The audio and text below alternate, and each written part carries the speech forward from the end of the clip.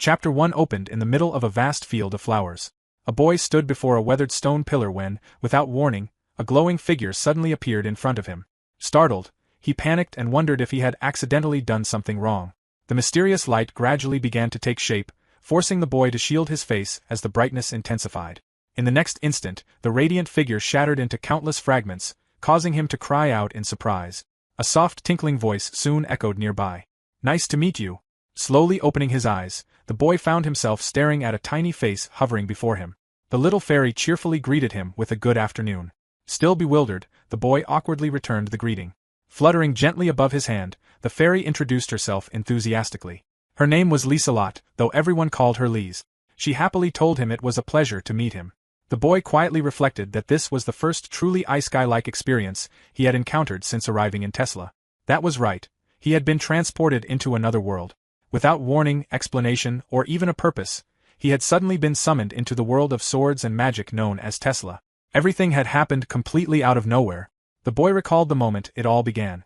When his eyes first opened, he had muttered in confusion, wondering what had happened. There had been no warning signs at all. By the time he realized something was wrong, he had already arrived in a strange place. Everything around him had been pure white, an endless blank space. Countless people surrounded him, yet he could not make sense of the situation. All he understood was that he had somehow become trapped in something far beyond his comprehension. Standing frozen in place, the boy had quietly questioned where he was. Around him, voices suddenly erupted in panic. Some shouted in confusion, demanding to know what was happening, while others cried out for help. As the chaos continued, the boy realized that everyone around him seemed to be trapped in the same situation. Oddly enough, the screaming helped him calm down enough to think clearly again. Since he was not alone, he decided he should ask the others around him if they could figure out what was going on together. However, the moment he tried to move, shock ran through him. He realized he could not move his body at all. It felt as though an invisible force was restraining him from the neck down. Desperately, he struggled inwardly, repeatedly urging his body to move, but nothing happened. Panic quickly began to rise within him. Then, suddenly, a powerful voice thundered through the white void. "Silence!" The boy froze instantly, fear widening his eyes. The voice seemed to shake his very mind.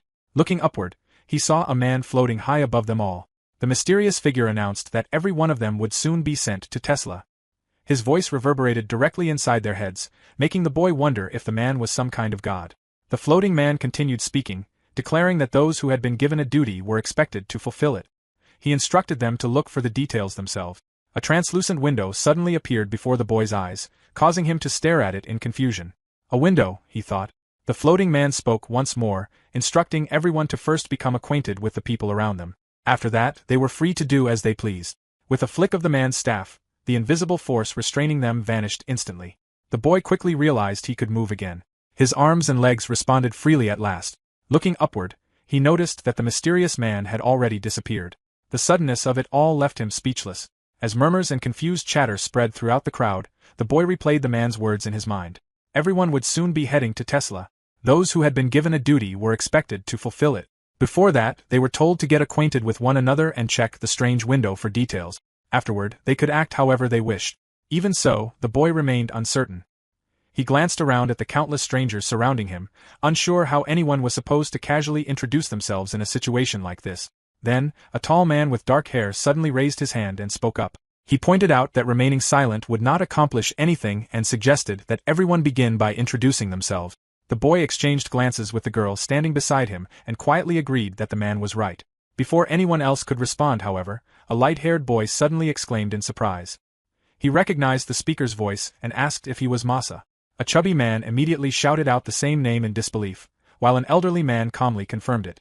The girl nearby remarked that it truly sounded like Masa, and the boy agreed as well. The tall dark-haired man, apparently Masa, nodded as understanding dawned on him. Judging by the way the other boy spoke, he guessed that he must be Tanapon. The light-haired boy cheerfully confirmed it. Tanapon then pointed toward the girl and guessed that she was Kanon. She calmly introduced herself in return. After that, Tanapon identified the chubby man as Woda, causing the man to loudly protest. Ignoring the complaint, Tanapon continued and pointed at another boy with a dull expression, calling him Bishop. Bishop simply smiled wryly and muttered that Tanapon was exactly the same as always, even in a situation like this. Finally, Tanapon looked toward the elderly man and guessed that he was Elfman, who calmly confirmed it. Suddenly, Woda burst into frustration once more. He loudly complained that he had repeatedly told Tanapon that his name was Rickchan Love, not Woda. Tanapon casually replied that the name was far too long and troublesome to say. Besides, Woda constantly changed the name attached to Love anyway. He pointed out that before this it had been Harukan Love, and before that, Chichan Love. Because of that, simply calling him Woda was easier. Woda protested furiously, insisting that it was absolutely not fine and attempting to explain the importance of the name Rickchan. As the two continued bickering, Kanon quietly remarked to Bishop that seeing them argue like usual somehow helped lighten the mood. Bishop happily agreed. Meanwhile, Masa sighed helplessly as he watched the pair. Finally, he raised his hand and ordered them to stop. He reminded everyone that they did not have much time to waste. Still, he admitted that the situation had become far easier now that all of them turned out to be members of the Nine of Dawn. He instructed everyone to first look at the translucent board floating before them, the one resembling a game interface. He specifically told them to check the top left corner of the screen. After pausing briefly, Masa reconsidered and first asked whether everyone could actually see the strange floating window. A moment later, he observed the direction of everyone's gazes and concluded that they all possessed the same interface, though it appeared that each person could only view their own screen. Kanon confirmed that she could see it clearly, while Tanapon casually replied that his was there as well. Together, they watched the timer displayed on the windows steadily count downward. Once everyone noticed it, Masa asked if they finally understood the situation. He pointed out that the countdown was obviously some kind of time limit. If that assumption was correct, then it would be wise to make proper use of the limited time they had left. Masa then drew attention to the 4 options displayed on the screen: Avatar, Abilities, Items, and Reincarnate. For the time being, he advised everyone not to touch the Reincarnate option until the very end. The moment he said that, Tanapon quietly pulled his hand away from his window and began whistling innocently. Seeing that reaction, Masa remarked that, judging from the earlier man's attitude, there was no chance the default settings of this situation were designed to be user-friendly. He warned them that pressing the button might instantly reincarnate them into the other world without even giving them time to speak. Afterward, Masa explained his interpretation of the system. From what he could tell, the interface functioned much like a character creation screen in many video games. In other words, they had likely been given this preparation period to speak with one another and build their characters before being reincarnated into another world. He further added that the fact all of them had been gathered together could not simply be coincidence. Since none of them were strangers, perhaps they should approach this situation the same way they always had in List Age. Hearing that, Bishop reflected on the game in question. List Age was an immensely popular MMORPG set in a fantasy world of swords and magic, filled with endless adventures and battles. All of them had once belonged to the Nine of Dawn, a long-standing clan founded by Masa himself. Through years of effort, the clan had managed to maintain an impressively high ranking, reaching 6th place overall. Ironically, despite the clan's name containing the number 9, it did not actually consist of 9 members at all, much like certain idol groups whose names contain numbers that did not match their actual member counts. As the others began discussing the situation among themselves, Kanon quietly remarked that something about everything felt strange. Bishop asked what she meant. At that moment, Woda suddenly shouted in excitement after discovering that another sub-window had appeared on his screen. Ignoring the interruption, Kanon elaborated on her thoughts. She explained that, while everyone had accepted the premise of reincarnation surprisingly quickly, what truly felt unusual was Masa's behavior. Normally, he was an extremely cautious person who carefully considered every possibility before acting. Yet despite the absurdity of the situation, he seemed to be accepting it rather casually. She pointed out that the usual Masa would likely have been far more suspicious and wary before jumping to conclusions. Kanon remarked that, when she compared Masa's current behavior to the way he had acted back in List Age, something felt off. She could not properly explain it, but she had a bad feeling about the entire situation. Bishop quietly agreed after thinking about it for a moment. As he glanced around at the others, he noticed something even stranger. Everyone else seemed completely absorbed in examining their windows and talking among themselves, yet there was no sign of panic, fear, or even doubt on their faces. Nearby, Bishop overheard an elderly man asking a child whether they should travel together, only for the child to happily agree without hesitation. From that alone, Bishop realized that no one appeared particularly disturbed about being sent to another world called Tesla. Suddenly, he was startled when Kanon leaned closer toward him and repeatedly insisted that the situation was strange. As she spoke, Bishop's gaze unintentionally drifted for a brief moment before he quickly averted his eyes and refocused on her face. He then told her that they should think about those concerns later. For now, gathering as much information as possible was more important. Still, inwardly, Bishop admitted that Kanon's suspicion made sense. The atmosphere truly did feel unnatural. He decided it would be best to keep the matter in mind since it could become important later. However, before worrying about that, Bishop believed the most urgent task was understanding the mysterious game-like window before him. As he carefully examined his own interface, he realized it truly resembled a character creation screen from a video game. There were options for race and appearance, along with various stats such as vitality and piety, each displaying numerical values. The same applied to abilities like sword expertise and spear expertise. Each one appeared to require a certain number of points to upgrade. Since they only started with 100 SP, they could only strengthen their stats and skills within that limited range. Bishop quietly observed that every ability possessed levels, and advancing to the next level required spending the necessary amount of point. Each upgrade seemed to cost 5 points. He also noticed that his strength stat began at level 1, while his intelligence and mind stats already started at level 3. From that, he speculated that the lower levels had likely already been achieved automatically. Perhaps the system reflected the talents or capabilities they possessed in their previous life. Moving on to the abilities section, Bishop realized the situation became even more complicated. The descriptions were frustratingly vague. He questioned where exactly the line was drawn between categories like long-handed weapons and large weapons. Were there specific measurements involved? Weapons such as naginatas and halberds relied on slashing attacks despite their reach, so would they require sword expertise? Likewise, thrusting weapons like rapiers behaved more like spears despite being classified as sword. Would they instead require spear expertise? As Bishop continued analyzing the system, he arrived at a troubling conclusion. If his assumptions were correct, then becoming a proper swordsman would require far more than simply leveling sword expertise alone. Many related skills would likely need to be developed together. That meant maintaining a careful balance between abilities was probably essential.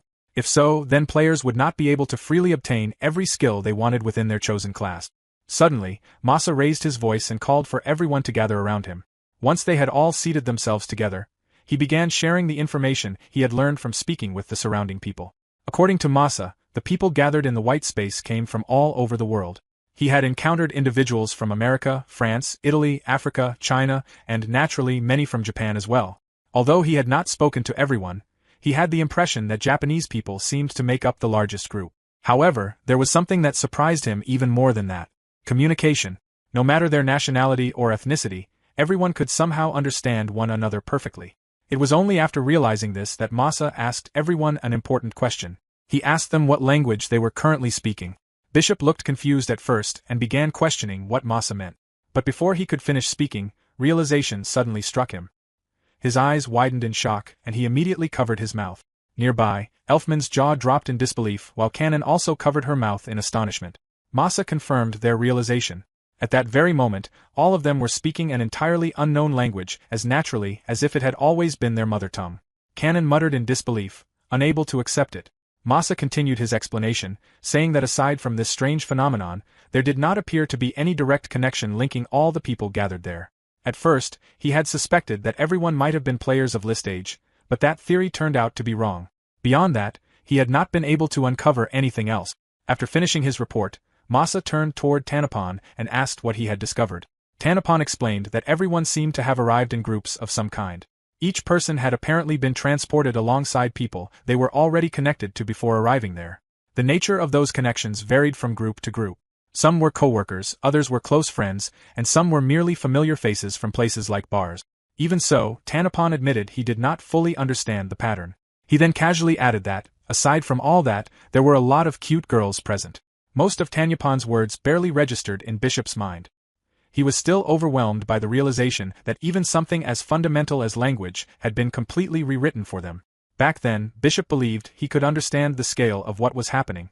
But now that he was truly experiencing it, he realized it was far beyond human comprehension.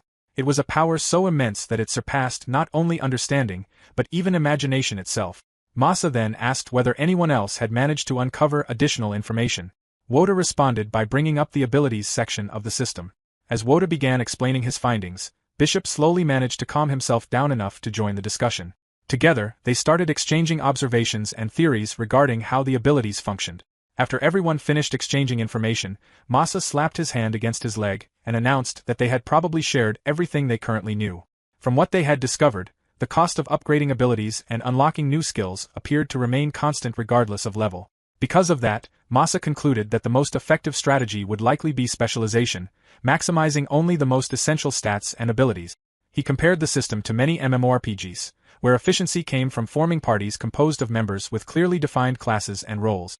With that in mind, Masa suggested that everyone simply stick to the same roles they had once used in List Age. He would remain the tank, Tanapon would handle physical damage, Bishop would act as the healer, and Elfman would focus on archery and general support. Meanwhile, Kanon and Woda would specialize in magic, providing buffs while dealing magical damage. Masa then asked if anyone objected to that arrangement. Elfman immediately raised his hand and asked for permission to speak. Without even waiting for an answer, he passionately declared that he intended to become an elf. More specifically, he wanted to become a high elf if possible. Above all else, he insisted that he absolutely wanted to use spirit magic. If he could not become an elf spirit mage, then he was fully prepared to leave the group and walk his own path. Kanon soon raised her hand as well. She shyly admitted that she also wanted to become an elf. As a girl, she had always dreamed of experiencing life as one. Masa reluctantly accepted their choices. He said that if becoming an elf was truly non-negotiable for Elfman, then there was nothing he could do about it. As for Kanon, as long as she still focused on magic and invested heavily into intelligence, he had no objections. Just as Masa was about to continue, Bishop suddenly spoke up and asked if he could say something too. Masa looked at him suspiciously and jokingly asked whether he also wanted to become an elf. Bishop shook his head and clarified that he instead wanted to revisit the discussion about how they should allocate their points. Personally, he did not think specializing too heavily for the sake of party composition was necessarily the best idea. Masa immediately argued that refusing to specialize would be highly inefficient within a system like this. However, Bishop calmly responded that he was only speaking hypothetically. He asked what would happen if Masa, acting as the tank, failed to properly draw the enemy's attention and some of them reached the backline instead. Masa questioned whether Bishop doubted his ability to fulfill his role as the tank. Bishop denied that accusation. He explained that his concern was not about Masa's skill, but rather about the possibility that reality would not function exactly like a video game. Enemies might behave unpredictably, and if they managed to bypass the front line, then everyone would be forced to fight independently. If each member specialized too narrowly, they might become incapable of handling unexpected situations. Bishop elaborated further, explaining that even those positioned in the backline would likely need to defend themselves directly in close combat at times. He also pointed out that Tesla probably was not the kind of world where people could die repeatedly and simply respawn like in games. Because of that, Bishop believed it would be safer to prioritize versatility over extreme specialization. In a world where death was likely permanent, becoming an all-rounder seemed far more practical than relying entirely on a single role. Elfman commented that Bishop's reasoning was wise, while Kanon quietly admitted that Bishop's argument did make sense. Although Masa responded that he understood, Bishop could tell that he was clearly dissatisfied with the idea. Even so, after considerable discussion and stubborn resistance on Bishop's part, Masa eventually agreed to let him pursue the path of an all-rounder. In most games, all-rounders were often viewed as inefficient and were usually looked down upon by other players. However, Bishop's goal in Tesla was entirely different. He wanted to become someone capable of adapting to any situation that might arise. After all, he had no intention of becoming some heroic figure destined to save the world. He did not need extraordinary power for such a purpose. Bishop firmly reminded himself of that fact. He was not going to Tesla to become a savior. Saving the world was never his objective. Some time later, Bishop reviewed the results of his completed character creation.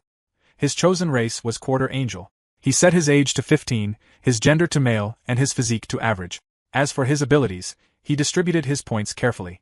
Strength level 1, Vitality level 1, Dexterity level 2, Intelligence level 2, Mind level 1, and Piety level 3. He also invested in Light Element level 2 and Holy Power level 2. His combat abilities included Boxing Expertise level 3, Spear Expertise level 3, Shield Defense level 3, and Staff Expertise level 1. For utility and support, he selected Cooking level 2, Reflexes level 1, Learning level 2, Faith level 2, Focus level 2, Vision level 1, and Enhanced Senses level 5. He also acquired Artistic Eye, Eyes of Appraisal, Instinct level 2, Will of God level 3, and Language level 1. Finally, he obtained one Magician equipment set, bringing his total SP expenditure to exactly 100 points. After carefully reviewing everything, Bishop nodded to himself in satisfaction. He believed he had achieved a good overall balance. The description of the Quarter Angel race explained that it cost 50 SP and possessed a long lifespan while outwardly appearing identical to ordinary humans. The race also had a strong affinity for Light Element and Holy Power, though individual characteristics varied depending on hereditary traits. Despite claiming he wanted to become an all-rounder, Bishop had still spent half of his total points on the Quarter Angel race. He realized the reason was probably connected to his upbringing. Back in his original world, his family lived at and managed a shrine. During childhood, Bishop often helped with the shrine's duties and daily chores. Because of that environment, he had likely been subconsciously drawn toward holy attributes and divine powers. Even though he had trained in traditional kenjutsu and sujitsu at the dojo beside the shrine, when he first started playing List Age, he unexpectedly chose the in-game name Bishop and became a healing-focused priest instead of using swords or spears. As Bishop finished reviewing his setup, he suddenly noticed something strange. The number of people around them had noticeably decreased. At the same time, several individuals began glowing faintly. Tanapon suddenly shouted in surprise as some of them vanished completely. Bishop immediately wondered if that was what happened when someone pressed the reincarnate button. Later, when only 5 minutes remained on the countdown timer, Masa looked toward the group and asked if everyone was ready. After receiving their attention, he instructed them all to select the reincarnate option on their windows. Bishop answered calmly that he was ready. Canon responded with a quiet hum. Elfman muttered that he had no problems, Tanapon casually agreed, and Woda also confirmed he was prepared. As they began operating their windows, Bishop felt a surge of anticipation. At last, it was finally their turn. However, the moment Masa spoke again, Bishop's expression suddenly turned pale. Masa instructed everyone to choose Tranquista Castle as their reincarnation location. The words immediately triggered alarm bells in Bishop's mind. Why had Masa been able to decide on a reincarnation destination so quickly after pressing the button? Earlier, he had specifically warned Tanapon not to recklessly interact with the interface. Yet now he was confidently giving detailed instructions without hesitation. Bishop's thoughts spiraled rapidly. Had Masa already investigated this in advance, just like the careful strategist he always was in List Age? But then another realization struck him. Earlier, Masa had confidently suggested that they approach the situation the same way they had in List Age. Why had he assumed from the very beginning that they would even remain together after reincarnating? There had been nothing in the Windows explanations mentioning party members, group reincarnation, or choosing companions. Yet Masa had spoken as though he already knew how the system worked. Panic slowly began rising inside Bishop. Quickly, he opened the details for Tranquista Castle. The description simply stated that it was a castle located in the city of Tranquista within the Azel Empire. Bishop quietly questioned why Masa had chosen such a location based on so little information. The more he thought about it, the worse the feeling in his chest became. Too many strange things had happened. Yet perhaps the strangest part was that he himself had failed to notice how unnatural everything truly was until now. Canon had already hinted earlier that something felt wrong. Bishop had even shared her uneasiness for a moment. But somehow, despite that discomfort, he had gradually accepted the situation just like everyone else. The idea of reincarnating into another world had stopped feeling frightening without him even realizing it. At last, the horrifying truth dawned on him. It was not just Masa acting strangely. Everyone there was behaving unnaturally. All of them were calmly being guided down a predetermined path without noticing it. With only 3 minutes and 25 seconds remaining on the countdown, Bishop realized in horror that he had only uncovered this at the very last moment. There had to be something hidden somewhere in the system. Something important. He needed to find it immediately. Frantically, Bishop began scrolling through his window. His hands trembled violently as panic overtook him. He desperately urged himself to hurry, begging the interface to reveal something before time ran out.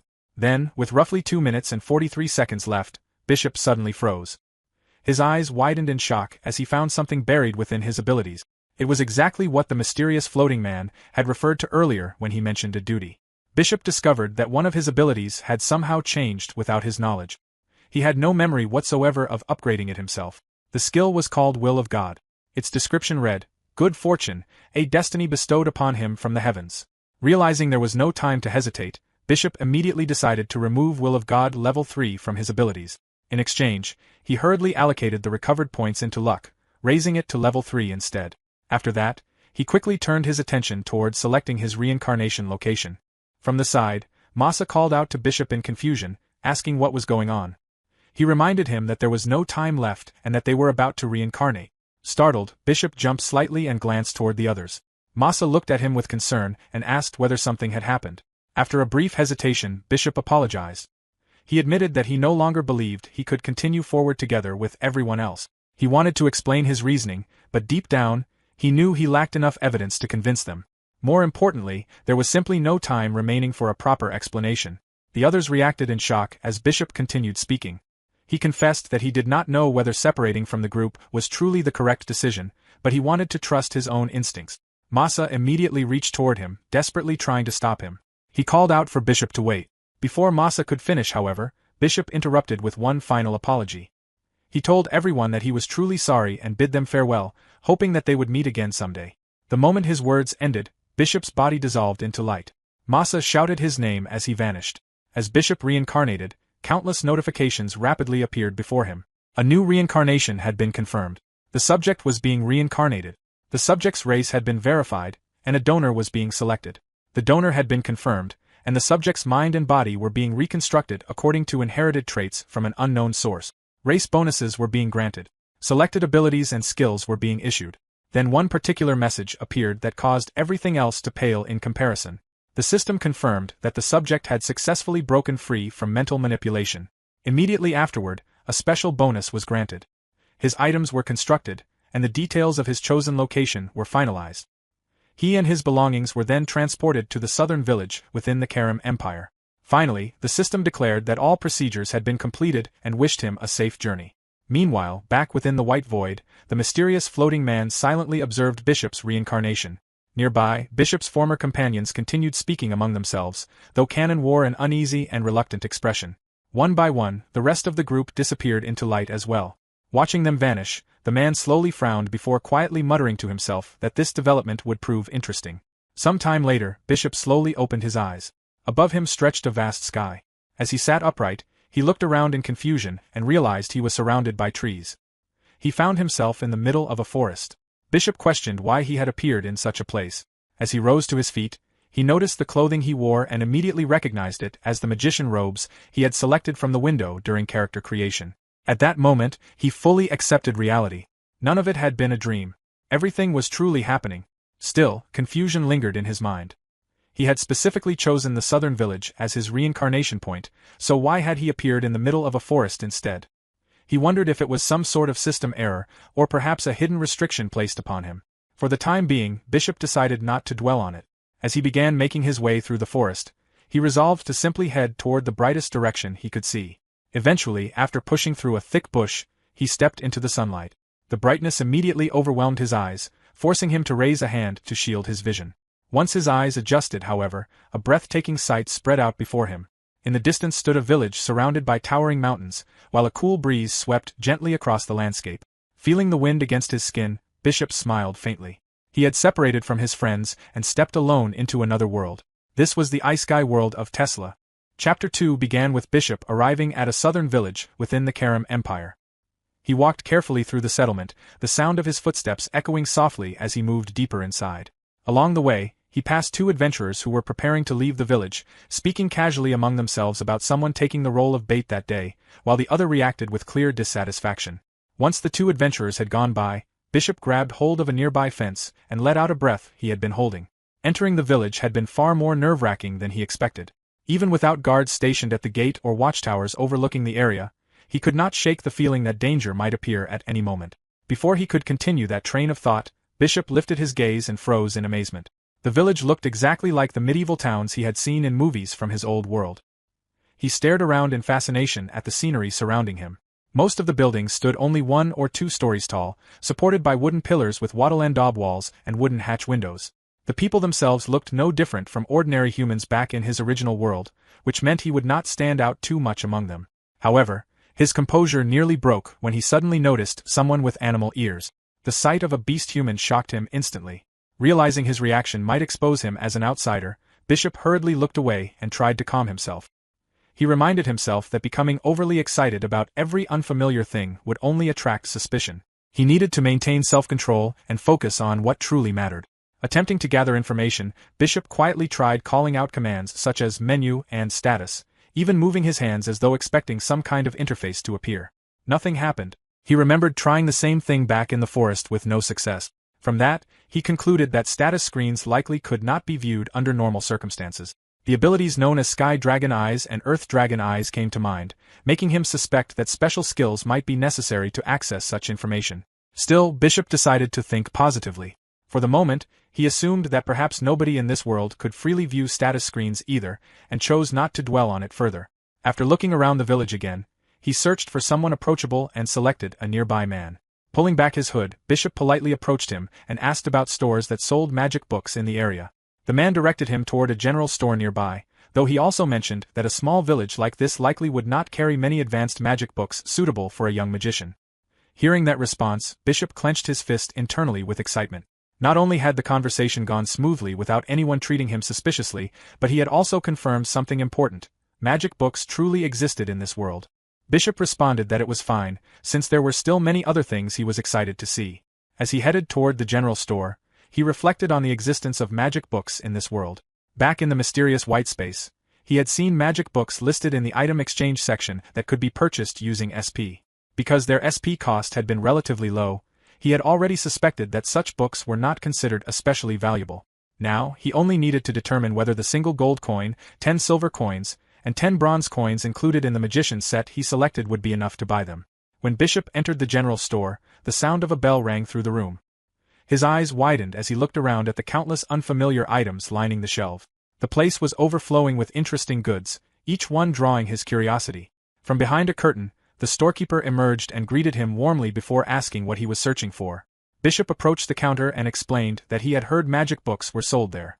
The storekeeper confirmed this and disappeared briefly before returning with a stack of books, placing them carefully on the desk. According to the storekeeper, the collection consisted of everyday magic books along with several books covering different types of ball-type elemental magic. Bishop silently pondered the meaning of ball-type magic. He assumed the everyday magic books were probably focused on practical uses for ordinary life. At the same time, he found it strangely unsettling that he could read the unfamiliar written language with complete ease despite never having seen it before.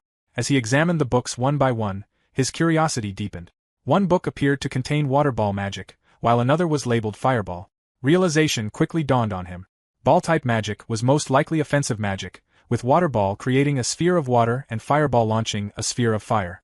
Just as he reached for another book, Bishop suddenly froze. A sharp sensation surged through his body like a jolt of electricity. Startled, he instinctively picked up the book and tried to understand what had just happened. The sensation felt as though something had briefly connected between the book and his hand. The storekeeper reacted with surprise upon seeing this. He noted that such reactions were rare and suggested that Bishop must possess a high affinity for light magic. The storekeeper also warned him not to use the magic carelessly unless he intended to pay for the book afterward. Although Bishop understood the warning, he privately admitted to himself that he did not even know how to use magic yet. Even so, he finally understood the meaning behind the strange sensation. The reaction had apparently been caused by his natural affinity toward a specific magical element. Bishop asked about the price of the light ball magic book, and the storekeeper informed him that it cost 2 gold coins, the same price as the other ball-type magic books. The everyday magic books, on the other hand, only cost 2 silver coins. Hearing the prices, Bishop began calculating carefully in his head. If 10 silver coins were equal to 1 gold coin, then he technically had enough money to buy one of the offensive magic books. However, if his assumption about the currency exchange was incorrect, he risked exposing himself by revealing that he did not understand basic money values. Even if he could afford the book, spending almost all of his money would leave him with only a handful of copper coins and no source of income. As Bishop struggled to decide, the storekeeper suddenly snapped his fingers as though realizing something. He remarked that Bishop seemed like the type who preferred getting into character first before truly becoming a magician. Despite his appearance, the storekeeper guessed that Bishop had never actually used magic before. The sudden comment caught Bishop completely off guard, causing him to panic internally. For a moment, he feared the storekeeper had somehow uncovered the truth about him being reincarnated into this world. However, the conversation soon made it clear that the man merely believed he was an inexperienced beginner. The storekeeper then offered him a deal. Picking up another book, he proposed giving Bishop a small introductory lesson about magic if he purchased a simple magic book called Lantern. The book only cost 2 silver coins, making it far cheaper than the offensive spellbook. Although still nervous, Bishop agreed. Internally, he realized that this misunderstanding actually worked in his favor. From now on, all he needed to do was pretend to be a novice magician. Taking advantage of the situation, he calmly added a knife and a towel to his purchase as well. The storekeeper appeared amused by his negotiating and accepted the arrangement without complaint. Bishop then asked whether the man could provide change for a gold coin, which the storekeeper assured him would not be a problem. Later, after leaving the general store, Bishop reviewed everything he had learned. The world possessed 6 magical elements: fire, water, wind, earth, light, and dark. Even without a natural affinity for a specific element, a person could still learn its magic through proper training. Everyday magic, meanwhile, seemed simple enough that nearly anyone interested could eventually learn it. Although Bishop had already expected much of this, hearing it confirmed directly still felt important. As he walked through the village streets, he reflected on how much information he had managed to gather despite spending a considerable amount of money. He had confirmed that he could communicate normally with the people of the southern village, learned that magic books truly existed and could be purchased openly, and gained a basic understanding of both item prices and the currency system used in this world. Bishop had managed to confirm most of his suspicions from the earlier exchange. With those thoughts in mind, he arrived at the Adventurers Guild with a smile on his face. The massive building immediately caught his attention, filling him with both awe and anticipation. Peering inside, he hesitated for a moment, wondering whether he was truly allowed to enter so casually. His heart pounded with nervousness and excitement as he finally stepped through the doors. Inside, Bishop was overwhelmed by the atmosphere of a real Adventurers Guild. Everything around him felt unfamiliar, making him feel completely out of place. As he approached the reception area, he observed how organized and refined it looked, almost resembling a bank in its structure. A guild receptionist greeted him warmly and guided him through the process of applying to become an adventurer. Though she maintained a professional demeanor, she quietly found his innocence rather charming. She handed him an application form and even offered assistance in filling it out if he could not read or write. The moment Bishop received the form, he was surprised to discover that it was attached to a wooden board rather than paper. While completing the application, he realized that paper must have been considered a luxury item in Tesla. Once he finished, he returned the application to the receptionist for inspection. Reviewing the details, the receptionist confirmed the information he had written down. Under the name Rook, he had listed himself as a 15-year-old light magic user skilled with a spear. The mention of light magic immediately caught her attention, as such users were considered quite rare. Internally, Bishop reaffirmed his decision to abandon his real name. From that point onward, he would live as Rook. Since he still did not understand the circumstances surrounding the reincarnated individuals in Tesla, he believed it was safer to keep his true identity hidden. There was always the possibility that members of the Nine of Dawn might one day search for someone named Bishop, so adopting a new name seemed like the wisest choice. After accepting his registration, the receptionist, Catalina, proceeded to explain the structure of the guild and its ranking system. She carefully outlined the guild's rules, emphasizing that members were forbidden from harming civilians or fellow guild members. Violating such rules would result in severe punishment. She also stressed the importance of carrying out quests responsibly and to the best of one's ability. Rook learned that F-rank adventurers were restricted to the region where they had registered. Until he advanced in rank, he would effectively remain tied to the small village. Aside from that limitation, the regulations seemed fairly standard. Once the explanation was complete, Catalina handed over his guild card. Rook stared at it in disbelief upon realizing that even the card itself was made of wood. Catalina found his reaction amusing and explained that F-rank adventurers were essentially trainees. Only after reaching E-rank would adventurers receive a bronze guild plate instead. Embarrassed that his thoughts had been so obvious, Rook quickly recovered and asked whether there were any quests available for him to take on immediately. Catalina paused for a moment as she considered his question.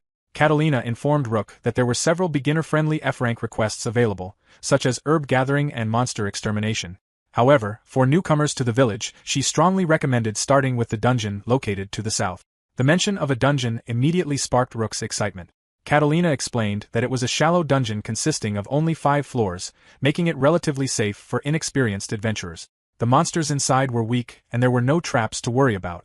She further explained that first-time conquerors of the dungeon were rewarded with a valuable item drop, which was why nearly every adventurer in the region had cleared it at least once. Leaving the guild, Rook initially felt eager to head there immediately. However, after considering the time of day, he realized that finding a place to stay was far more important for the moment. He soon arrived at the tranquil forest lodge, where he was warmly welcomed inside. Exhaustion had already begun to settle in, and for the time being, he simply wanted a chance to rest. After arranging a room, the inn staff confirmed that his stay would last for 3 nights, requiring a down payment of 6 silver coins. As Rook prepared the payment, he became momentarily distracted by the sight of the inn attendants' dog-like ears. The way they moved so naturally fascinated him, and his cheeks warmed slightly from both surprise and excitement. When the attendant politely reminded him about the payment, he quickly snapped back to reality and handed over the 6 silver coins. While the transaction was being processed, Rook noticed a delicious aroma drifting through the inn.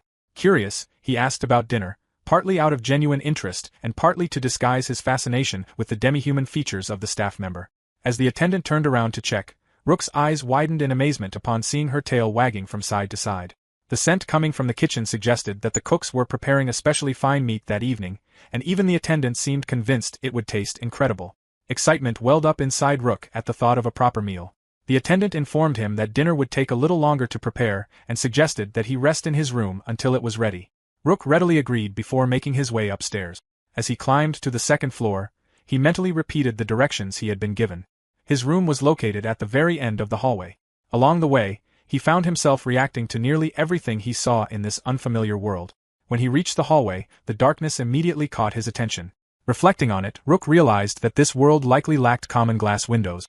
Even if glass did exist, it was probably considered a luxury item much like paper. The thought made him understand just how underdeveloped the world's science and technology truly were. Eventually, he arrived at the door to his room. After hesitating briefly to confirm he had the right one, he slowly opened it.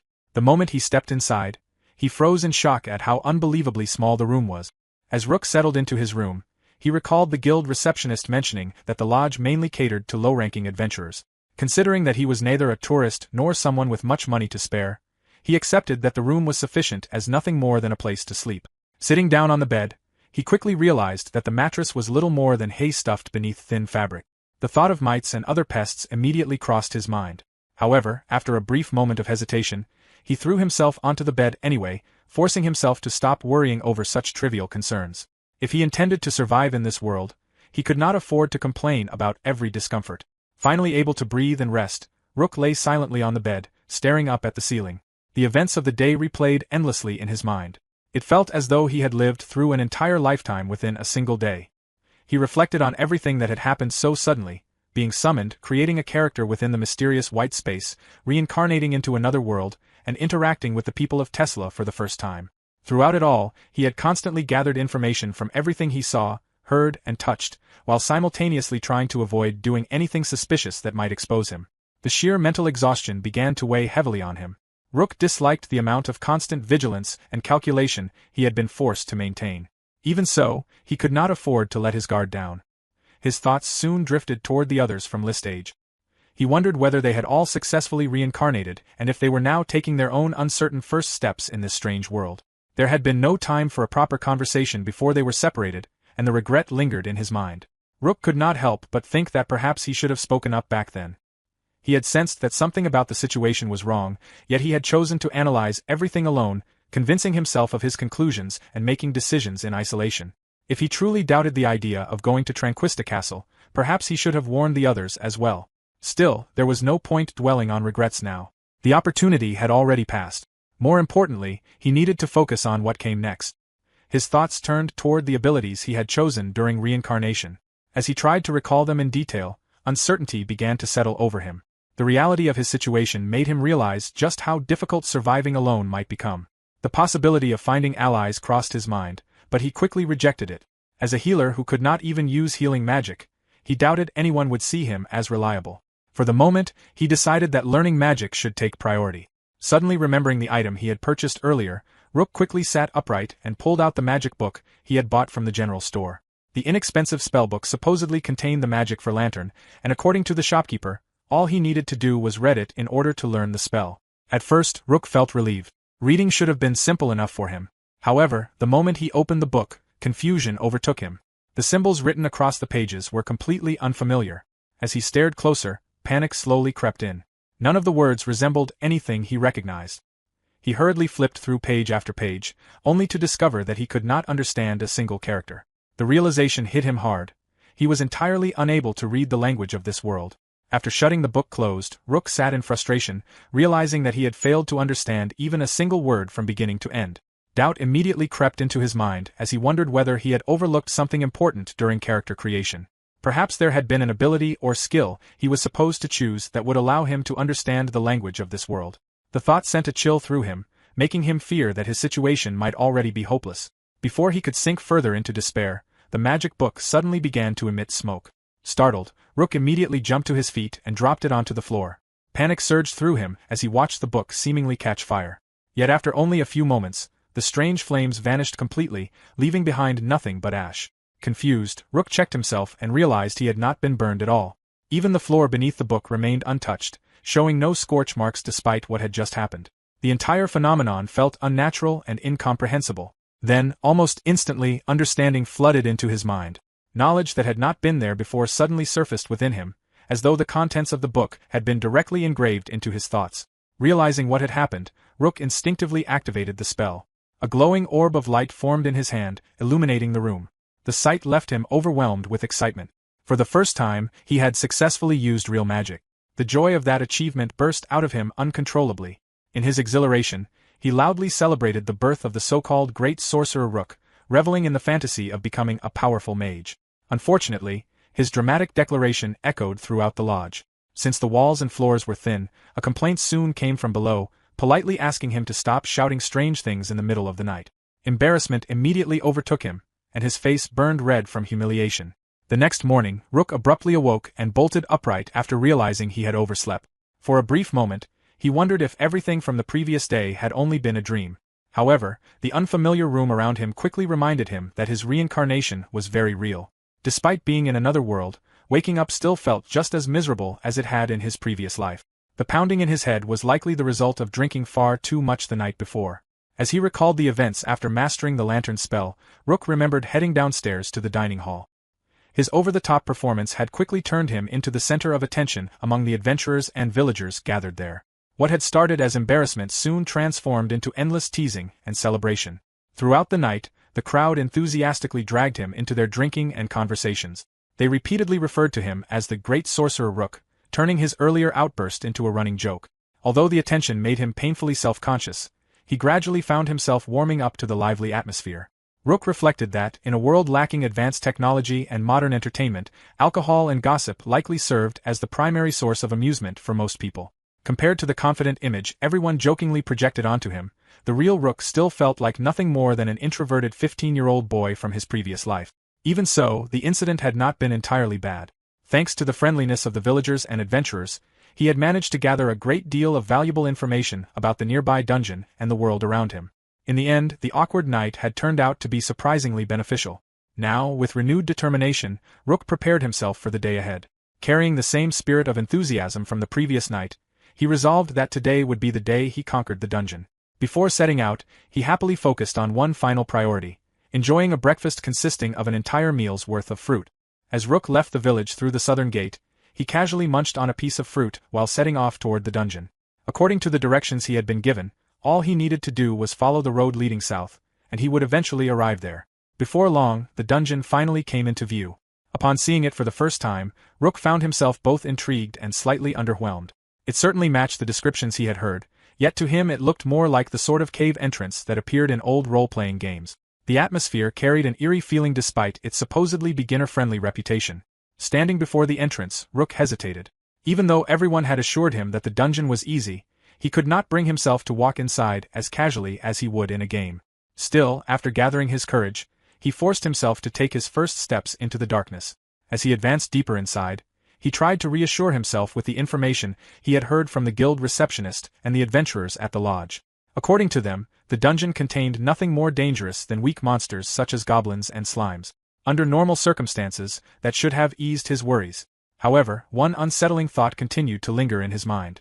The difficulty of the dungeon was judged according to the standards of the people living in Tesla.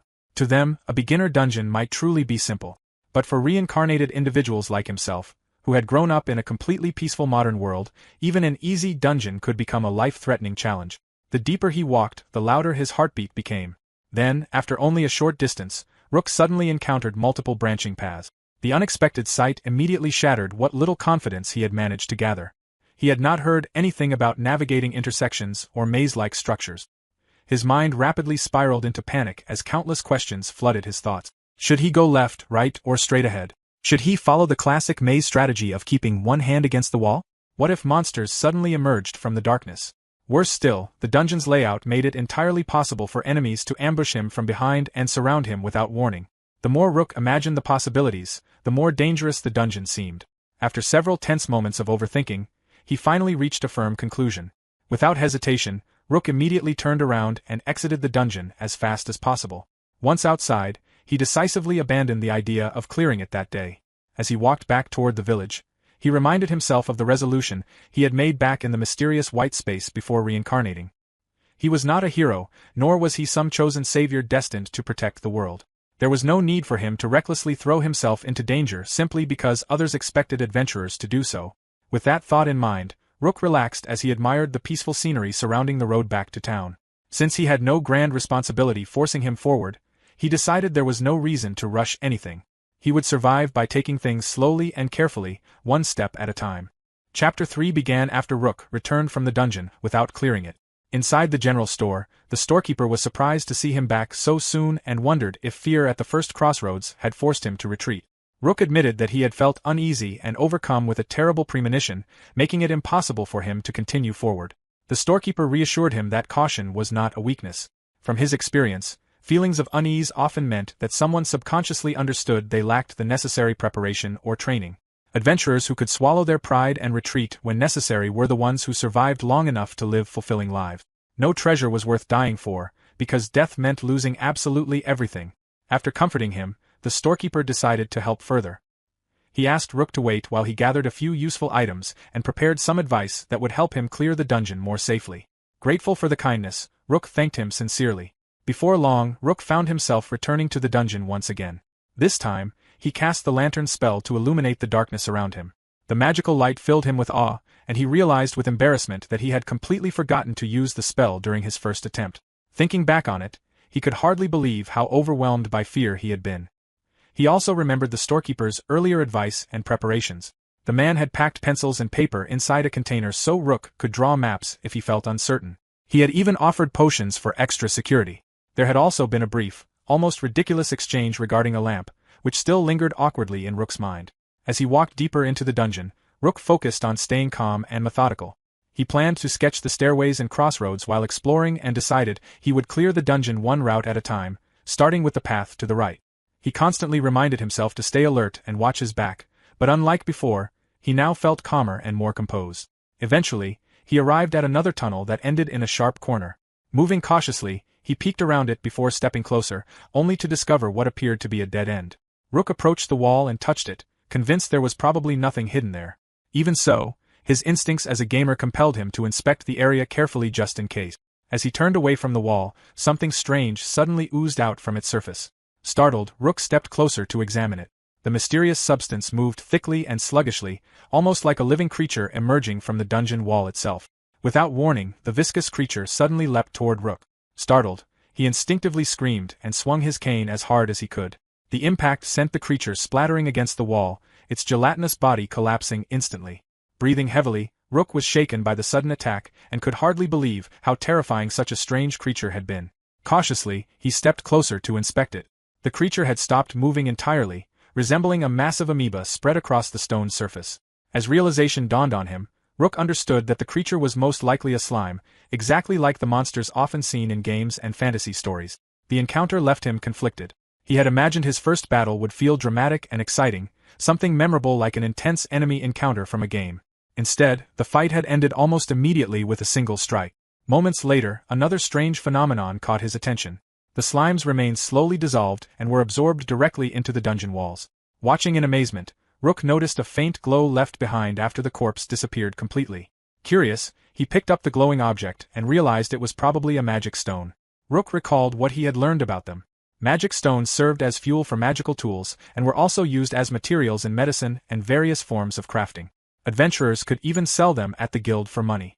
Even so, rather than selling it, Rook decided to keep the stone as a souvenir commemorating his very first battle. After storing the magic stone in his pocket, he pulled out his makeshift map and marked the right path with an X to indicate the dead end. He then explored the left route, only to discover that it too led nowhere. In the end, the correct path turned out to be the middle one, where a staircase descended deeper into the dungeon. As Rook continued onward and descended another set of stairs, his thoughts drifted toward the mystery of dungeons themselves. It seemed that no one truly understood what dungeons were or how they came into existence. What people did know was that these strange places would suddenly appear, filled with monsters lurking inside. Whenever monsters were defeated, the dungeon itself absorbed their corpses, leaving behind money, items, and magic stones. Furthermore, adventurers believed that clearing the deepest level of a dungeon rewarded them with a rare and random treasure. To someone from Rook's original world, such a phenomenon would have been considered an unfathomable mystery. Eventually, Rook arrived at the second underground level. This floor was different from the first, featuring only 2 paths instead of 3. The passageways were also much wider, with ceilings high enough to allow him to swing his cane more comfortably in battle. Before moving forward, Rook reminded himself not to neglect updating his map. However, while searching for his paper, a sudden scream echoed through one of the corridors. The monstrous cries rapidly grew louder, reverberating through the dungeon walls. Alarmed, Rook quickly readied himself as something rushed toward him from the darkness.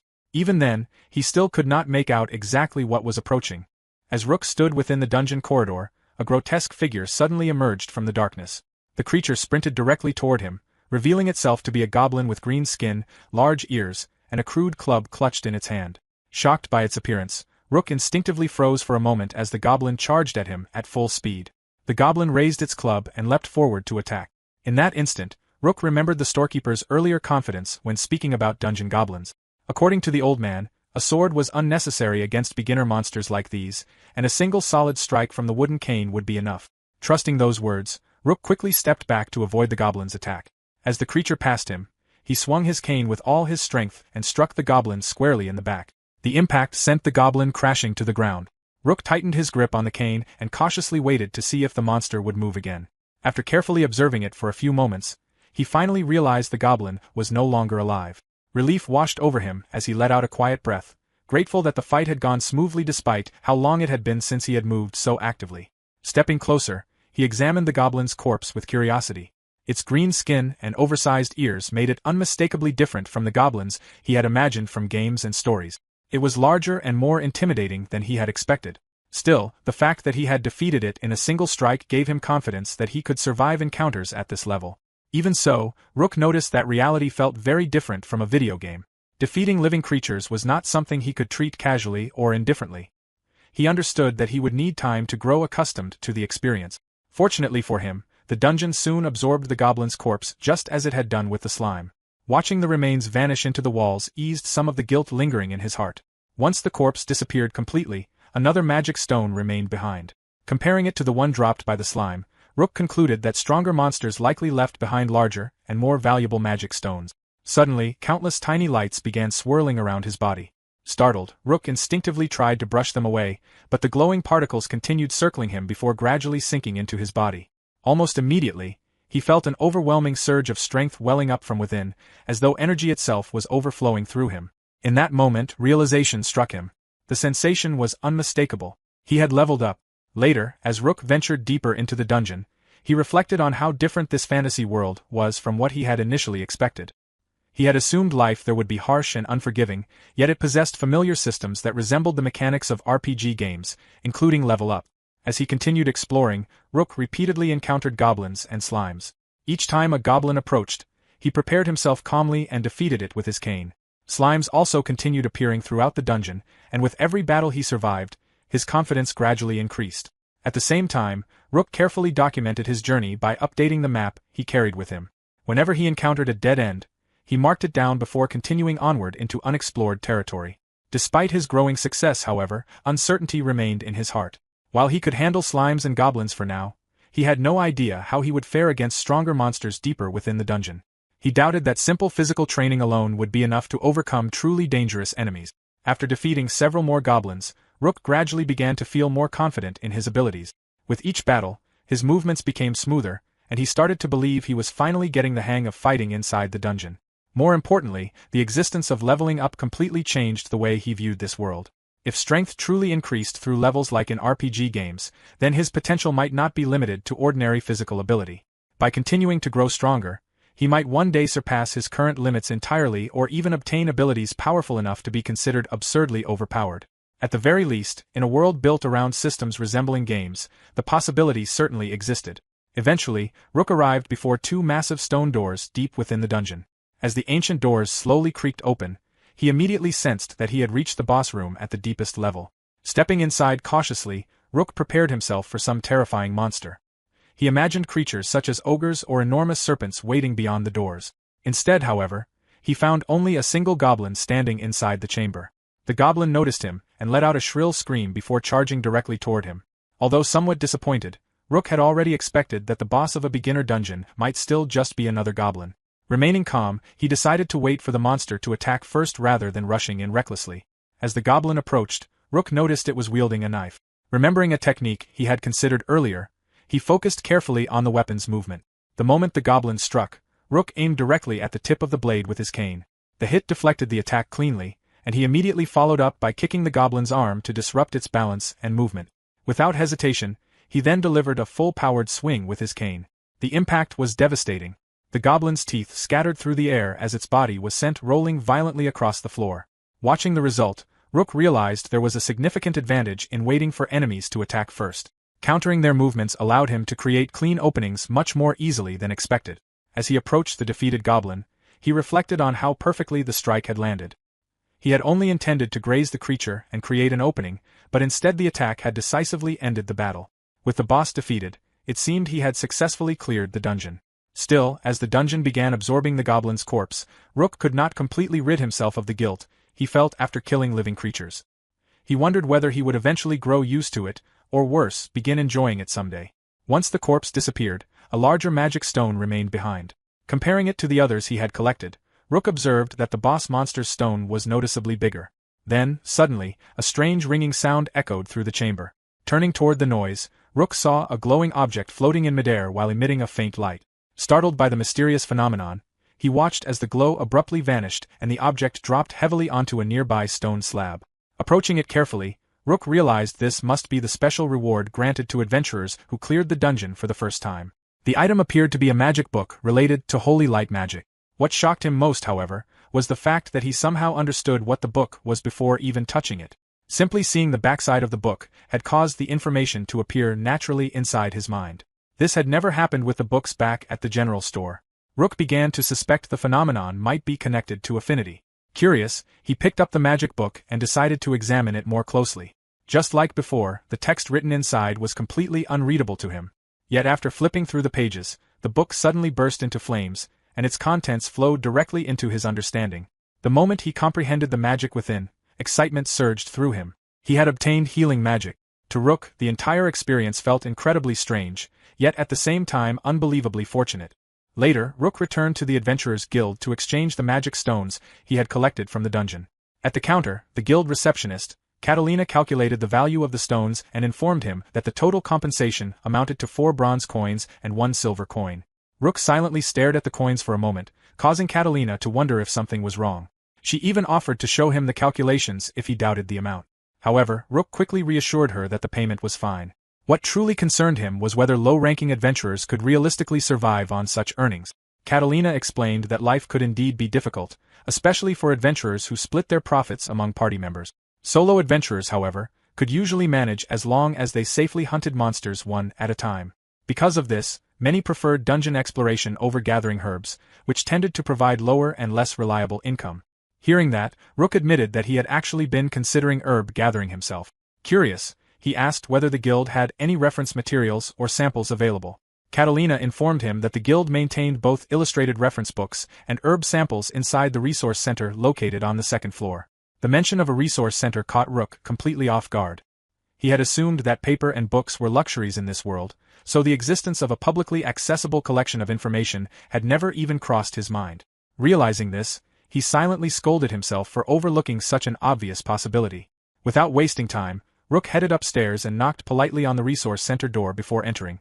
The staff member inside appeared somewhat surprised, remarking that it was rare for adventurers to bother knocking before entering. Rook respectfully asked whether he was free to browse the materials available inside. The staff member permitted it without issue, though he warned Rook to handle the resources carefully and reminded him that none of the materials could be taken outside the room. Once inside, Rook slowly looked around the resource center in amazement. The atmosphere reminded him somewhat of a school library from his previous world. There were far more books and documents than he had expected to find in a place like this. As he explored further, he noticed that not all information was stored in book. Some knowledge had been written directly onto wooden boards as well. Fascinated, he continued searching through the shelves and materials until he finally located what he had truly been looking for. Although he had asked about herbs earlier, Rook's real interest lay elsewhere. What he truly wanted were books about magic and monsters. Eventually, he found a book titled An Introduction to Basic Magic. Taking a seat, Rook carefully opened the book and began reading. At that moment, he reaffirmed what his greatest priority had become. More than strength or money, he needed knowledge. He wanted to understand everything about this unfamiliar world, the village he lived in, the country surrounding it, and the world beyond. He sought knowledge about politics, economics, races, monsters, and above all else, magic itself. As night fell, Rook returned to his inn. Lying in bed, he quietly wondered what everything meant. The introductory book had explained the 6 elements of magic, the spirit magic of the elves, the art of casting without incantations, and even methods for determining one's elemental affinity. It had also included a complete table of spells belonging to the sixth element. Yet nowhere in the book had the Holy Light spell been mentioned. The thought lingered heavily in Rook's mind. Every magic book sold at the general store had been deep green in color, but the Holy Light magic book he had obtained from the dungeon was deep blue. That difference felt significant to him. It gave him the impression that Holy Light did not belong to any of the six elements at all. As he continued thinking, Rook remembered a passage written near the end of the introductory book. Long ago, heroes and saints had once existed, along with angels and demons that descended upon the world. The magic they wielded could shatter mountains, completely heal those on the brink of death, and even teleport instantly across great distances. It was described as a godly class of magic, one that no ordinary person had ever been capable of using. Since Rook had chosen the race of a quarter angel, it did not seem impossible that he might possess an affinity for the kind of magic used by angels. Still, the situation felt strange to him. A spell of such incredible power should not have been something that casually dropped from a beginner dungeon. The uneasy feeling in his chest only grew stronger. For the time being, he decided that he would avoid using Holy Light in front of others until he learned more about it. Later that evening, while in the dining hall, an old drunkard explained to Rook that beginner dungeons occasionally rewarded those who cleared them with a special item suited to their natural affinity. It only happened once, and the reward was usually nothing extraordinary, just enough to make someone feel a little fortunate. Hearing this, Rook quickly realized that the mystery behind the Holy Light book had likely been solved. The old man was probably right. Even so, the drunkard remarked that such an item would still be very useful for a newcomer, especially for someone like Rook, whom he jokingly called Great Sorcerer Boy. Rook had met the man, named Hans, on his first day at the tavern. Hans was a middle-aged adventurer who supposedly had quite a reputation in his younger days. Curious, Rook asked what item Hans himself had received from the beginner dungeon. Hans answered that he had gotten a sword, an iron one.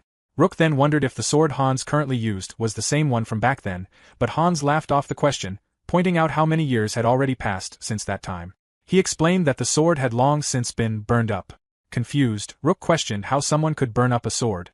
Hans clarified that adventurers used the phrase whenever equipment augmentation failed and the item was destroyed in the process. The failure rate was so notoriously high that people had eventually started referring to enhancement itself as burning up equipment.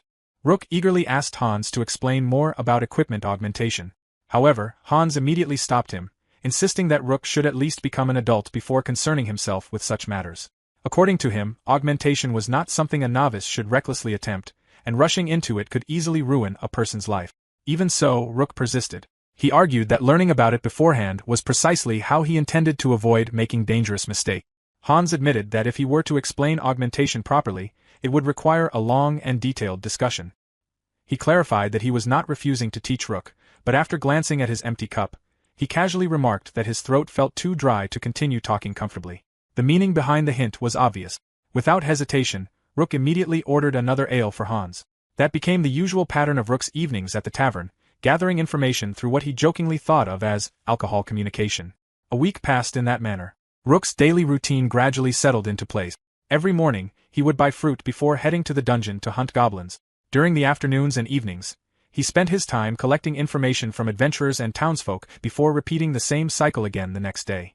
During that week, Rook successfully advanced to E rank and received a new guild card made of bronze. The achievement filled him with excitement, while Catalina warmly congratulated him on his promotion.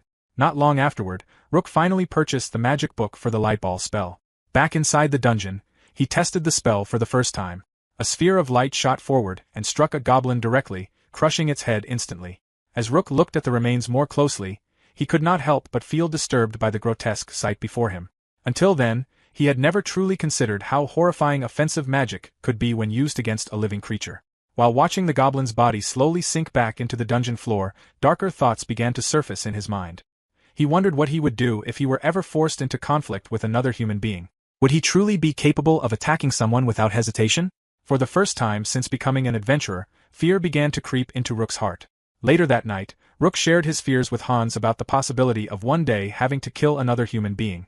Hans explained that such feelings were considered the first great wall every adventurer eventually faced. Fighting monsters was one thing, but facing another person was entirely different.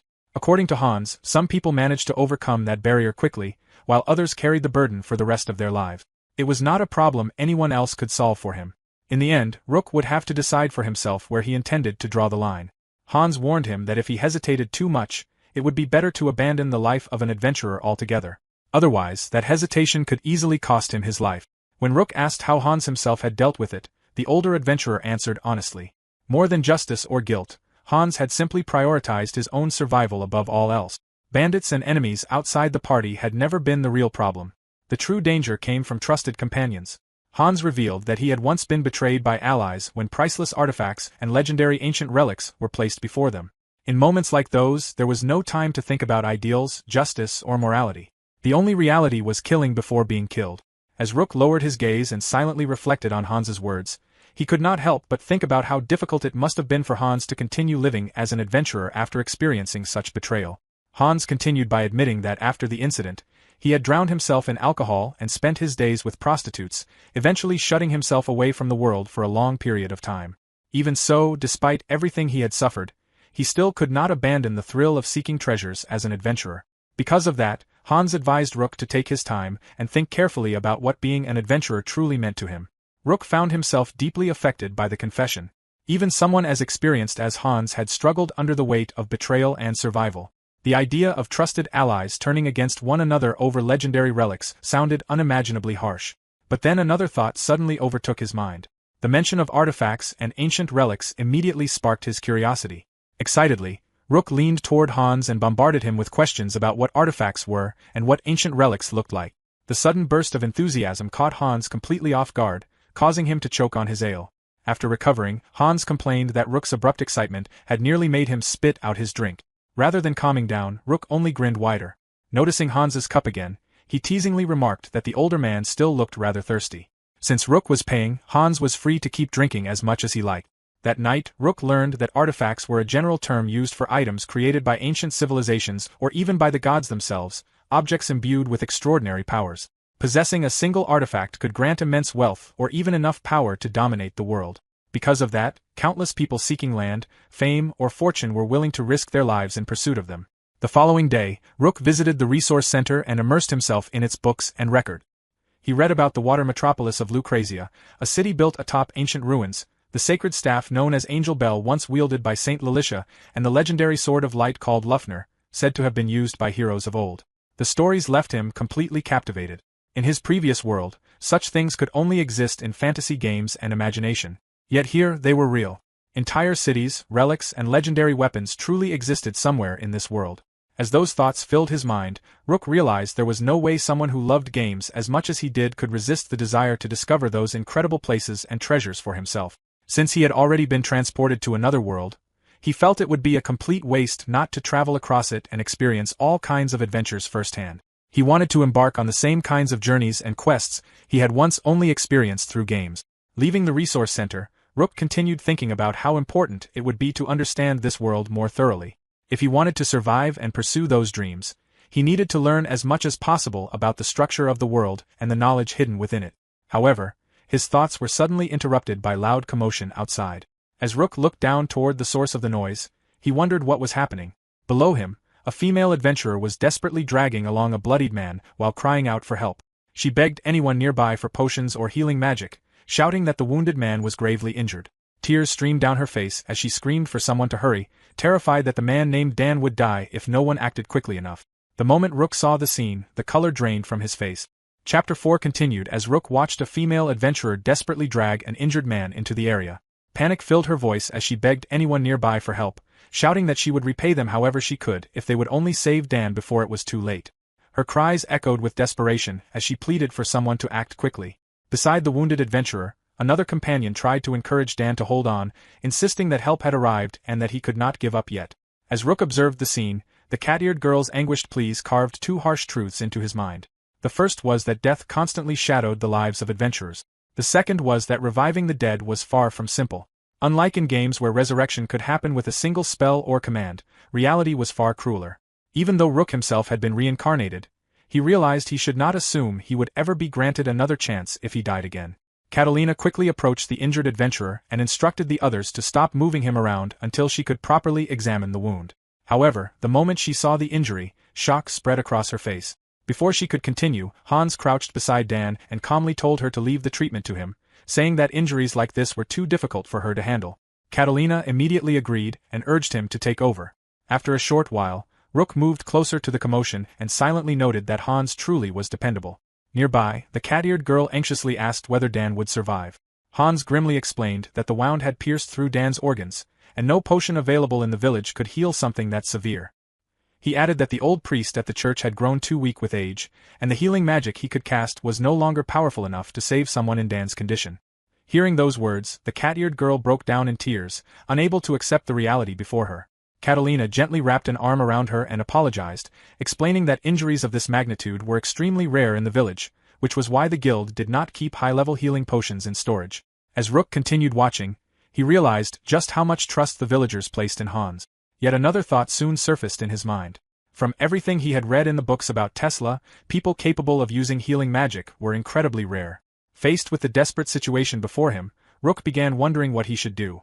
Most people capable of using healing magic belonged to the church. On rare occasions, a high-ranking adventurer party might include someone with healing abilities, but in a small village like this, there was virtually no chance of finding either a party member or a solo adventurer who could cast such magic. As the tense atmosphere deepened, a nearby adventurer quietly whispered that there was no way to save Dan anymore. Another adventurer agreed in a hushed voice, convinced that the situation was hopeless. Hearing those words, Rook immediately realized that he alone possessed the ability that might still save the injured man. Even so, hesitation gripped him. Rook wanted to avoid revealing holy light in front of others before learning more about its origins. If he carelessly exposed such unusual magic, it could easily drag him into troublesome situations later.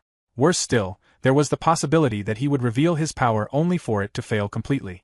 However, as Rook looked at Dan's teammates desperately encouraging their friend not to give up, he found himself unable to ignore the scene before him. Deep down, he knew he could never forgive himself if he simply stood by and watched a man die when he might have been able to help. The regret would follow him for the rest of his life. Rook let out a quiet sigh, realizing that he had once again fallen into his habit of overthinking everything. In his own mind, he believed he was far from the kind of fearless protagonist found in stories. Still, despite his doubts, he slowly raised his hand and spoke up. He announced that he could use a little healing magic. The cat-eared girl immediately reacted with desperate hope, rushing toward him as she asked if he truly could use healing magic. Pleading with him to save Dan, her voice trembled with emotion. Rook honestly admitted that he did not know whether he could truly save him, but promised that he would at least try. As Rook stepped closer to Dan, Catalina stared at him in surprise while Hans questioned whether the boy genuinely knew healing magic. Rook gave no response. Instead, he closed his eyes and concentrated with everything he had. He understood that he needed to focus completely and pour all of his magical power into the spell while clearly visualizing the result in his mind. Then, Rook cast his magic. Divine light, come forth. Cure this being. Holy light. The moment his eyes opened, he pointed his cane toward Dan's wound. A glow emerged from the cane as countless sparkling lights streamed down toward the injured adventurer. In the next instant, Dan's body shone brightly. The horrifying wound rapidly closed, and his breathing gradually stabilized. As the holy radiance faded away, relief spread across Rook's face as he remarked that they had managed to make it in time. The cat-eared girl, still in disbelief, hesitantly asked if that meant Dan would survive. Rook smiled warmly and assured her that Dan should be fine now. The moment those words left his mouth, cheers erupted from the surrounding adventurers and villagers. Catalina excitedly praised Rook, astonished that he had healed such a severe injury. Overcome with gratitude, the cat-eared girl threw her arms around him and repeatedly thanked him, while nearby adventurers could only stare in amazement at what they had just witnessed. One of the adventurers raised his glass in excitement and loudly declared that Rook truly was an incredible sorcerer. Nearby, Dan's light-haired teammate let out a relieved sigh before tightly grasping Rook's hand and thanking him sincerely for saving their companion. Rook modestly replied that he had only done what anyone should have done in that situation. Before he could say anything else, Catalina suddenly grabbed his face and pulled him into a hug while questioning why he had hidden such an amazing ability from everyone. At that moment, Rook felt a chill run down his spine when he overheard Hans muttering in disbelief behind him. Hans could hardly comprehend what he had witnessed. Rook had cast healing magic without even using a proper incantation or activation word. To him, it seemed almost unbelievable that healing magic could reach such a level. Hearing those words, Rook quickly realized the mistake he had made. In the heat of the moment, he had unconsciously used healing magic without speaking any chant aloud. Fortunately, the discreet practice he had done after reading introductory magic books had paid off. He had specifically trained himself to cast silently for situations exactly like this. However, for reasons he still did not understand, Holy Light was the only spell he could perform without an incantation. Later, the atmosphere completely changed as the adventurers gathered around drinks and food. A cup slammed onto the table as Dan happily declared that ale had never tasted so good before. Simply being alive made everything feel different to him now. Beside him, the light-haired adventurer admitted that remembering the incident still sent chills down his spine. Mel cheerfully remarked that it was all thanks to Rook that Dan had survived. However, Rook humbly answered that he was simply relieved he had been able to save him. With the tension finally gone, Mel enthusiastically suggested that they all introduce themselves properly. She introduced herself first, explaining that the man who had nearly died earlier was their party leader, the swordsman Dan. She then pointed toward the quiet light-haired adventurer and described him as Loki, the party's bowman who rarely spoke and could be difficult to approach. Mel explained that the three of them came from Langford, a town north of the village, where they usually worked together as an adventurer party. She also proudly added that they had all been childhood friends. Dan immediately interrupted her, protesting that she was taking all the introductions for herself and not leaving anything for the others to say. He then formally introduced himself to Rook and sincerely thanked him once again, admitting that he truly had been close to death earlier. After that, Loki briefly introduced himself and also thanked Rook for saving Dan's life. Finally, Rook introduced himself as a magician of sorts and revealed that he was only 15 years old. The moment introductions ended, Dan raised his cup high and loudly proposed another toast in Rook's honor. Loki followed along with a quieter cheer, while Mel hurriedly joined in moments later. As the lively atmosphere continued, Rook learned more about the trio. Dan was 19 years old, Loki was 17, and Mel was 16. The three childhood friends had traveled south to the village while escorting merchants from Langford. Dan's near-fatal injury had occurred during that escort mission. After several minutes of lively conversation, Dan suddenly asked Rook whether his party members were also nearby. He explained that they wanted to properly thank Rook's companions as well for supporting someone as capable as him. Mel eagerly agreed, saying they wanted to express their gratitude to all of Rook's allies. To their surprise, Rook calmly explained that he was not part of any party yet. He admitted that he was still deciding whether he wanted to join a group or continue traveling alone. The moment those words left his mouth, Dan, Mel, and Loki all reacted in visible shock, leaving Rook confused by their sudden response. Dan quickly raised his hand and interrupted, asking Rook to wait a moment. He could hardly believe that Rook, a magician-adventurer, was actually operating solo. Rook immediately sensed that he had unknowingly said something strange. Unsure of what the issue was, he cautiously asked whether there was something wrong with being a solo adventurer. Dan explained that it was not exactly wrong, but Rook's appearance made no sense for someone traveling alone. From Dan's perspective, Rook dressed like someone who avoided direct combat entirely, using only a cane and robes instead of proper weapons or armor. Confused, Rook answered that he fully intended to fight enemies himself and had even trained in martial arts before. He still failed to understand the problem. Loki then calmly clarified what Dan meant. As a solo adventurer, Rook's equipment choices seemed dangerously impractical. His cane had almost no physical attack power, and his robes offered very little protection. For someone without party members to rely on, such equipment choices were difficult to understand. At that moment, sweat formed on Rook's face as a realization slowly dawned on him. Stammering slightly, he asked whether magicians were not supposed to wear robes in the first place. Mel explained that court magicians, night order magicians, and powerful adventurers in established parties often dressed that way. However, their robes and staffs were specially crafted magical equipment with unique properties. Outside of those groups, most people who dressed like stereotypical magicians either admired the image or simply liked the style. Still, very few solo adventurers could survive while dressed that way, which was why most magicians joined parties. The harsh truth hit Rook all at once, causing him to slam his head onto the table in disbelief. Startled, Mel quickly called out to him. Rook muttered in despair that people like that would probably be seen as complete geeks. He then realized another shocking fact. Magic apparently did not even require robes or a staff to use. Thinking back on it, the general storekeeper had likely viewed him as an inexperienced beginner and simply chose not to say anything. Hans and the adventurers at the guild, however, had openly mocked him earlier. Quietly, Rook asked if everyone had been seeing him as some cringe-worthy kid pretending to be a great sorcerer the entire time. Loki bluntly admitted that it was probably true. Mel immediately scolded Loki for being too direct, then quickly tried to reassure Rook. She explained that nobody in the guild would laugh at him anymore after witnessing what he had done. In fact, the atmosphere around him had completely changed. Mel pointed out that adventurers throughout the guild were already whispering about Rook. Everyone wanted to know who he was, how powerful his healing magic might be, whether he truly was a solo adventurer, and most importantly, whether there was a chance he could be recruited into their party. Dan suddenly interrupted Mel by slamming his hand onto the table and loudly declaring that everyone in the guild was thinking the same thing. Every adventurer there wanted to know whether they had a chance to recruit Rook into their own party. Dan admitted that he, Mel, and Loki were no different. With excitement in his voice, Dan directly asked Rook if he would consider joining their party instead of remaining solo. Caught off guard, Rook hesitated as Dan immediately turned toward Mel and Lockie, asking for their opinions as well. Lockie calmly explained that if Rook joined them, their combat capabilities would increase tremendously. To him, it was only natural for adventurers to seek stronger companions in order to reach greater heights. Mel enthusiastically raised her thumb and declared that she fully supported the idea too. After all, Rook had saved Dan's life, and even without that debt, someone capable of using healing magic would always be welcomed with open arms. Hearing both of them agree so quickly, Dan turned back toward Rook and once again asked for his answer. Rook admitted that the sudden invitation had completely caught him by surprise. Since he had not expected such an offer, he could not immediately give them a proper answer. He politely asked if they could give him some time to think about it. Dan readily agreed, though he explained that their group would be departing the village the next day alongside the merchants they were escorting. Because of that, he hoped Rook could make his decision before then. Later that night, Rook quietly reflected on everything that had happened. The invitation had shocked him, but at least they had allowed him time to think it over. Afterward, the group spent the rest of the evening happily talking together about themselves and the world around them. The next morning, sunlight streamed through the inn window and illuminated Rook's neatly prepared bed.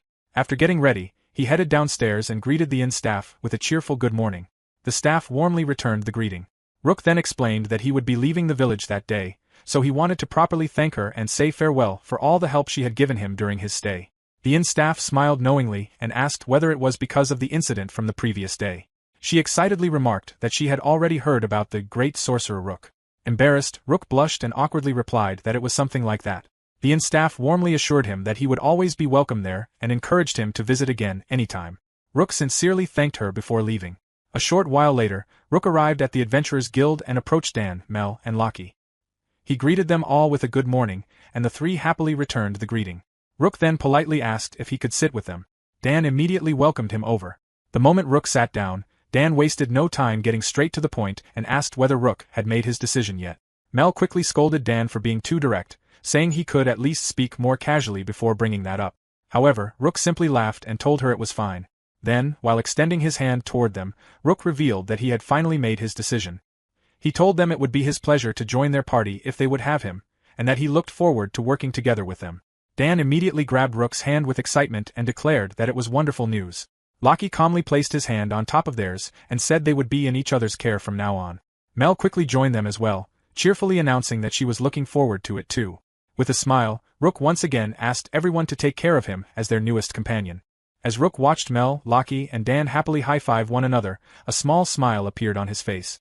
Mel excitedly celebrated the fact that their party finally had a healing magic user among them. While observing the trio's joy, Rook quietly reflected on his own decision. Life in the village had not been unpleasant, but he still wanted to experience life in a larger city. He also understood that there were clear limits to what a solo healer could accomplish alone. Traveling with companions from this world would allow him to gather far more knowledge and information than wandering by himself ever could. Most importantly, Dan, Mel, and Lockie genuinely seemed like trustworthy people. Considering all those factors together, Rook had been able to make his decision surprisingly quickly. A few moments later, Dan informed Rook that they planned to head to the rendezvous point with their employers soon and asked if he was ready to go. However, Rook explained that he wanted to properly say farewell to a few people in the village first. Dan agreed immediately and suggested they meet back at the guild in 10 minutes. Although Rook still barely understood the world around him, many people in the village had helped him during his short stay there. When he went to say goodbye to Catalina, she tightly held his hand and warned him not to act too recklessly. Rook sincerely thanked her for taking care of him during his time in the village. He then visited the resource center staff and expressed his gratitude to them as well. The staff casually replied that it was no problem. Even though he had only spent a short amount of time there, Rook had already grown attached to the people he met. Finally, he stopped by the general store to bid farewell to the shopkeeper. The storekeeper gave him one final piece of advice, telling him never to forget that the most embarrassing thing an adventurer could do was die. Compared to that, retreating or running away was never shameful. Still, the storekeeper added that he believed Rook would handle himself just fine. Rook happily promised that he would remember those words well. As he left, Rook quietly realized that the villagers had become very precious people to him in a surprisingly short time. A few minutes later, Dan and the others introduced Rook to the merchant they were escorting. Rook politely introduced himself and said he looked forward to working with him. The merchant introduced himself as Grim and explained that the young man standing behind him was his apprentice, Dats. Grim also thanked Rook for saving Dan's life. He admitted that if Dan had truly died, he would not have known how to face Mel or her father afterward. Grim also confessed that witnessing Rook heal such a severe wound had genuinely shocked him, and he now held high expectations for the young magician. As the caravan finally began departing from the village, Rook reflected on the situation. Normally, suddenly accepting a new companion into a traveling group was considered dangerous, since the newcomer could secretly be connected to bandits or other criminals. However, Grim clearly trusted Mel's family deeply, which was likely why he accepted Rook so easily into the caravan. Rook quietly realized that Grim's long-standing connection with Mel's family had likely played a major role in convincing everyone to allow him to suddenly join the escort mission. As they traveled with the caravan, Mel explained that her family worked as merchants as well, which was why they had known Grim for many years. Curious, Rook asked whether their party had been hired for the escort mission because of that relationship. Mel cheerfully answered that while skill was certainly important for escort work, trust and personal connections mattered even more. Rook muttered to himself that it was interesting to learn how much influence relationships held in this world. Suddenly, a familiar voice called out behind him, asking if Rook did not think it was a little cold to leave the village without properly saying goodbye. Startled, Rook turned around and saw Hans approaching with a grin. Rook quickly explained that he had actually gone looking for Hans earlier but could not find him at either the lodge or the guild. Hans laughed and pointed out that Rook seriously could not have expected him to be awake and working that early in the morning. Rook then bowed deeply and sincerely thanked Hans, admitting that everything Hans had taught him had guided him greatly while he was still figuring things out. Hans awkwardly waved the praise away, saying that all he had really done was enjoy a few free drinks while chatting casually. However, Rook smiled and insisted that it was thanks to Hans that he now felt capable of becoming a real adventurer. Hearing that, Hans gave a faint smile and remarked that this village was only a starting point after all. Everyone who came there eventually left to begin their own journey someday, so Rook's departure had always been inevitable. Hans then patted Rook on the back and told him to take care of himself out there. Rook bowed once again and wished the same for Hans. Just as Hans began walking away, however, he suddenly stopped and grabbed Rook by the shoulders.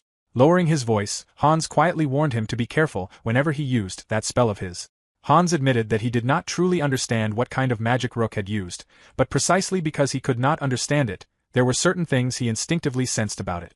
The sudden warning caused Rook's eyes to widen in shock, though he remained completely silent. Hans released him and casually walked away, waving one hand as he called out that they would meet again someday. Rook quickly looked up, instinctively reaching out toward Hans as though he wanted to stop him and ask what he meant.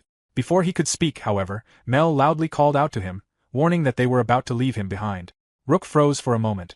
Part of him desperately wanted to chase after Hans and demand answers about what he knew regarding Holy Light.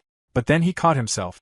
Clenching his fist, Rook let out a quiet sigh and realized he had once again fallen into his old habit of overthinking everything. Deep down, he believed that the protagonists from the stories he admired would have been able to make a decision immediately in a moment like this. Now, he himself was finally stepping into a journey filled with adventures just like those heroes. If that was the case, then he could not afford to remain indecisive forever. A new chapter of his life was already beginning. With that thought in mind, Rook turned away from Hans and ran toward the caravan. As he hurried after Mel and the others, he shouted an apology for making them wait. Chapter 5 began with Rook traveling alongside his new companions. As he quietly walked beside the caravan, he occasionally glanced back at the road they had traveled. All he could see now were endless trees, open plains, and the winding path behind them. Turning forward again, he let out a quiet sigh. The further they traveled, the more he realized that the village was completely out of sight now. His thoughts were interrupted when Mel suddenly asked whether he found Lockie difficult to get along with. She explained that Lockie had always been like that, rarely speaking to anyone. Dan and she were already used to his personality, so it never bothered them, but she wished he would at least try to be friendlier toward people unfamiliar with him, especially their employers. Rook calmly assured her that it was fine and that Lockie's attitude did not bother him much. Rook understood that Mel was still upset about Lockie's earlier tone when he abruptly ordered them to switch positions during guard duty. Without much explanation, Lockie had announced that he would watch the rear of the caravan while Rook and Mel guarded the middle section instead. As they reached the center of the caravan, Mel turned toward Dats and asked for his opinion. Dats admitted that it was not an easy question to answer. He explained that Grim was always scolding him for talking too much, so in a way, he envied how little Lockie spoke. Although he could not exactly call Lockie easy to approach, Dats believed that Mel's friendliness was a natural talent that not everyone possessed. Expecting others to suddenly become as sociable as her would be unreasonable. Mel blushed slightly after hearing Dats praise her. Meanwhile, Rook glanced toward the back of the caravan and realized that Lockie could probably hear every word of their conversation from where he stood guard. Even so, Lockie remained silent and continued scanning the surroundings without reacting. Despite Mel constantly nagging him about his attitude, He never argued back. Rook figured that was probably because Mel and Lockie had been close childhood friends for a long time. Rook then shifted his attention toward Dat.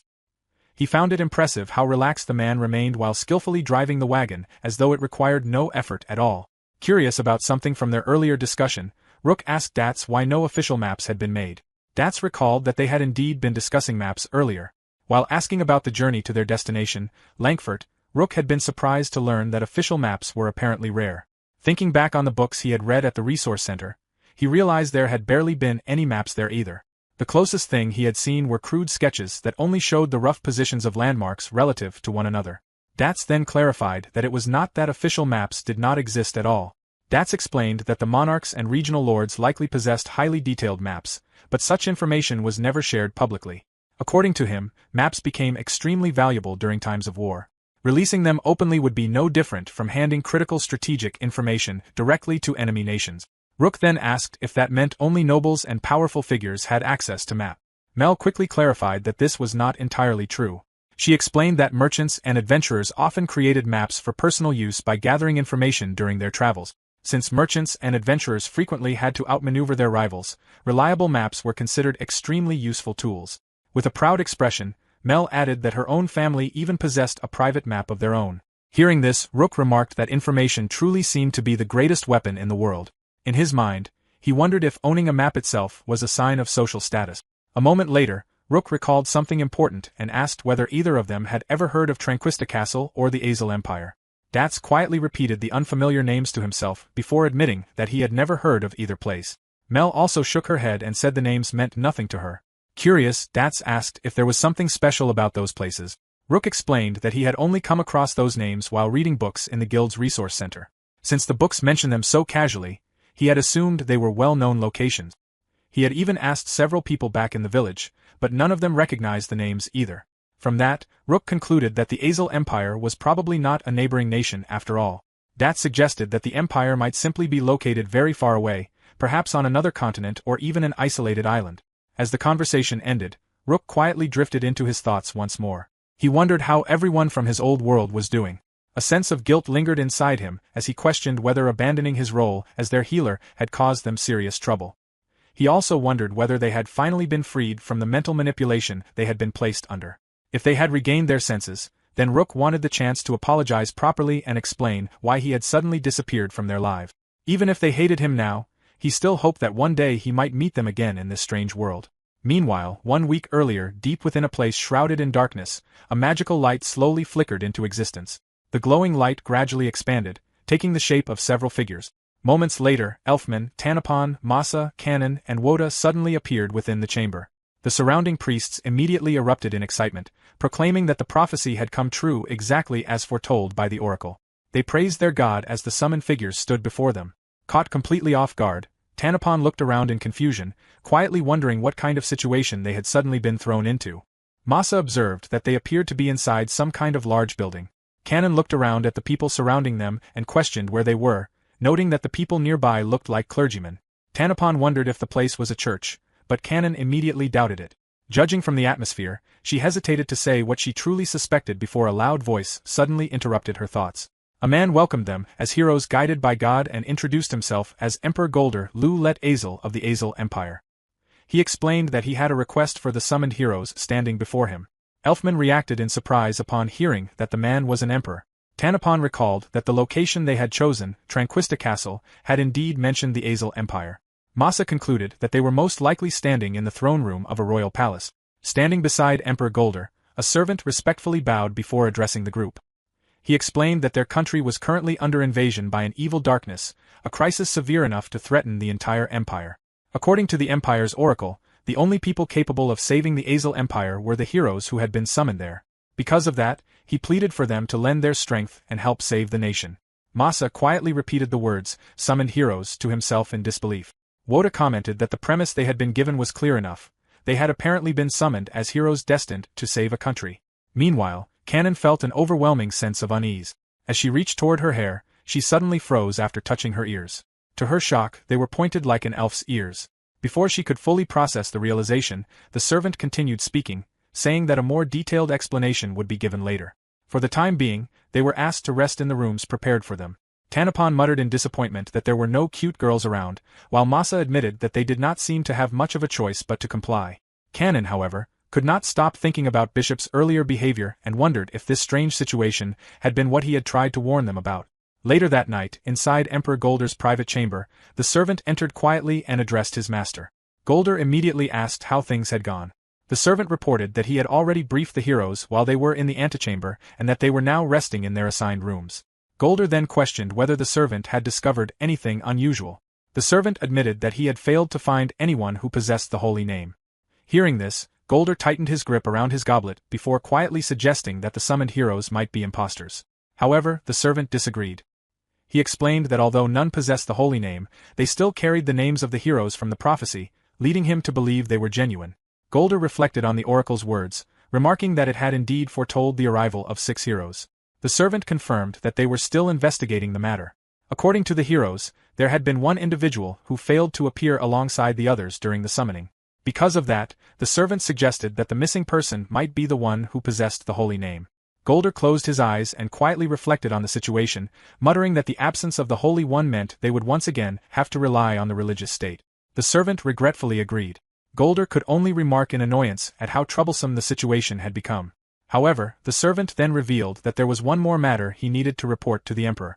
Back in the present, the caravan eventually stopped to rest.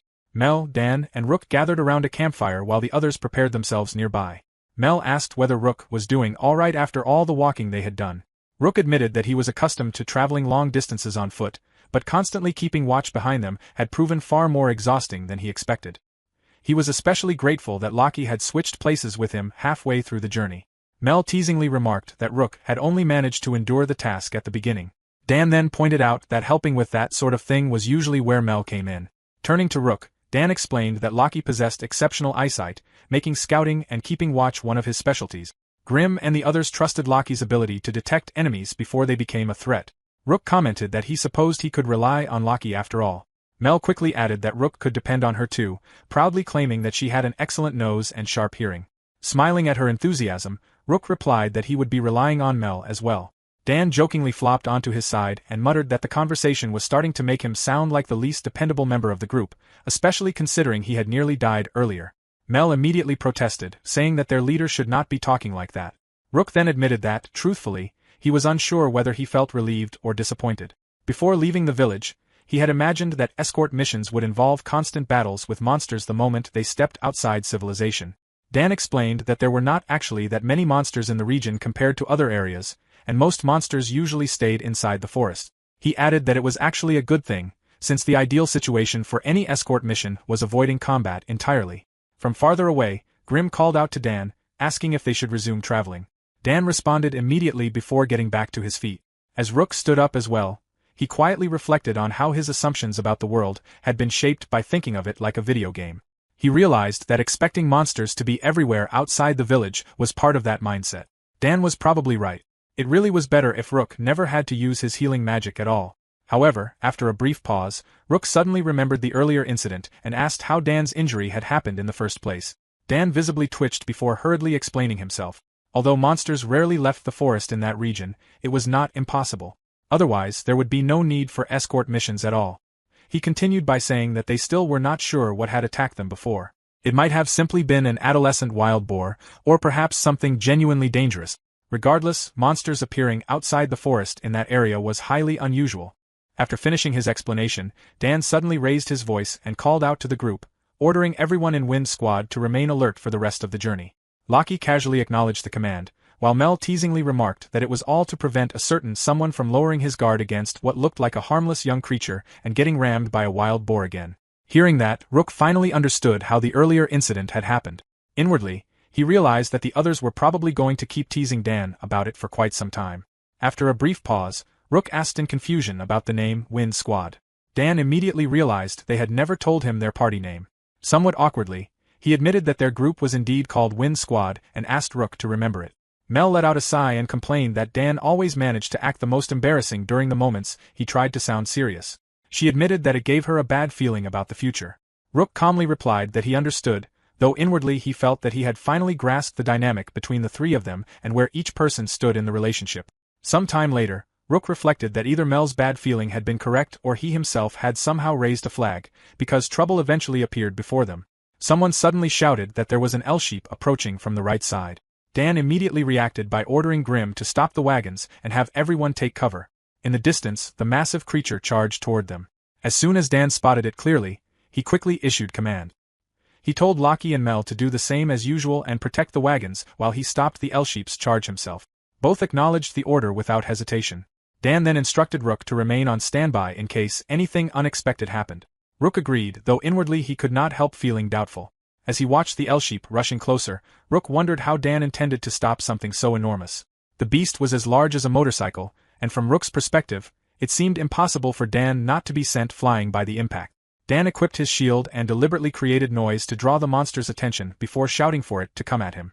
The L-sheep immediately changed direction and charged straight toward him. The ground trembled beneath its heavy steps as it rapidly closed the distance. Moments later, the creature slammed directly into Dan's shield. Dan gritted his teeth and groaned as the L-sheep continued pushing against him, its horns grinding violently against the shield's surface. Digging his feet deep into the ground, Dan forced himself to hold the line and shouted for the creature to stop. At that exact moment, he called out to Lockie and Mel. Mel instantly appeared at the L-sheep's side with her spear, confidently shouting in response, while Lockie emerged with his knife ready. Both rushed the creature simultaneously. Lockie slashed into the L-sheep with swift precision while Mel repeatedly drove her spear into its body. With the monster staggered, Dan drew his sword. Pulling it back for a decisive strike, he apologized to the beast before declaring that it was the end. He then swung his blade downward, splitting open the L-sheep's skull. The massive creature collapsed heavily onto the ground, finally defeated. From the back lines, Rook watched the battle unfold in amazement. Dan had successfully stopped the L-sheep's charge head-on, while Lockie swiftly cut the tendons in its hind legs and Mel targeted its vital points with precise spear strike. The coordination between the three of them was flawless, leaving Rook deeply impressed by their synchronization. Although he wanted to contribute somehow, Rook realized that acting carelessly would only disrupt their teamwork. As he observed them, he reflected that this was his first real combat experience alongside a party. Until he properly understood what he should and should not do during battle, it was probably best not to interfere recklessly. Still, now that he was part of the group himself, he understood that he would eventually need to learn how to react in situations like these. Suddenly, Grim shouted a warning that another L-sheep was approaching from the opposite side. Rook immediately turned in confusion and saw the second monster charging directly toward them at terrifying speed. Shocked by how close it already was, he shouted in alarm. Dan, Mel, and Lockie instantly rushed toward the incoming creature. Dan exclaimed in disbelief that they were facing two L-sheep at once and wondered aloud whether the monsters had somehow been attracted to someone in their group.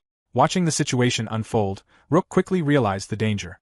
Even if the others ran at full speed, they would not reach the monster in time to stop its charge. He finally understood what Dan had meant earlier by unexpected circumstances. Rook hesitated for only a moment before deciding that he had to act. He reassured himself that stepping in now was necessary. Closing his eyes, he focused his concentration inward. Until now, he had only used his magic against goblins, but he believed it should at least be capable of slowing the creature down. He concentrated his consciousness on his core and gathered the magic power flowing through his body into a single point. Carefully molding the energy into one mass, he visualized the spell within his mind before sending the concentrated magic rushing into his right arm all at once. Calling upon the spell, Rook commanded light to come forth and strike down his enemies with light ball. At the final moment, he released the gathered energy forward. At the same time, Dan noticed the incoming attack and cursed under his breath, realizing they were not going to make it in time. Before he could finish speaking, however, he suddenly saw a glowing sphere of light rush past them at incredible speed. Startled, Dan shouted in confusion, demanding to know what it was. Rook's light ball slammed directly into the charging L-sheep and instantly blasted the massive creature backward through the air. Dan, Mel, and Lockie all cried out in shock at the unbelievable sight. Meanwhile, Rook himself froze in place, staring blankly as confusion spread across his face. Chapter 6 continued shortly after Rook killed the second L-sheep. Mel stared at him in amazement and commented that the spell he had just used was incredible. Rook awkwardly replied that he supposed it was, though he had nothing to compare it to and could not properly judge its strength. In truth, even he had been surprised by the result.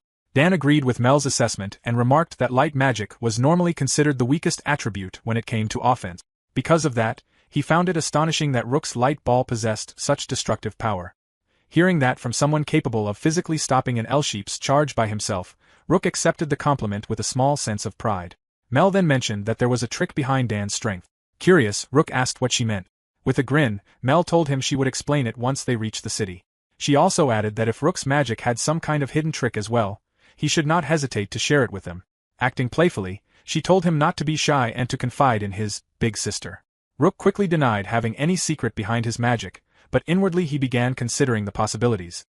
He recalled how desperately he had wanted to unleash enough power to help everyone during the battle.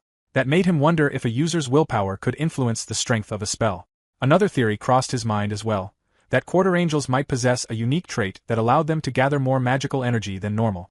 Several other ideas surfaced in his thoughts, and he wanted to test them immediately, though he realized the present situation was far from suitable for experimentation. The foul smell in the air suddenly struck him, and moments later he bent over and vomited. Inwardly, he concluded that this was an especially terrible time for any further investigation. Standing nearby, Mel commented that adventurers who could not handle dissecting monster carcasses were often mocked, so he should get used to it quickly. Rook observed that every part of an L-sheep's body could be sold, which was why the group was currently dissecting the carcasses. As Dan worked on cutting apart the L-sheep, he complained about the unbearable stench of the organs. He then asked why Mel did not help if she hated the smell so much. Mel immediately defended herself, pointing out that Loki had gone to the other side, meaning someone still needed to stand guard. She also reminded Dan that she had handled the dissection of the first L-sheep, and they had already agreed to take turns. If he wanted to blame someone, she told him to blame himself instead. Watching their exchange, Rook became convinced that Mel absolutely despised dissections. Even so, he also remembered how genuinely worried she had been after the battle ended. He recalled her frantically checking Dan's body while repeatedly asking whether he had been injured or if anything hurt. Even after Dan insisted he was completely fine, Mel had still instructed him to tell Rook to heal him immediately if anything felt wrong. Thinking back on it all, Rook realized that anyone who had witnessed Mel's behavior during the incident would instantly understand how deeply she cared for her companions. A small grin naturally formed on his face at the thought. Mel quickly noticed his expression and looked at him in confusion, wondering why he had suddenly started smiling right after vomiting. Later, after the L-sheeps had been fully dissected, the escort mission resumed. Before long, the group finally arrived at their destination, the city of Langford. As they approached the gates, Mel remarked that they had managed to make it back before sunset. Rook agreed, noting that they had barely made it in time. While passing through the entrance, Rook quietly reflected on how relieved he was that the city did not perform inspections at the gate either. Mel proudly introduced the city as their hometown, Langford. The sight immediately left Rook in awe. The towering buildings amazed him, and he inwardly marveled at how tall everyone's houses were. Even the roads caught his attention, with stones embedded neatly into the ground. He had never expected this world to possess such developed infrastructure. Noticing his reaction, Mel asked what he thought of the city. Rook honestly answered that it was both enormous and beautiful. Compared to the southern village, the difference was overwhelming enough to completely surprise him. Mel smiled with satisfaction and agreed that Langford was truly a wonderful city. Eventually, the group arrived at their destination. Grimm announced that they had made it safely and instructed Dats to bring in the luggage. Dats immediately obeyed. Grimm then turned to Dan and thanked him for the escort. He handed over his signature confirming the completed request, along with the payment for both the mission and the L-sheep materials. Although many unexpected things had happened during the journey, Grimm expressed relief that everything had ended safely and stated that he hoped to work with Dan again in the future. Dan politely bowed and thanked Grimm for his kind words. He also apologized for the additional trouble caused by their mistakes during the mission and expressed his own hope to work together again next time. As the group prepared to leave, Mel waved goodbye and cheerfully told Grimm that she would visit him at the store sometime. Grimm waved back in return and readily agreed. A short while later, Dan suggested that they head to the Adventurers Guild to report the completion of the request. Although the official report could wait until the following day, he was concerned about the unusual appearance of two L-sheeps at once and wanted to gather information and report the incident as soon as possible. Mel and Loki both agreed with the idea. Dan then turned to Rook and asked for his opinion. Rook agreed as well, thinking it was the right decision. Internally, he reflected on Dan's behavior earlier and realized how dependable he seemed as a party leader, especially considering his young age. Several minutes later, the group approached the Adventurers Guild. Upon seeing the building, Rook looked visibly confused, prompting Mel to ask what was wrong. Rook explained that the guild looked strangely similar to the one in the southern village. Mel confirmed that this was intentional. She explained that requests for adventurers were distributed across many towns, and adventurers often traveled between cities or even countries. Because of that, guild buildings were designed similarly so that adventurers could instantly recognize them no matter where they went. She further explained that the interiors were also arranged in nearly the same way so adventurers could quickly understand where everything was located. However, to prevent travelers from becoming confused about which city they were currently in, certain details, such as the colors of the walls and decorations, were made different from place to place. As Rook looked around the Adventurers Guild, he quietly noted that Mel was right. Even the uniforms worn by the guild employees were different colors compared to the ones in the southern village.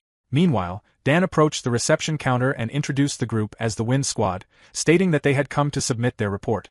The receptionist warmly welcomed him back and thanked him for his hard work. A short while later, the receptionist confirmed that the escort mission request from the Stroll Trading Company had officially been completed. In addition, the Wind Squad would receive a bounty of 2 gold coins for exterminating the 2 D-rank monsters, the L-sheep. The receptionist then began discussing the unusual appearance of 2 L-sheeps at once with Dan. While listening nearby, Rook curiously asked about the meaning of a bounty. Mel explained that bounties were rewards issued by the local feudal lord to those who helped exterminate dangerous monsters within the region. Lockie added that maintaining public safety was also part of the lord's responsibility. If the knights or city guards had to constantly deal with monster extermination themselves, it would place too much strain on them. Dan continued the explanation, stating that the bounty system existed to encourage adventurers to handle those threats instead. Since adventurers were already traveling around completing requests, defeating hostile monsters along the way allowed them to earn extra money as well. To demonstrate, Dan proudly showed the 2 gold coins they had just received as payment for the L-sheep. Mel further explained that some adventurers even made their entire living solely through hunting hostile monsters and collecting bounties. Hearing all of this, Rook found the system genuinely interesting. Once the report was finished, Dan suggested that they head to their inn for the night. Mel immediately stated that she would accompany them as well. As the group walked through the city streets, Rook constantly looked around in fascination. The city felt enormous to him, and he was amazed to see street stalls still operating even at night. Vendors sold all sorts of things: food, daily necessities, produce, and even items obtained from dungeons. Rook excitedly remarked that the city sold far more interesting items than anything available in the southern village. However, Dan cautioned him not to get too carried away, explaining that while the goods looked attractive, most of them were essentially junk. Lockie added that such items mainly appealed to collectors or people with strange hobbies. Rook understood immediately and compared it in his mind to a flea market. As they continued walking, an old man loudly called out from a nearby stall, urging people to come take a look at his dungeon items. The man boasted that if customers failed to buy them now, they might never again lay eyes on such rare treasures. Hearing the exaggerated sales pitch, Rook could not help thinking that no matter what world he was in, merchants always advertised in the same way. The entire scene reminded him of peddlers selling mysterious goods dug up from who knew where. Then, suddenly, his eyes widened in shock. Among the items on display, he spotted something impossible: a blue magic book. For a moment, panic almost escaped his mouth, but he quickly covered it with his hand and internally praised himself for not blurting his thoughts out loud this time.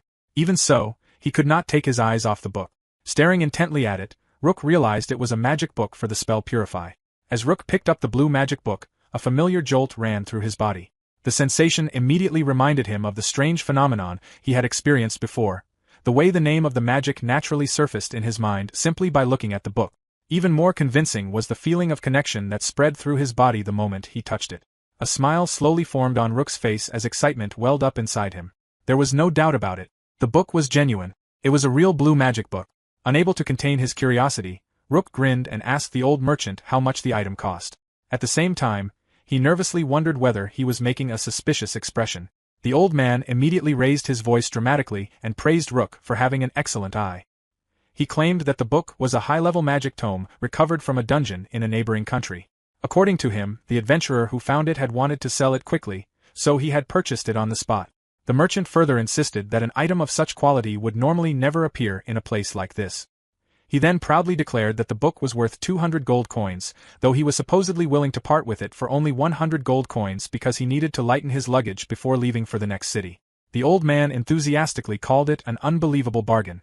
Hearing the price, Rook's excitement instantly vanished. He sadly realized there was no possible way he could ever afford something that expensive. Behind him, Mel reacted with disbelief at the merchant's exaggerated sales pitch. She questioned whether Rook seriously believed the old man's story.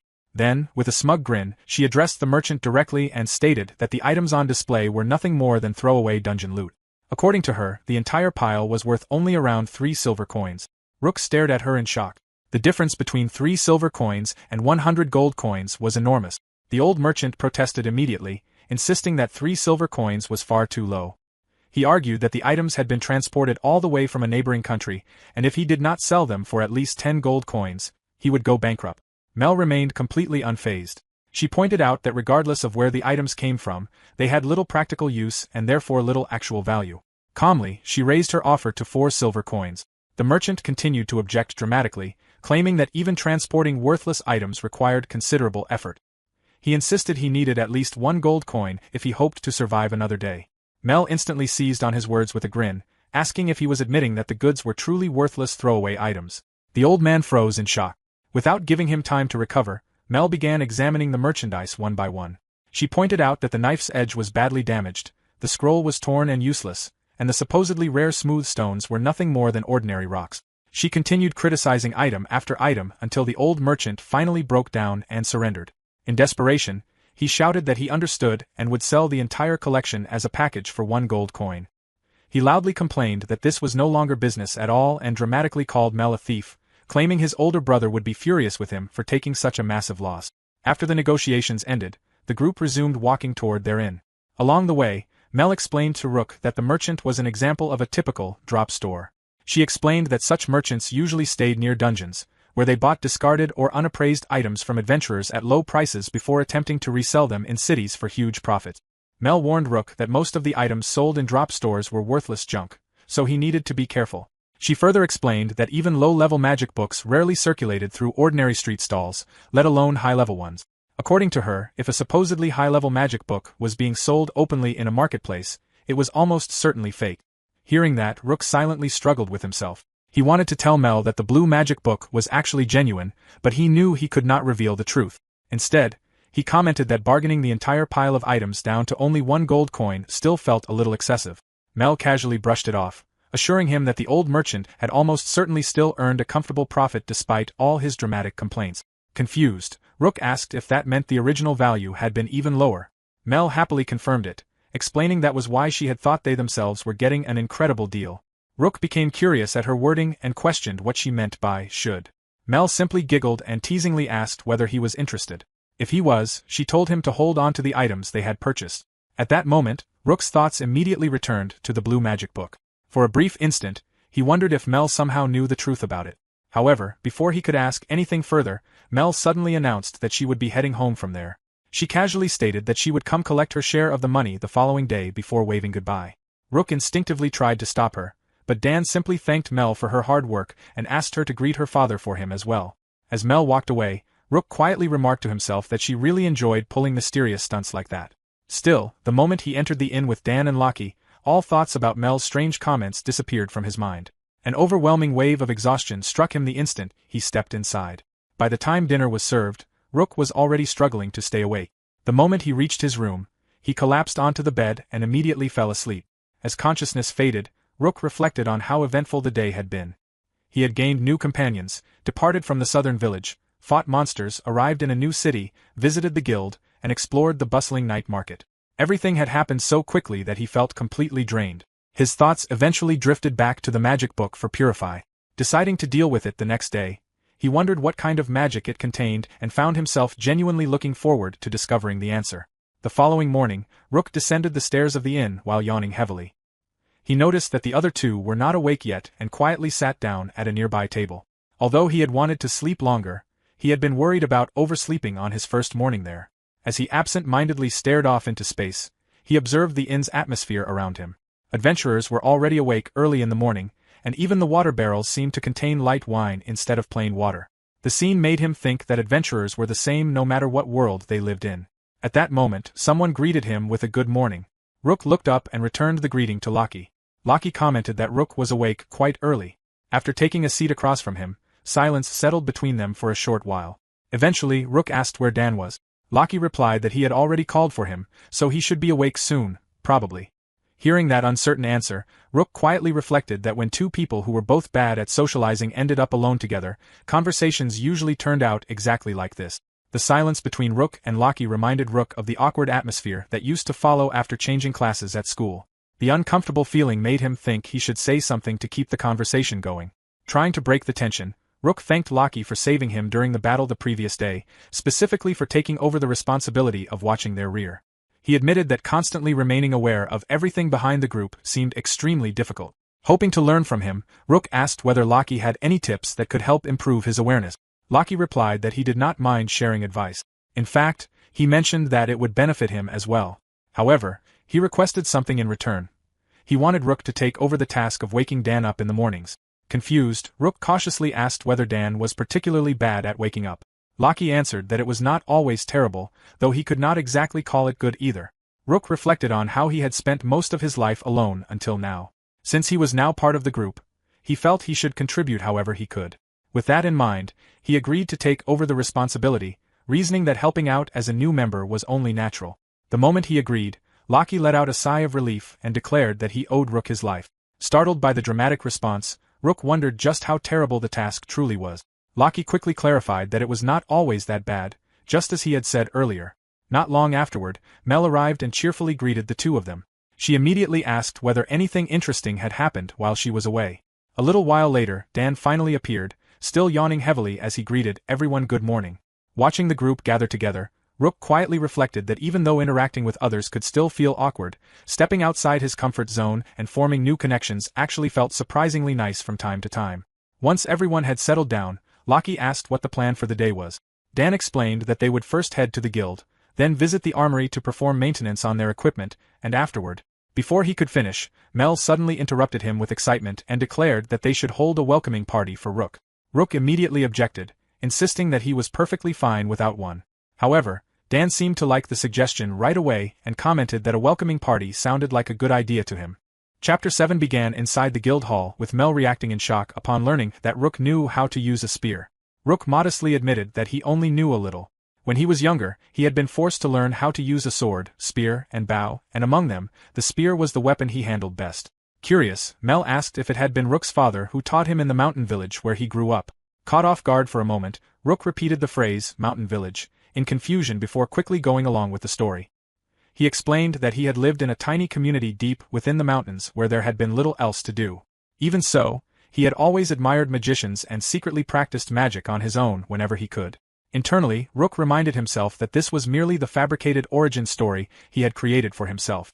Excited by the revelation, Mel declared that they were definitely going to buy Rook a spear that day and spar together afterward. As she mimed thrusting a spear, Rook hurriedly begged her not to, insisting there was no way he could fight someone with real combat experience like her. Mel ignored his protests entirely just as Lockie and Dan returned. Dan curiously asked what Rook was pleading about, prompting Mel to enthusiastically explain that she and Rook had been discussing sparring with spears. She then shifted the topic and asked whether they had discovered anything useful at the guild. Lockie replied that there was still no new information regarding the irregular monster appearances. Dan added that none of the available requests seemed worthwhile either. Even if there had been good jobs, he would have preferred to avoid going out until their equipment had been repaired. As the group left the guild, Dan suggested heading to the blacksmith to repair their gear and pick out a weapon for Rook. Mel immediately agreed. While walking, Rook reflected on how different this world was from his own. Without the internet or television, information could not be gathered quickly, meaning adventurers had to personally visit the guild every morning as part of their daily routine.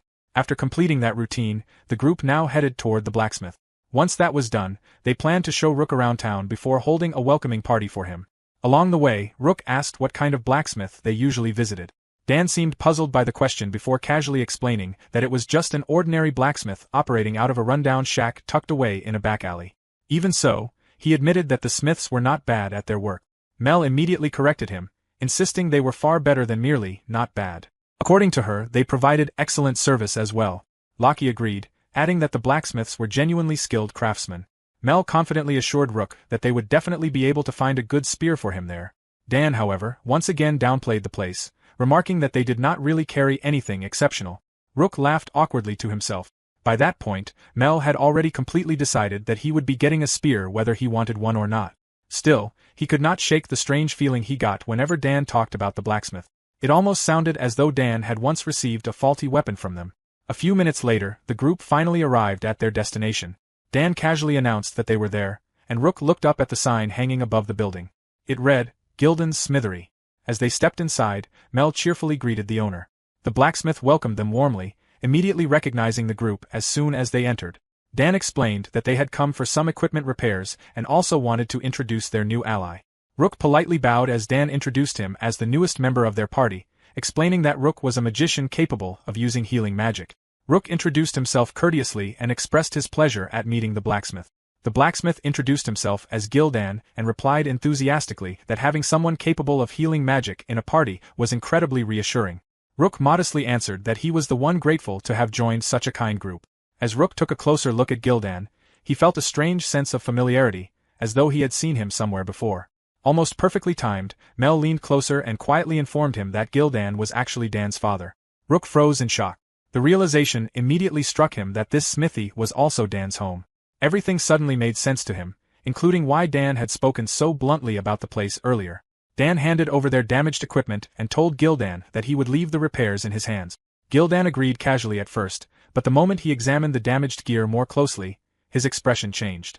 Slowly realizing the severity of the damage, Gildan suddenly grabbed Dan by the collar and angrily declared that, no matter how he looked at it, the wounds they had taken had clearly been fatal. Dan quickly tried to calm him down, insisting that he would explain everything. Gildan shouted back that Dan absolutely would explain himself.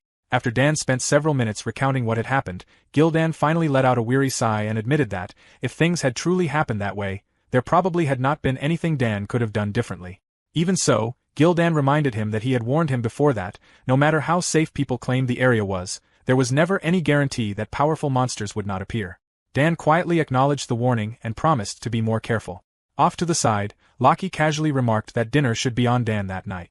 Beside him, Mel snickered in amusement, while Rook jokingly commented that Lockie's suggestion sounded a little cruel. Internally, Rook noticed that Dan had conveniently omitted the part involving the adolescent wild boar from his explanation. Still, Rook understood that Dan was likely trying to preserve his image and avoid making his parents worry unnecessarily, so he decided not to say anything about it. After calming down, Gildan turned toward Rook and sincerely thanked him for saving their idiot.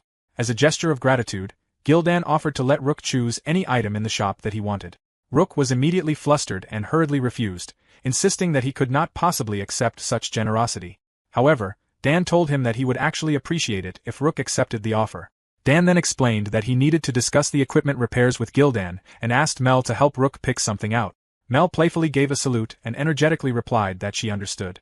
As they browsed through Gildan's smithery, Rook quietly reflected on how expensive equipment was in Langford as well.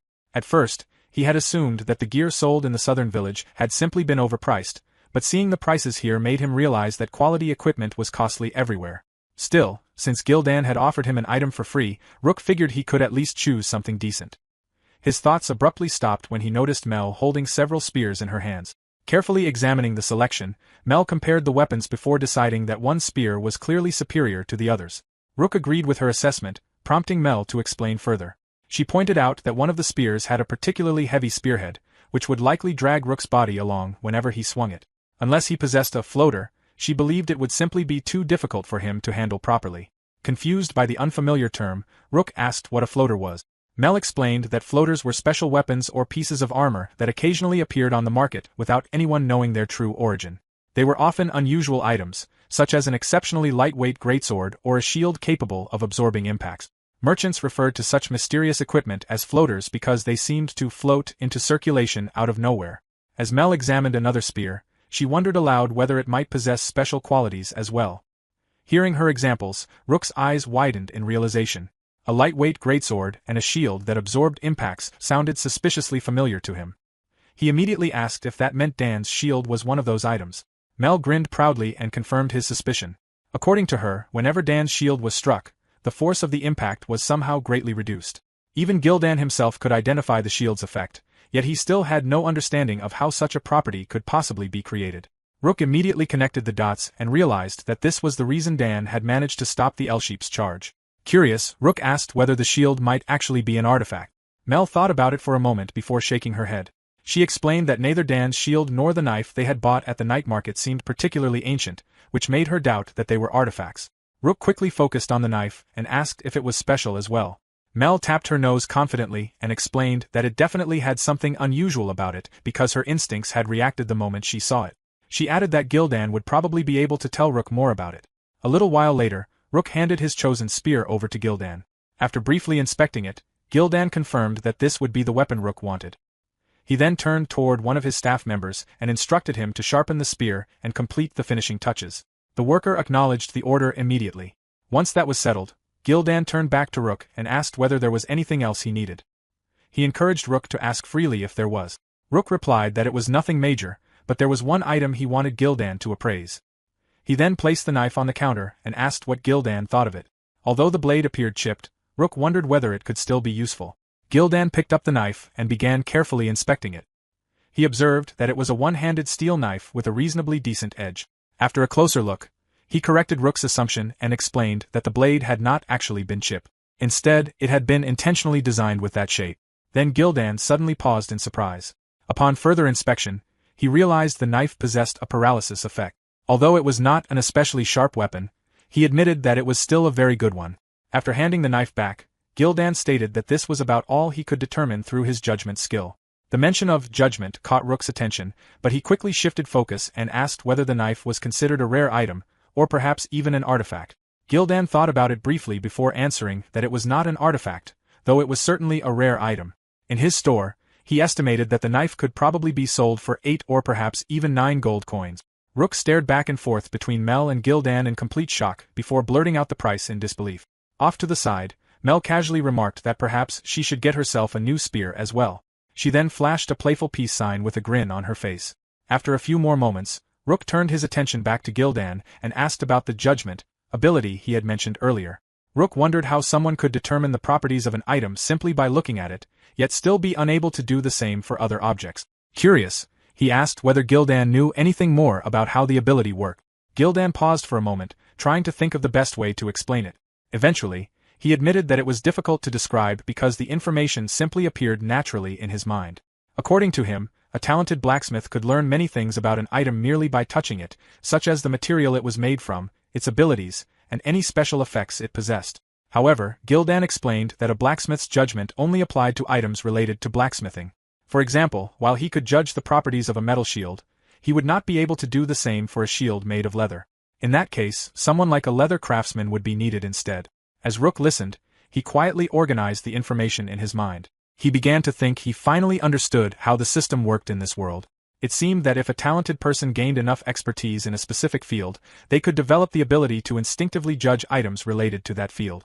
Following that logic, Rook realized that the reason other people had been unable to identify the Purify Magic Book was likely because they lacked knowledge about Blue Magic Book. Still, another thought immediately surfaced in his mind. Technically speaking, he himself did not know very much about Blue Magic Books either, yet he had still been able to identify it instantly, with the name naturally appearing in his head. That possibility led him to another conclusion. Just as elves possessed racial traits that allowed them to use spirit magic, perhaps quarter angels also possessed some kind of unique racial trait. To Rook, discovering that possibility felt like a major breakthrough. His thoughts were suddenly interrupted when Dan threw an arm around his shoulders and loudly urged him to drink more since it was his welcoming party. Rook quickly reassured him that he was already drinking enough.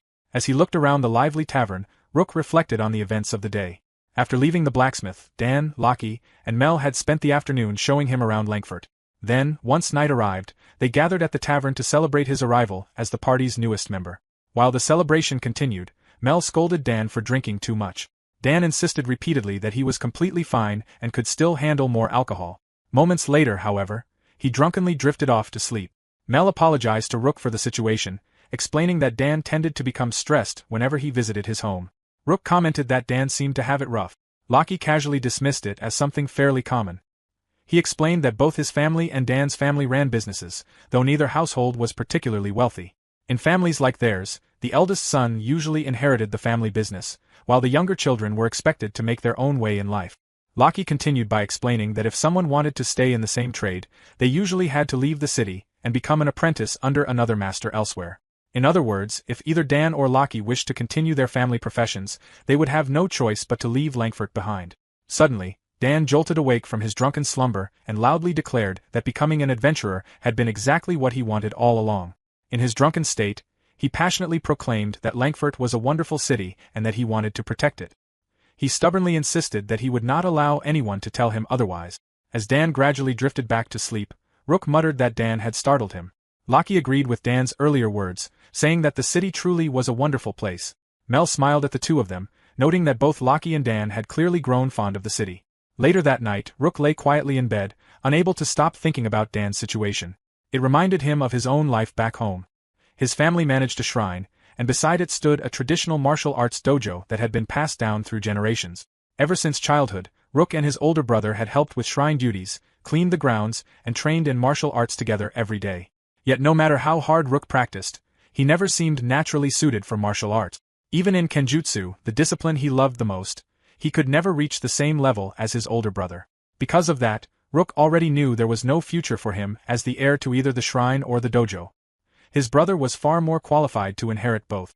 As those thoughts slowly weighed heavier on him over the years, Rook had discovered a game called List Age and became completely absorbed in it. Comparing himself to Dan did not feel entirely fair, especially since Dan was risking his life as an adventurer, but Rook still found himself empathizing with him deeply. He wondered if Dan might have truly wanted to become a blacksmith instead. The thought left Rook feeling strangely gloomy. At the same time, there was something about Dan's situation, and everyone else's as well, that Rook could not quite understand. No matter how much he thought about it, he could not grasp the feeling clearly, so he decided there was little point dwelling on it further. Instead, he shifted his focus to what he considered the true event of the night. Rook pulled out his knife and carefully observed it. After being sharpened, the weapon felt entirely different from before. Gildan had explained that the knife's special effect would activate if magical energy was infused into it, but Rook still had no idea how to actually do that. Standing up enthusiastically, he pointed the knife forward and shouted various commands, trying to force the magic to awaken. He called out phrases like paralysis activate, paralysis on, and even awaken magic sword, yet nothing happened. After several embarrassing attempts, he sat back down in defeat. Thinking more carefully, Rook decided to approach it the same way he used magic spells. Closing his eyes, he concentrated his awareness toward the magical core within himself. The moment he did, the knife suddenly emitted a faint purple glow. Rook stared at it in amazement. The pale violet light looked incredibly cool to him, and he excitedly wondered if this counted as success. He swung and stabbed the knife through the air several times, imagining how useful it would be if striking an enemy in this state could truly paralyze them. However, the glow soon faded away.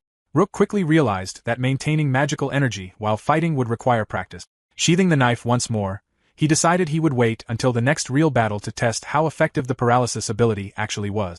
After that, he turned his attention to the magic book for Purify that he had bought from a street stall earlier that day. Pulling the book out, he read through it carefully and absorbed the skill. As understanding flowed into his mind, Rook became puzzled. Because the spell was called Purify, he had assumed it was simply magic meant to fight undead creatures. However, the knowledge revealed that the spell's purpose was much broader than he had expected. Rook continued thinking about the information that had entered his mind after learning the spell. From what he understood, Purify did not appear to be harmful to people, so he decided to test it immediately. Looking around the room, he chose a dirty towel as his target. Pointing his hand toward it, he quietly chanted, "To that which is impure, peace be to thy soul. Purify." At the very next moment, a bright light radiated from his hand, and the filthy towel instantly became spotless. Rook stared at it in amazement. Picking the towel up, he examined it closely and excitedly realized it looked even cleaner than when he had first purchased it from the general store. As he continued inspecting it, tiny white particles began falling away from the cloth. Rook muttered to himself in confusion, unable to understand exactly what the particles were. He guessed that the dirt itself was somehow transformed into those white fragments before peeling away from the fabric. However, his attention was suddenly drawn elsewhere. Looking toward his bed, Rook froze in shock. One section of the bedsheet had become perfectly clean as well. After staring closely, he realized what had happened. The spell had passed through the towel and affected the sheets underneath it too. Rook groaned quietly. The clean patch stood out terribly against the rest of the bed, making the untouched portions look even dirtier by comparison. After several minutes of silently staring at the awkwardly clean section, he finally sighed in resignation. There seemed to be only one solution left. Pointing his hand toward the entire bed, Rook reluctantly concluded that he had no choice but to clean all of it. He cast Purify once more. His hand immediately began glowing brightly again, but after several seconds passed, Rook's expression slowly changed from confidence to concern. The spell was not stopping. As the light continued pouring from his hand, he frantically shook his arm, trying to interrupt the magic. He shouted for it to stop, but the spell continued consuming his energy. Panic spread across his face as he realized the situation was becoming dangerous. The spell kept drawing more and more magical power from him, far beyond what he had expected. Finally, after several agonizing seconds, the glow faded away. Rook collapsed onto the floor in exhaustion, breathing heavily as relief washed over him. The experience had genuinely frightened him. The spell had consumed far more magic than he ever imagined possible. Some time later, Rook lay back down on his now perfectly clean bed. While the spell was undeniably convenient, he understood now that he would need to be extremely careful about when and how he used it. Otherwise, he could easily drain all of his magical energy without realizing it. Rook concluded that the amount of magical energy consumed by Purify was probably connected to both the size of the area being cleansed and the depth of the purification itself. As he inspected his bed more carefully, he realized that even the hay stuffing beneath the sheets had become completely clean. Although he had only cast the spell to fix his earlier mistake, lying face down on such a clean bed felt surprisingly wonderful to him. The comfort of it made Rook wish he could also take a proper shower before sleeping each night. Then, a sudden thought crossed his mind. Rook slowly looked upward and wondered what would happen if he used Purify on his own body. Sitting up immediately, he began carefully thinking it through. Based on what had happened during his last attempt, he reasoned that if he specifically visualized cleaning only the surface of his body, it might work safely. Still, he decided to test the idea first. Rook grabbed his bag and attempted to clean only its outer surface. After casting the spell, he quickly opened the bag and confirmed that the inside and all the items stored within remained unaffected. That success convinced him the method would work. With growing excitement, Rook placed his hands against himself and chanted once again, "To that which is impure, peace be to thy soul. Purify." A bright light enveloped his body as he squeezed his eyes shut tightly. Moments later, he cautiously inspected himself. His body seemed completely normal, and nothing appeared wrong. Then his eyes widened in surprise as he noticed his robe. The spell had cleaned even the hems and seams of his clothing, restoring the entire garment to the appearance of something brand new. The sticky, uncomfortable feeling covering his body had vanished entirely, replaced by a fresh and smooth sensation. When he touched his hair, he discovered it had become silky and soft as well. Rook burst into celebration. His entire body felt refreshed, almost as though he had just bathed. With a spell like this, life in this world would become far more comfortable than he had imagined. He enthusiastically praised the usefulness of Purify, thrilled by the possibilities it offered. Laughing happily, Rook threw himself onto the bed and declared that with this magic, he would be able to sleep comfortably no matter where he traveled. However, the moment he landed on the bed, a large cloud of white dust suddenly exploded throughout the room. Rook immediately began coughing violently as the white particles filled the air. Only then did he realize his mistake. In his excitement, he had completely forgotten about the strange white residue left behind by the Purify spell. Chapter 8 began with Dan swinging his sword, followed immediately by Mel thrusting forward with her spear. However, Dan clicked his tongue in frustration and shouted that it had gotten away. Mel reacted in alarm, exclaiming that the creature was heading toward Rook. Rook spun his spear confidently through the air and told them to leave it to him. As the Elrat charged toward him, he narrowed his focus, shifted his footing, and drove his spear forward in a precise thrust that struck the Elrat directly. A short while later, after the group gathered together, Loki praised Rook's impressive spear handling. Rook smiled proudly at the compliment, though Mel immediately remarked that he was getting smug over defeating just an Elrat. Dan, however, pointed out that even if it was only practice, taking down an Elrat in a single strike was still impressive. He added that if things continued like this, Rook would be able to handle enemies even if their front line were broken through. Listening to them, Rook reflected to himself that this was still only practice. Since Dan's equipment was still being repaired, Wind Squad had been experimenting with new combat combinations now that Rook had joined their formation. Dan then announced that they would move on to the next exercise. This time, they would imagine a situation where they needed to flee from monsters. Loki commented that the nearby field would be a good place for the exercise. As they made their way there, Rook continued thinking about how they were simulating different situations they might encounter and devising optimal countermeasures for each one. It reminded him of the companies back in his previous world, where protocols were constantly developed in response to potential situations. Simulations like these, he realized, could make a huge difference when the real moment arrived. While walking toward the field, Mel suddenly complained to Dan that even if it was only practice, his line of "damn, it got away" sounded far too flat. She argued that he should say it with more urgency and danger in his voice. Dan responded that it was not nearly as bad as Mel's own "not good," which he thought sounded just as awkward. Mel defended herself by saying she had often seen actors deliver lines like that in theater performances back in the capital. Dan replied that when he was younger, he had actually performed in quite a few plays himself. As Rook watched Dan and Mel continue bickering back and forth, he thought to himself that this, too, was an important exercise in risk management. Unfortunately, at the moment, he still had no effective countermeasure for dealing with conversations like theirs. At that moment, Loki stepped between the two of them and suggested that, if that was the case, they should compete to see who was better at acting as a goblin instead. In the end, according to Rook's observation, Mel wound up crying afterward. After practice concluded, Rook alone remained behind for hands-on lessons in monster dissection. As he carefully cut through the Elrat's body, Loki instructed him to try memorizing the monster's anatomy while dissecting it. Some time later, Rook lay sprawled on the ground in exhaustion. At that moment, someone noticed his condition and exclaimed that his hands were completely covered in blood, asking in disbelief whether he had really dissected the creature barehanded.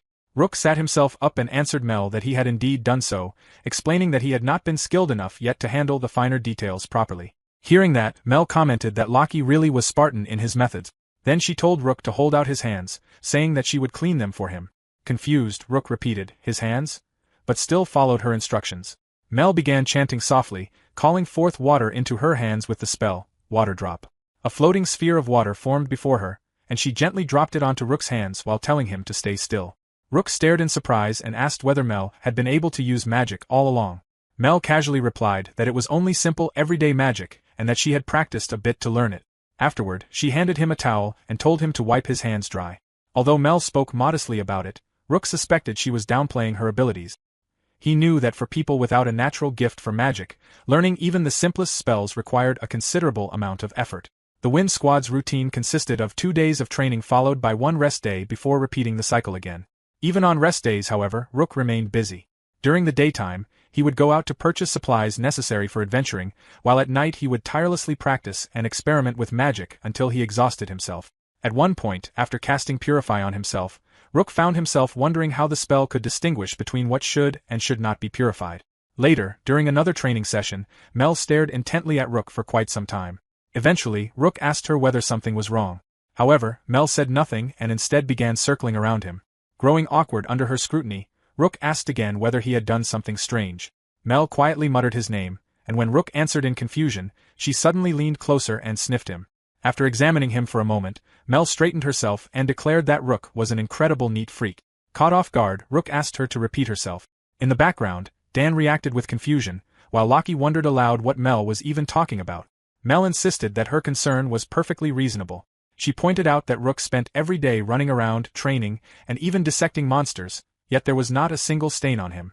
On top of that, he carried no smell whatsoever, not even sweat or the stench of dissection. She argued that it was only natural for her to find that suspicious. Hearing her explanation, Rook began to feel somewhat uneasy himself. Meanwhile, Dan casually remarked that he had assumed Mel had been brooding over something important all morning, only for it to turn out to be this trivial matter. Loki then apologized to Rook for forcing him to deal with such nonsensical concerns. Mel loudly protested that such things were extremely important to girls. She insisted that Dan and Loki should learn a thing or two from Rook, since the two of them sometimes smelled terrible. She demanded that they try imagining what it was like for a cat-human like herself, who possessed a far stronger sense of smell than ordinary people. Dan and Loki both froze in shock as Mel's blunt comment struck them directly. Dan awkwardly muttered that Mel could have phrased it a little more delicately. Beside him, Loki quietly reflected in disbelief that he had apparently smelled bad this entire time. As Rook watched the three of them bicker among themselves, he found the scene strangely nostalgic. It reminded him of the interactions his clan in List Age used to have. Cannon, in particular, would occasionally say something unbelievably airheaded that left everyone stunned. One example that came to mind was her proudly declaring that eating ice cream while wearing only underwear was the best feeling ever. Yet despite her odd remarks, she always managed to brighten the mood around everyone. Thinking back on those memories, Rook wondered whether Cannon was still cheering up the people around her in this world as well. Elsewhere, Cannon stood focused while chaos unfolded around her. In front of her, one adventurer shouted at Masa to stab rather than slash at the monsters. Another complained that there were simply too many enemies. In the background, the group struggled desperately to hold back a pack of monsters. Tanapon shouted Masa's name, while Masa yelled back that he already knew, cursing at how constantly the monsters moved around. Suddenly, Masa's expression changed in shock as one of the monsters leapt over their formation. Another adventurer shouted in alarm, asking what had happened. Masa yelled that the creature had broken through to the back line. Cannon immediately readied herself while Woda panicked, frantically asking what he was supposed to do. The monster charged straight toward him and lunged. Woda screamed, but before the monster could reach him, an arrow flew through the air and instantly killed it. The shot had come from Elfman. Tanapon thanked him before asking how he was so skilled with a bow. Elfman calmly replied that it was only natural for elves to excel at archery. Hearing that exchange, Cannon thought to herself that Tanyapon's reaction was perfectly understandable. Ever since arriving in this world, they had investigated the abilities they selected within the white space and discovered that none of them had developed at all. Abilities in this world seemed less like instant powers and more like talents that required long periods of practice and training before they could truly bloom. As Cannon watched Elfman retrieve his arrow from the monster's corpse, she continued her thoughts. His current skill with the bow was not the result of the abilities he had chosen here. Rather, it was because he had already possessed talent and experience with archery back in their previous world. Considering that, Kanon thought it would not be strange at all if Elfman had practiced archery before being transported here. Kanon's thoughts were interrupted when Woda shouted in frustration that they needed to stop letting monsters reach the back line. Otherwise, he would die because he could not handle situations like this. Tanapon quietly muttered that even if Woda said that, the situation was not so simple. Kanon silently observed Masa and the other adventurers remaining unusually quiet, and she realized that things had ultimately become exactly the kind of situation Bishop had worried about. Letting out a sigh, Kanon gently patted Woda on the shoulder. Smiling reassuringly, she told him that as long as they continued leveling up, things would somehow work out in the end, so they should keep trying their best. At that moment, another adventurer approached Woda and apologized profusely. Calling himself Robert, he admitted in shame that the earlier mistake had been his fault for allowing a monster to break past their line. Woda replied that it was alright and admitted that he had panicked too much himself. He also reminded Robert that he would prefer being called Suzuki instead of Rickchan Love. Robert immediately apologized again and corrected himself, addressing him properly as Suzuki this time. Then, after glancing around at the exhausted group, Robert suggested that this seemed like a good place to stop for the day and proposed that they head back. Later, after leaving the dungeon and wandering through the city streets, Tanapon remarked that it was astonishing to have a dungeon located directly in the middle of a city. Masa agreed, saying that it truly was surprising. Kanon observed that the dungeon had been isolated behind multiple layers of protective walls, making it perfectly fitting to describe the place as a fortress. After some time, Robert informed Masa and the others that he had just received a message stating that the preparations had been completed.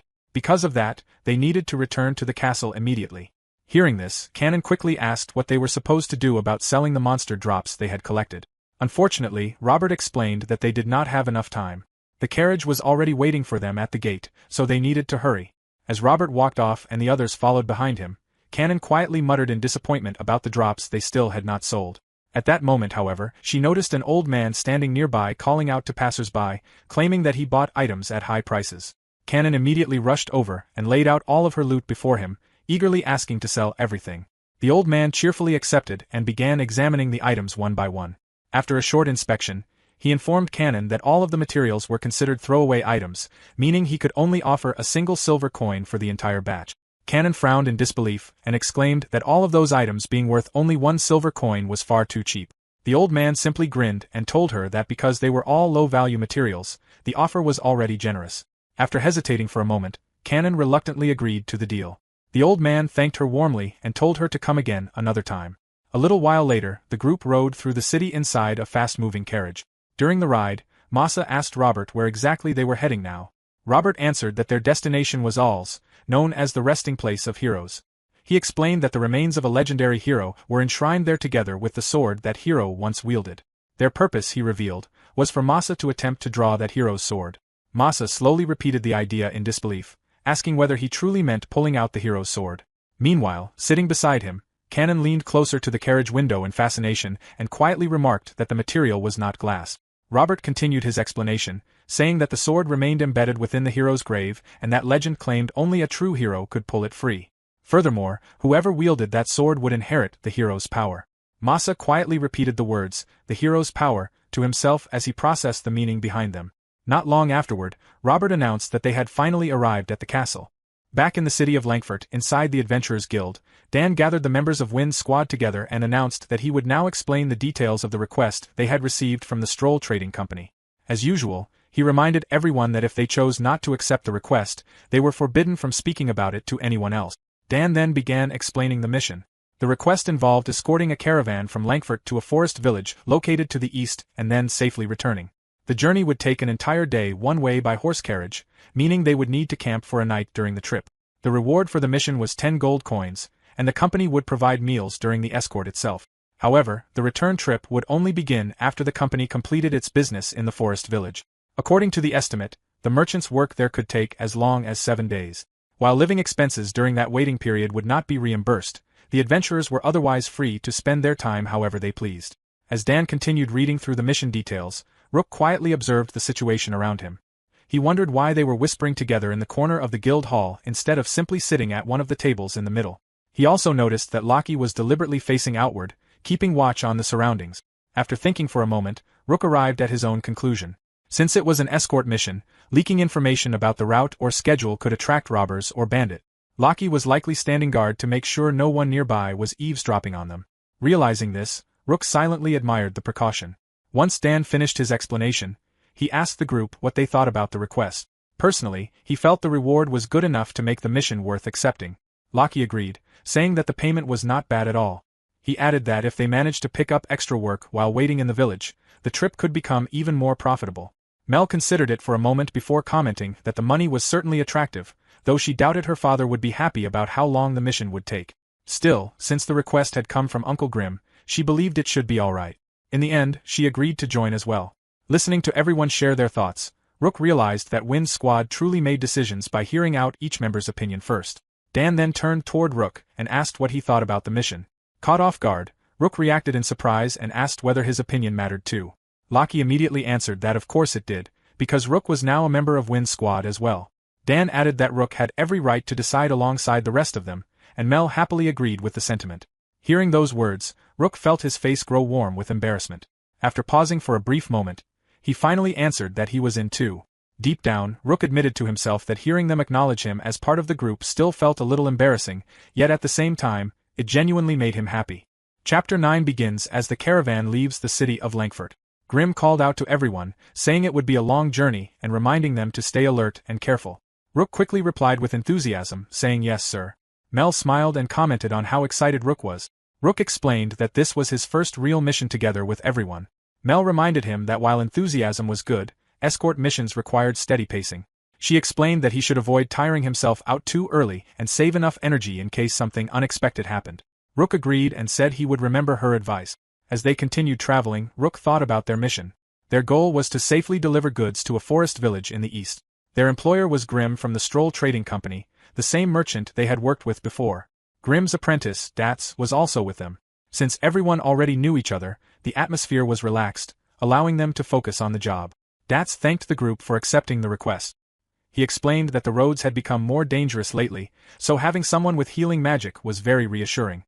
Hearing this, Mel pouted and jokingly asked if Dats only needed Rook and not the rest of them. Dats quickly denied it and said everyone was dependable.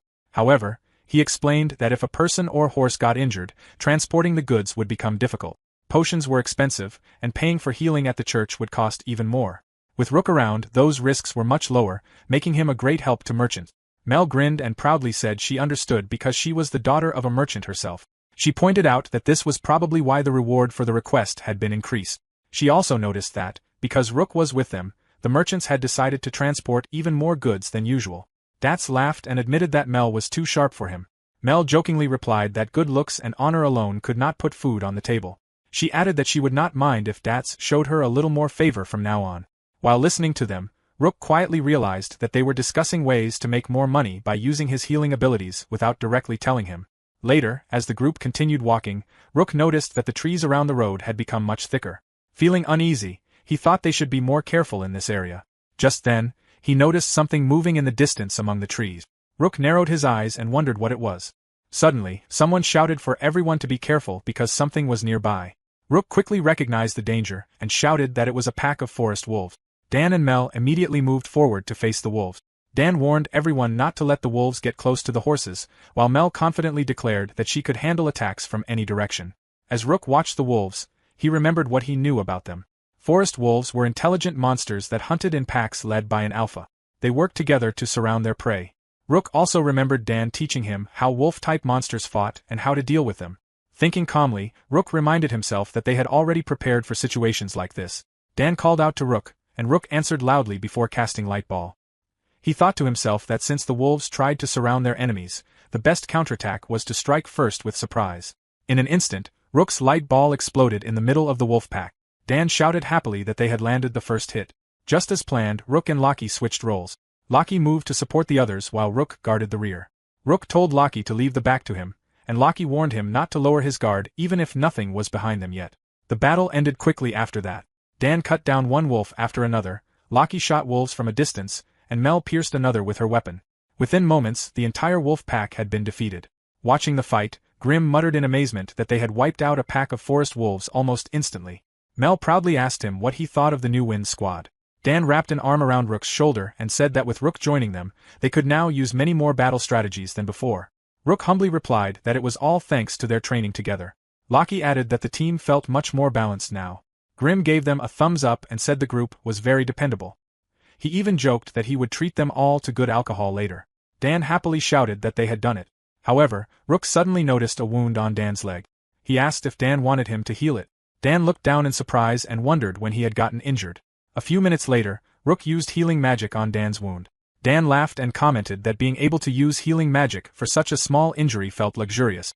Mel added that it was all thanks to Rook, since getting treatment from the church would normally cost a huge amount of gold. Rook then thought about how healing magic usually worked in Tesla. People normally had to visit the church to receive healing, but the cost was extremely high. Because of that, ordinary people only went there when absolutely necessary. In truth, most people simply could not afford it otherwise. After the healing was finished, Dan told everyone to collect only the magic stones and body parts needed as proof that the wolves had been defeated. He asked Grim if that was acceptable. Grim agreed and explained that carrying the rest of the monster parts would only increase their luggage, without much profit. He told them it would be better to dispose of the bodies quickly and continue their journey. As Rook washed his hands, he thought about what had happened after the battle. After collecting the magic stones and the body parts needed as proof, the group had thrown the forest wolf corpses back into the forest. While drying his hands, Rook thought about how convenient magic could be. He wondered if he should try learning water drop magic as well. Nearby, Mel offered water to Locky before asking Dats if he wanted some too. Hearing this, Rook glanced over as Grim commented that using such precious water so casually was wasteful. Confused, Rook asked what Grim meant by Mel's water. Grim explained that water created through magic was completely pure and free of impurities. Because of that, it was very valuable and could be used for medicine, drinks, farming, and many other purposes. He added that a person could even make a living just by using water magic. After hearing that, Rook realized magical water could also safely be used for drinking. Thinking about its usefulness, he seriously considered learning water magic in the future. Afterward, the group continued their journey. Before reaching their campsite, they were attacked by forest wolves once again. However, this time they handled the attack smoothly without any trouble.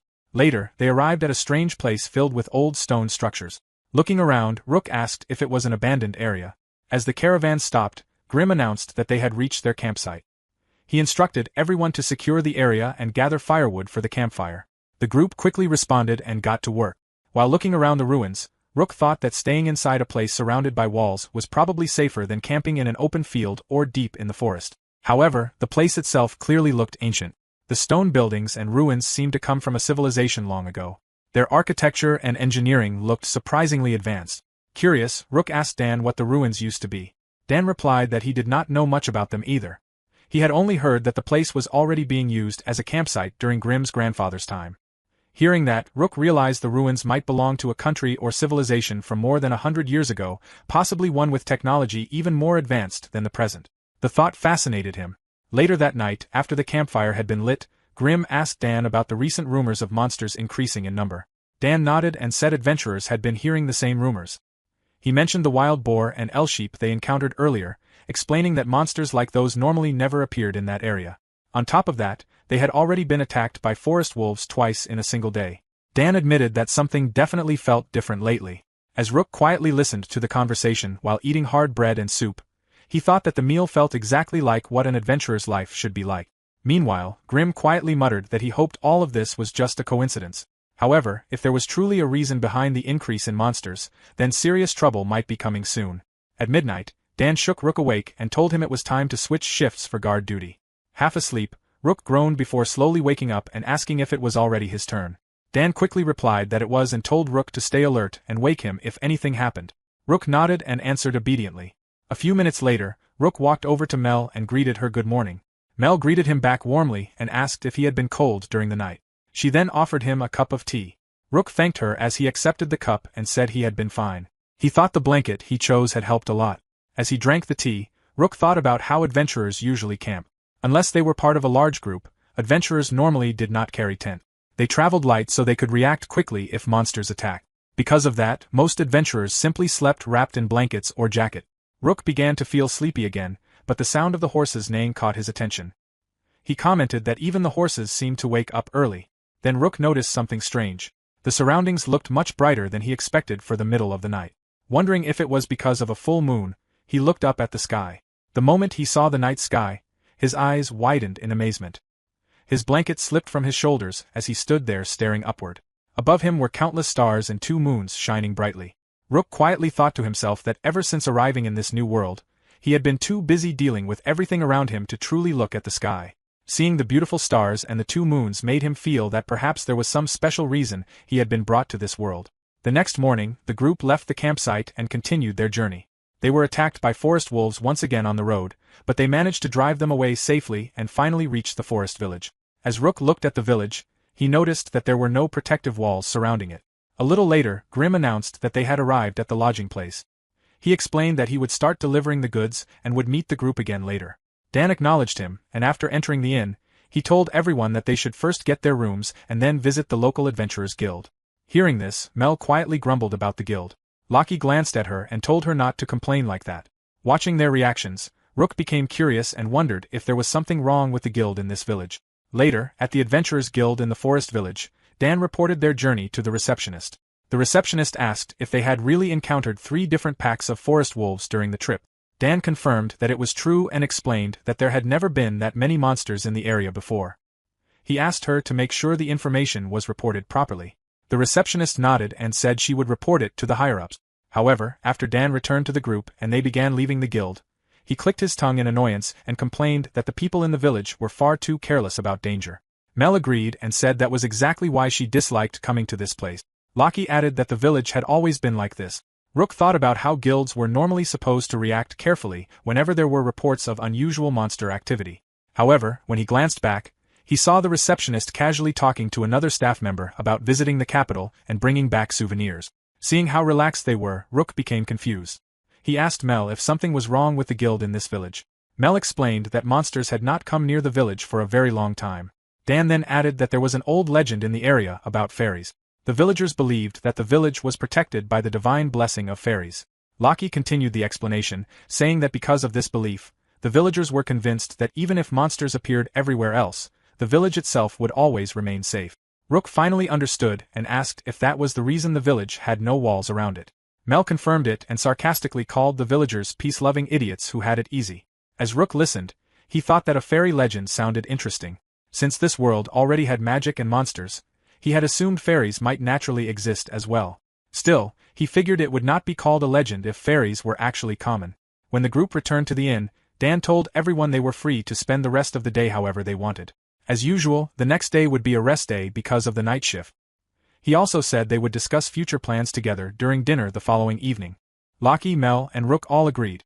Rook then remembered that the Wind Squad had a rule that the day after night watch duty was always treated as a rest day.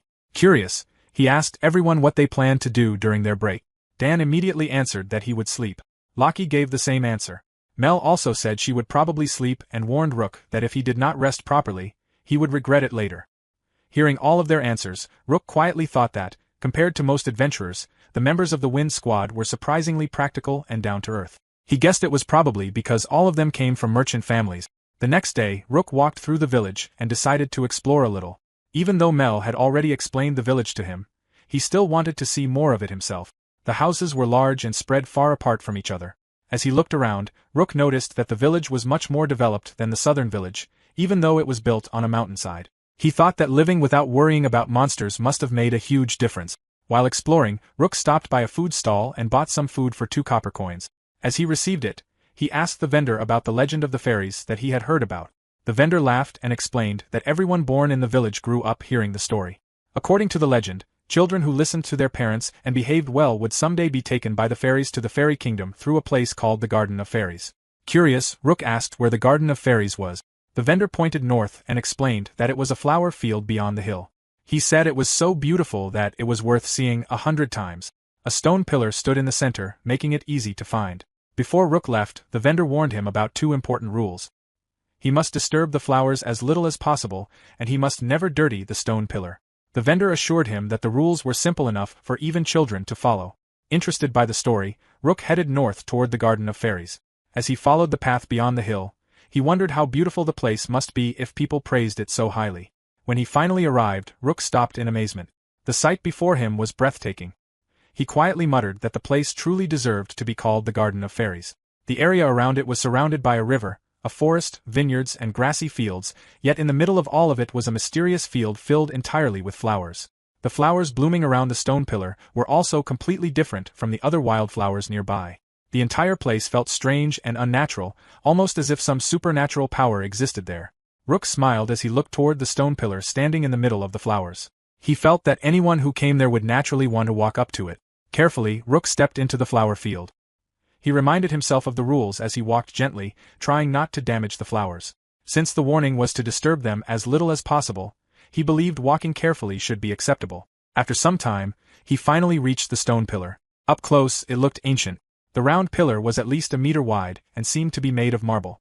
Moss and dirt covered most of its surface, making its original color hard to see, but faint markings could still be seen carved into it. It reminded Rook of ancient ruins. As he touched the pillar, Rook thought about the rule forbidding anyone from dirtying it. However, the pillar already looked covered in dirt and moss. Suddenly, Rook heard a voice echo inside his head. The Gate of Fairies. His eyes widened in shock and confusion as the mysterious words rang through his mind. Chapter 10 continued right after Rook touched the pillar and heard a voice inside his head. Startled, he quickly pulled his hand away and froze in fear. As he stared at the stone pillar, he wondered if this was the Gate of Fairies. He realized that the strange ability he had to judge objects must have reacted to it. That meant the pillar probably had some kind of connection to him.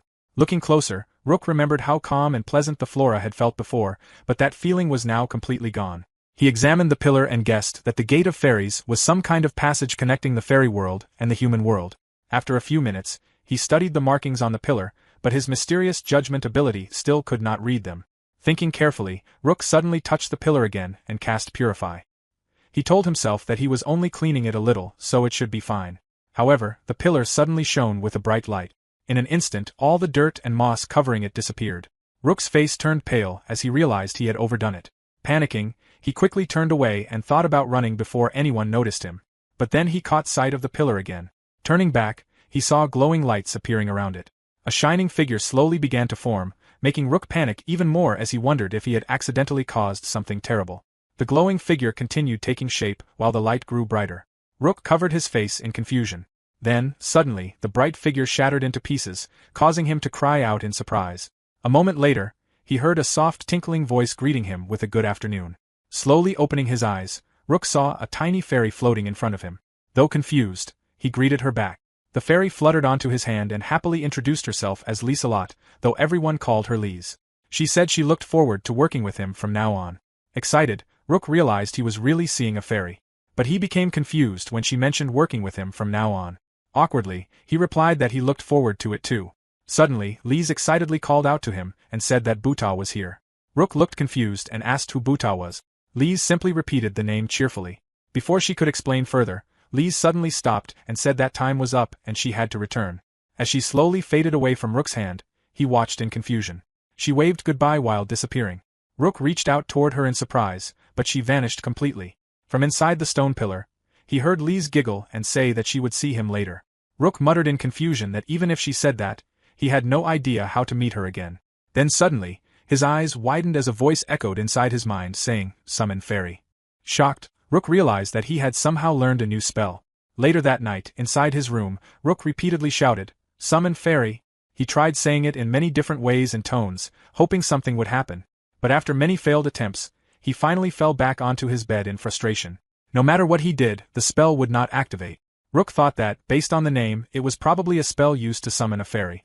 Still, he felt like something important was missing, though he had no idea what it was. He remembered what Lise had told him earlier, that she would see him again later. Thinking about that gave him a little hope. Rook guessed that maybe the spell needed some kind of catalyst or offering. Since he could not figure it out yet, he decided to stop thinking about it for now until he discovered what he was lacking. The next morning, Rook was inside the guild with the others. Their current job was only to escort the Stroll Trading Company while it transported goods. However, until the company finished its business in the village, they could not return home. On top of that, their living expenses while waiting would not be reimbursed, so the group decided to take requests from the local guild to earn money. As Rook and Mel sat at a table, they overheard conversations from nearby adventurers. One adventurer mentioned that the number of monsters around Langford had been increasing. Another replied that it did not concern them. Someone else added that monsters were also appearing more often on the road between Langford and the village. They commented that low-ranked adventurers there were probably having a difficult time dealing with it. Another person called it a disaster. At another table, someone mentioned hearing that the trading guild had failed to gather enough herbs. Another reacted in shock, worrying that medicine prices would rise because of it. Listening to everything around him, Rook smiled and commented that it was easy to hear everyone's conversations inside the guild. Nearby, another adventurer dismissed the problem, saying there was no need for medicine in their area anyway. Someone else replied that they had hoped to make a profit from the situation. Another person added that it even felt like a war might break out in the west soon. Mel responded to Rook by saying that the people in the village had no sense of danger. They acted as if those problems had nothing to do with them. A little later, Dan and Lockie returned after checking the available guild requests. Dan apologized for taking so long and explained that there were not many good jobs available. Mel reacted with disappointment. Lockie explained that the only worthwhile request was monster hunting. Mel complained that the hunting grounds were far from the village. Curious, Rook asked if the hunting grounds were really that far away. Lockie reminded him that monsters never came close to the village. Rook finally understood and realized that the hunting area must be located far from town. The group eventually decided to take a long trip to hunt monsters. After preparing their equipment and leaving the village, they spent 2 hours marching deep into the forest. Along the way, Mel loudly complained that the trip was too far, but Dan quickly told her to stop complaining. Once they arrived, they immediately began searching for monsters. They hunted continuously throughout the day. After defeating a group of goblins, Rook realized there had been little for him to do because there were only 3 enemies. When noon passed, the group decided to retreat. In Tesla, returning before dark was considered an important rule. Even though the hunt was short, the reward was good, and they earned a decent amount of money. Back at the guild, the receptionist handed them 6 silver coins as payment. For the next 2 days, they repeated the same routine. During that time, Rook finally got the chance to fight on the front line and test his paralysis knife. After slashing a monster and seeing it become paralyzed, he realized how useful the weapon could be. Suddenly, tiny lights surrounded Rook's body. He immediately recognized what was happening. Lockie congratulated him on receiving the goddess's blessing. Dan and Mel also happily congratulated him. Rook learned that in Tesla, leveling up was called receiving the goddess's blessing. Even after hearing it many times, he still could not get used to the strange expression. A few days later, the group rested together. Lockie quietly admitted that he already wanted to return to Langford. Rook thought it was unusual for Lockie to complain like that. Mel told him not to give up because she was also trying her best to endure. Dan reminded everyone that they had agreed to these conditions from the beginning. Although he also wanted to go back, he said they only needed to endure a little longer. Rook stayed silent and listened. Later that day, while they were in the forest, an old woman shouted at them to stop dragging their feet before the sun set. Dan and the others quickly answered respectfully. Rook remembered what had happened that morning at the guild. A large number of urgent escort requests had suddenly appeared for herb-gathering missions. Apparently, there had been an unexpectedly huge order for herbs. One shop had failed to gather enough in time and complained to the trading guild. Because of this, the trading guild became desperate and even called retired herb gatherers back to work. As a result, many escorts were needed to protect them while gathering herbs. Outside the trading guild, the staff encouraged all the gatherers and asked for their help. When Dan first saw the request, he suggested that the group accept it for a change of pace since they were getting tired of hunting monsters every day. In the end, they accepted the escort mission. However, the old woman they were assigned to protect, Hannah, turned out to be very strict and harsh toward them.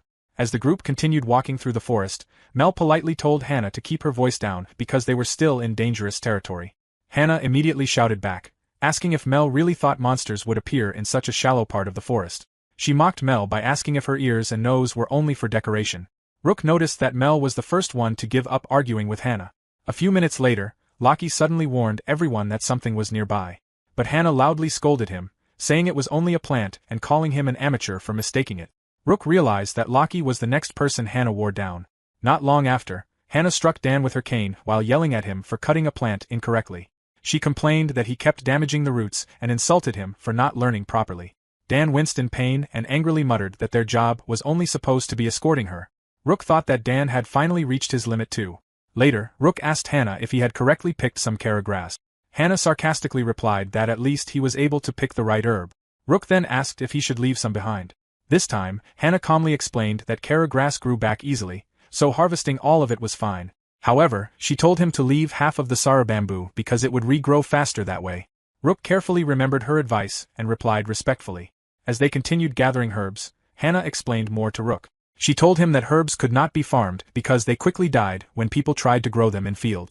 Many people had attempted it before, but all had failed. Because of that, they had no choice but to depend on nature. she warned Rook to take good care of the forest. Rook respectfully agreed. Surprisingly, Rook felt that he and Hannah understood each other well. Later that night at the inn, Mel collapsed in exhaustion and complained that she never wanted to escort a herb gatherer again. She angrily asked who had suggested taking the request in the first place. Lockie and Dan agreed with her, though both secretly remembered that Mel herself had been the one who suggested it. Rook apologized, saying he felt like he was the only one who had not really done any escorting because he ended up enjoying the herb gathering. Dan quickly denied that and said they were actually grateful to Rook. According to him, Rook had been the only one capable of dealing with Hannah peacefully. Lockie added that without Rook, they probably would have failed the mission. Mel happily raised her cup and declared a toast to Rook. Everyone cheered and clinked their cups together. At that moment they heard Grim calling out to them. After confirming everyone was present, Grim announced that they would finally be returning the next day and told everyone to prepare. Dan asked if Grim had finished all his business in the village. Grim grinned and explained that the trading guild had worked hard for them, allowing them to gather all the herbs they needed earlier than expected. Hearing this, Rook suddenly realized something. The huge herb order that caused all the urgent gathering requests had actually come from Grim. Thinking back, he remembered Mel and Dats mentioning something similar during their journey earlier. Because of that, Rook quietly suspected that the entire herb gathering situation might have indirectly been his fault. Meanwhile, Grim happily told everyone that if they were thankful for going home early, they should thank the trading guild. The group quietly agreed. The next morning, the group packed their belongings and left the forest village. On the way back, they were attacked several times by packs of forest wolves, but they managed to return to Langford safely without any major problems. As they arrived at the city gate, Mel happily shouted that it felt good to be home. Lockie agreed, saying there truly was no place like home. Dan commented that they had worked hard for a long time, so they should take 2 full days to rest. Mel quickly agreed and declared that she planned to spend the entire next day relaxing at home. As Rook followed behind them, he quietly thought to himself that it really did feel good to return to Langford. He was satisfied that the Wind Squad had successfully completed the request. He had also enjoyed seeing the ruins and meeting a fairy for the first time. Still, deep inside, Rook felt like something was missing. Later that day, Rook visited Gildan's smithy alone. As he entered, Gildan welcomed him and asked why he was not with the others. Rook explained that it was a rest day, so he had come by himself.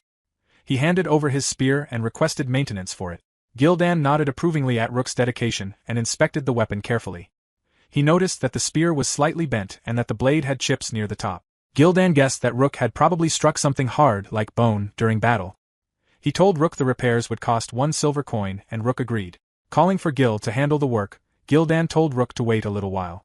As they waited, Gildan mentioned that the recent mission seemed long and asked how it went. He also asked if Dan had been doing his job properly. Rook replied that Dan worked very hard and was trusted by many people. Even the guild seemed to have high expectations for him. Rook honestly believed Dan was a great leader, far beyond anything he himself could become. Hearing that, Gildan quietly replied that Dan had always been hardworking. However, he explained that Dan seemed convinced he was meant to become an adventurer. While becoming one was not difficult, Gildan believed Dan lacked something important that would keep him from finding true success. Rook looked saddened by those words but stayed silent as Gildan continued speaking. Gildan added that Dan, Mel, and Lockie were all somewhat alike in that regard, though perhaps there was some good in it too. Then Gildan suddenly asked Rook what he himself wanted. Surprised, Rook pointed to himself in confusion. Gildan asked whether Rook truly wanted to make a name for himself as an adventurer. He then explained that Dan could have become an excellent blacksmith, something Gildan was completely certain about. Instead, Dan chose the path of an adventurer, which Gildan considered a waste of talent. As the repaired spear was handed back to Rook, Gildan gave him one final piece of advice. A man needed to be able to earn a proper living for himself, so Rook should think carefully about his future as well. Rook quietly answered that he understood. As Rook left Gildan's smithy, he quietly thought to himself that even in another world, parents still worried about their children the same way. He understood what Gildan meant about needing to make a proper living, but Rook felt that before he could even think about his future, he first needed to understand how this world worked. With a sigh, he continued on his way. After their rest days ended, the Wind Squad spent a long period taking monster hunting requests. Recently, the number of monsters appearing around the outskirts of Langford had increased greatly, so there was plenty of work for adventurers. One day, while inspecting a dead boar monster, Dan commented in amazement that Mel had hunted it completely by herself. Proud of herself, Mel laughed and asked everyone what they thought of her performance. Thanks to all the hunting requests, the group earned a good amount of money from rewards. Rook felt that life as an adventurer was truly worthwhile. Every night after receiving their rewards, the group would celebrate together, drinking and excitedly talking about hunting again the next day. However, while everything seemed fine on the outside, Rook slowly began feeling uneasy more and more often. Sometimes he even felt strangely depressed without understanding why. One night, while lying in bed, Rook told himself that he needed to stop thinking and get some sleep. Later that night, loud knocking suddenly echoed through his room. Someone urgently shouted for Rook to wake up.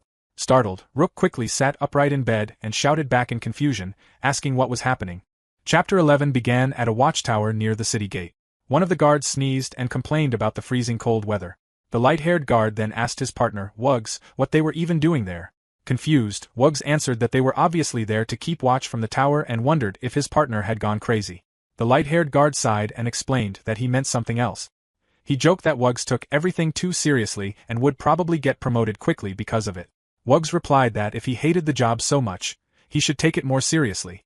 Once he earned a promotion, he would not have to do guard duty like this anymore.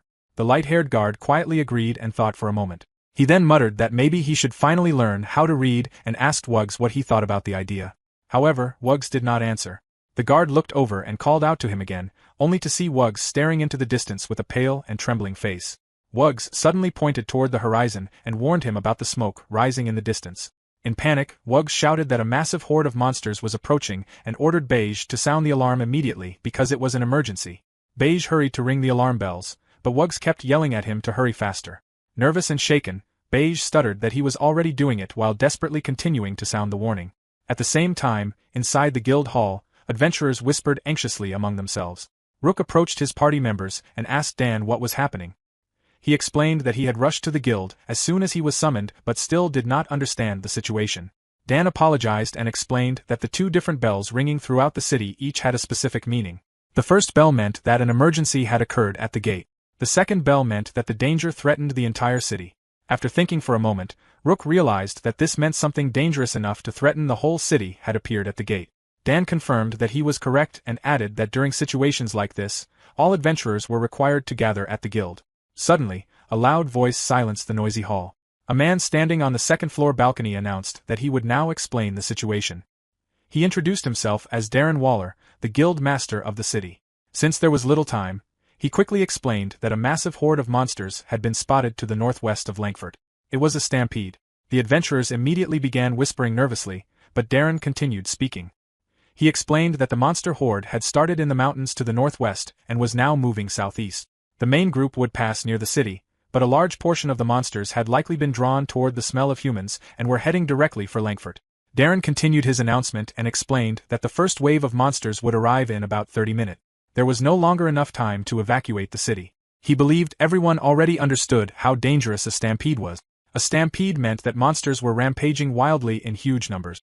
Sometimes there were hundreds, sometimes thousands, and in extreme cases even tens of thousands of monsters moving together. Because of that, even if the stampede only brushed past the city, it would still cause massive destruction. Darren then explained that the city lord had requested the guild's help in defending the West Gate. Negotiations were still ongoing, but adventurers who participated in the defense could expect to receive rewards in gold. As the adventurers began talking among themselves, Darren added that extra bonuses would also be given depending on each person's contribution and accomplishments during the battle. Those who achieved major results would likely gain recognition from both the Lord and the Kingdom. The guild would also consider promotions in rank for deserving adventurers. After letting everyone absorb the information, Darren addressed the hall again. He told them that this was a once-in-a-lifetime opportunity, assuming they survived. He then warned them clearly that if the gate was breached, monsters would flood into the city. At that point, the city would no longer be safe or even livable. Defending the gate was the only way to stop that from happening. Finally, Darren ordered all adventurers willing to help defend the city to head immediately to the West Gate. As the speech ended, Rook quietly thought to himself that the situation was extremely serious. He had heard about stampedes before, but this was a disaster that threatened the survival of the entire city. One wrong move could easily cost many lives. Rook also noticed something strange about the guild master's speech. From the very beginning, Darren had strongly emphasized that running away was not an option. Only after that did he start talking about rewards and benefits. To Rook, it felt like Darren had carefully chosen his words to make sure the adventurers would stay and fight instead of fleeing. Around the hall, adventurers began reacting in different ways. Some nervously wondered what they should do. Others questioned whether they should leave the city entirely. A swordsman argued that the city was probably the safest place during a disaster like this. An archer confidently declared that they should join the defense effort. Another adventurer excitedly talked about making a fortune from the rewards, while someone else dreamed that this might finally help them become a civil officer someday. As Rook listened, he guessed that the divided reactions came from the difference between local adventurers and travelers from other places. Those who lived in the city wanted to protect it, while outsiders were more focused on their own safety or personal gain. Meanwhile, Dan acted exactly as Rook expected. Calmly and decisively, Dan told the party that they were heading to the West Gate and asked everyone if their equipment was ready. Rook noticed that Mel was missing and mentioned it to the others. Dan explained that she probably wanted to come, but her father likely refused to let her leave the house during such a dangerous situation. Lockie added that Mel was probably throwing a tantrum in her room right now because she could not join them. Rook laughed and admitted that he could easily imagine the angry look on her face. Outside the city, Darren stood above the gate and shouted instructions to everyone below. He explained that the monsters would split into different groups depending on their speed, causing them to attack in several waves. He ordered everyone to focus only on the monsters heading directly toward the gate and ignore those moving away from it. As adventurers and villagers worked together to strengthen the defenses, Darren continued giving orders. He warned everyone not to lower their guard even if they survived the first wave. According to the guild's records, stronger and more dangerous monsters usually appeared later as the stampede continued. Darren then began organizing the defenders. He ordered archers and offensive magic users to climb onto the ramparts above the gate. Those capable of casting stone wall magic were told to quickly create barriers in front of the gate. Melee fighters were instructed to form defensive lines behind the gate. Dan turned to Rook and Lockie and wished them luck. Rook answered that he would do his best, while Lockie confidently told Dan to leave everything to them. As Rook climbed the ladder leading to the ramparts, he quietly thought to himself that he had been very worried earlier. However, seeing how calm Dan and Lockie were made him feel that maybe everything would somehow turn out alright. But the moment he reached the top and looked into the distance, the color drained from his face. The rising clouds of smoke and the powerful tremors in the ground made the hairs on his skin stand up. The sight completely destroyed his naive expectations. It felt less like a group of monsters and more like a natural disaster, such as an earthquake or a typhoon.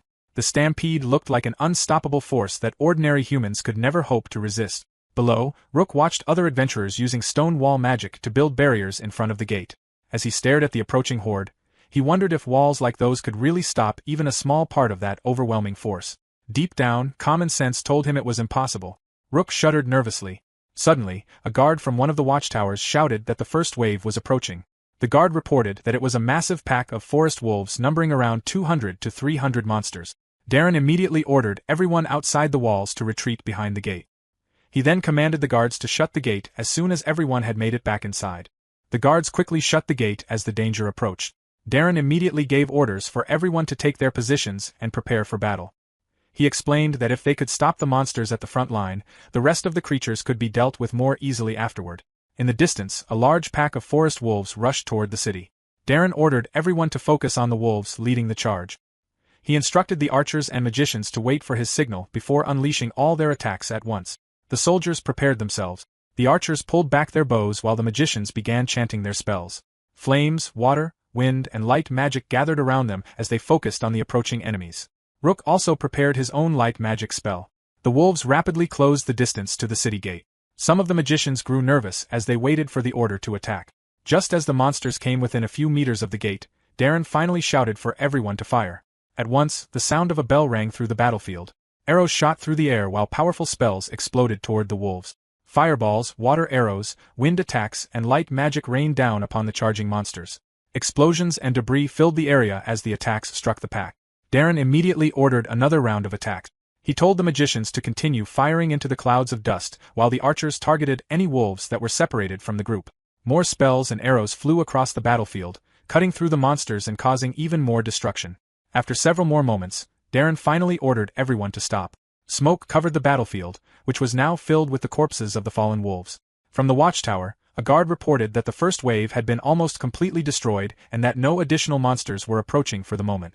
Darren clenched his fist in triumph and praised everyone for their hard work.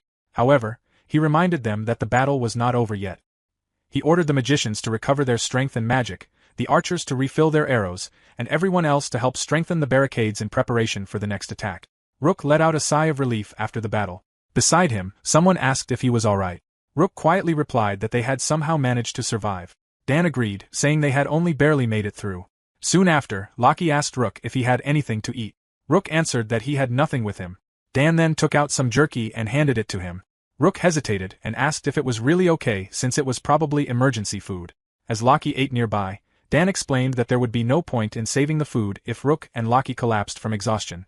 Rook accepted the food and quietly thanked him before taking a bite.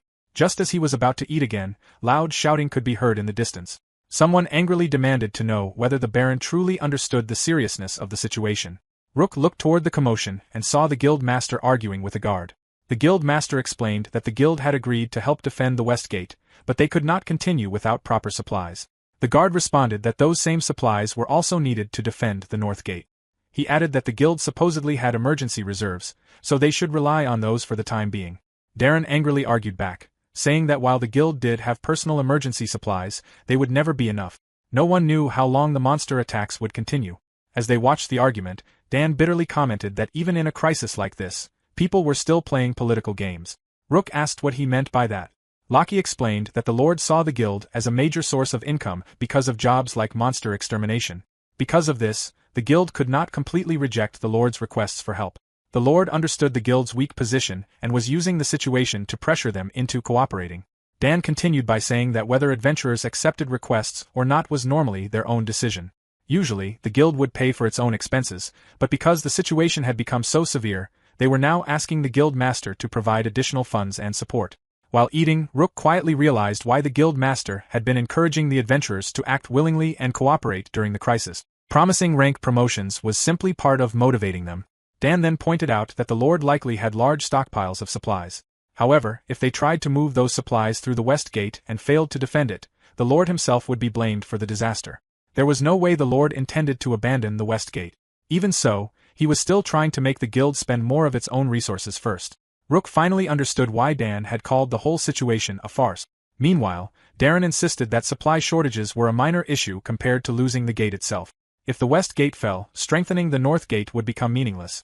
The guard then placed a hand on his chest and declared that even if it cost him his life, he would deliver this information back to the Lord. Darren pulled at his hair in frustration as he shouted that the Baron still refused to pay for the supplies. He angrily wondered if the Baron truly understood what would happen if the West Gate fell. When he looked down at his trembling hand, he noticed several strands of hair had come loose. He quietly muttered in shock about his hair. At that moment, someone urgently called out to him. Irritated, Darren shouted back, asking what the problem was this time. When he turned around, he saw guards struggling to hold back a group of complaining adventurers. One adventurer with an eye patch angrily demanded to know why he was not allowed to return to the winery. An archer complained that her arrows were almost gone. Another adventurer grumbled that the previous battle had already used up half of his mana and questioned how he was supposed to keep fighting. A heavily armored man shouted that they did not even have enough food and that he had not eaten since morning.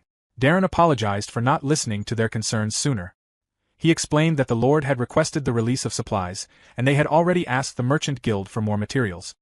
He urged them to wait until the supplies arrived. The adventurers reacted angrily to his answer. Watching the scene, Dan angrily called them stingy people. Rook asked what he meant, and Dan explained that many of the adventurers came from other towns and countries. According to him, they cared more about gold and rewards than the safety of the town. They were pressuring the guild master and threatening not to cooperate unless they were treated better. Dan added that those adventurers were experienced and cunning. There was no way they had entered such a dangerous situation without emergency supplies of their own. He pointed out several examples. The archer complaining about running out of arrows could actually use attack magic as well. The adventurer complaining about food already had ingredients hanging from his belt. Dan believed most of the others were the same. Rook was surprised, but at the same time, he could somewhat understand their behavior. Adventurers constantly lived beside danger, so they naturally tried to protect themselves first. Suddenly, a man nearby quietly mentioned that something felt missing. Before Rook could think further about it, someone loudly shouted that the second wave of monsters was approaching. Dan waved toward Rook and told him that since the next attack was about to begin, he would leave the area to him. Rook quickly agreed. As Dan and Loki prepared to leave, Rook called out to them, telling them to stay safe. Looking into the distance, Rook quietly admitted to himself that seeing the current situation made him feel a little pessimistic. Still, he tried to calm himself down. He believed they could survive this somehow, and he encouraged himself to keep going. Chapter 12 continued as a large horde of Elsheep rushed toward the city. From the watchtower, a guard shouted that a second wave was coming and estimated that there were around 300 monsters approaching. As the Elsheep charged closer, Darren ordered everyone to attack immediately. Spells and arrows filled the battlefield. Magicians cast water ball, fireball, and wind ball, while archers fired arrows into the horde. Another attack exploded among the monsters as someone used fire arrow. Rook was about to cast light ball when the L-sheep suddenly broke through the attacks and slammed into the stone walls. Panic spread across Darren's face as he realized the walls might collapse. The defenders quickly continued their assault. More water balls and fireballs flew through the air, while Rook finally cast his light ball. Explosions echoed across the battlefield as the defenders desperately fought back. After using too much energy, Rook collapsed to the ground in exhaustion. While lying there, he heard the guild master praise everyone for holding the line. Darren then quickly ordered the earth magicians to repair the damaged stone walls while the attackers recovered their stamina and restocked supplies. As Rook rested, someone approached him. Mel leaned over him and offered him a potion. Shocked, Rook quickly sat up and asked why she had come when she was supposed to stay home. Mel explained that she could not stay quiet during such a dangerous situation, so she secretly slipped out. She carried 2 large bags on her shoulders and explained that although her father had taken away her spear, she managed to sneak out food from home. She also said that Grimm had donated more supplies and told Rook to take as much as he needed. Rook worried that they were giving away too much, but Mel cheerfully replied that if the city were destroyed, there would be no business left anyway. She told him to regain his strength before hurrying off to help the others. Rook gratefully accepted the potion and thanked Mel. Before leaving, Mel added that the potion also contained the same herbs Hannah had once used. As she walked away, Mel loudly called out to everyone, offering potions from Melvis Company and Stroll Company while also inviting hungry people to take food. Watching her, Rook noticed how strongly she was advertising the companies even during the crisis. Looking down at the potion in his hand, he realized it truly contained the herbs from before. After drinking it, he silently thanked Hannah and Grimm. While recovering, Rook began thinking about the number of monsters that had appeared in the first and second waves. If the attacks continued at this rate, things would become even worse. Before he could finish his thoughts, he suddenly heard the earth magicians casting several stone walls at once. A cold feeling suddenly ran through him, causing him to freeze in place. The guard on the watchtower suddenly shouted that a third wave of monsters was approaching, and this time it was enormous. Darren immediately panicked and demanded to know what was coming. The guard reported that the monster appeared to be a great boar, a dangerous B-rank monster. Darren stared into the distance and quickly realized it was true. The creature was massive, and he could not believe such a monster had appeared. Without wasting time, Darren shouted orders across the battlefield. He told the attack team to prepare immediately and ordered the earth magicians to make the stone walls as high and thick as possible. He also sent a messenger to the Baron to request reinforcements, ordered the barricades inside the gate to be strengthened, and commanded the evacuation of residents living near the west gate. As he gave commands, Darren desperately tried to think of another solution. However, he knew there were no adventurers in town strong enough to defeat a B-rank monster. Their only option was to weaken it with arrows and magic before having the C-rank adventurers hold it back somehow. In frustration, Darren pulled at his hair and cursed the terrible timing of the disaster happening while he was the guild master. When he looked at his trembling hand again, he noticed even more strands of hair falling out, which only made him panic further. Soon, Darren ordered everyone to withdraw behind the completed stone walls and prepare for the attack. He shouted that the great boar was so huge that missing it would be impossible. All they had to do was stop its charge and deal as much damage as they could. Rook focused his magic while staring at the approaching monster in shock. The great boar was over 4 meters tall and looked as large as the west gate itself. To him, it resembled a mammoth more than a boar.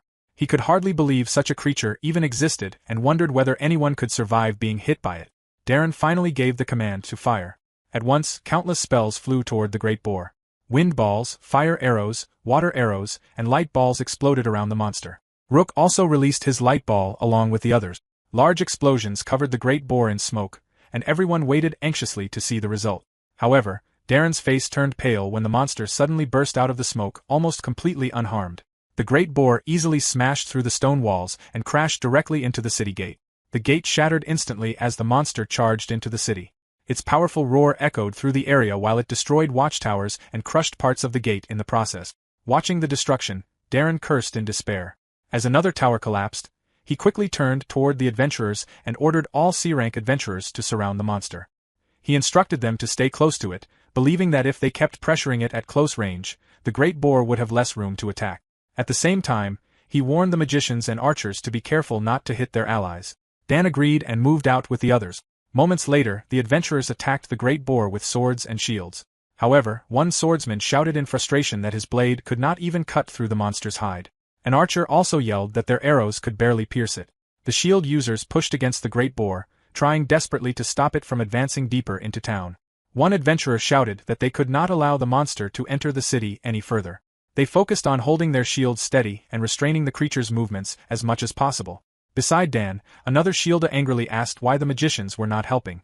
Dan explained that the magicians could not safely cast spells while the adventurers were fighting so close to the monster, since they would risk hitting their own allies.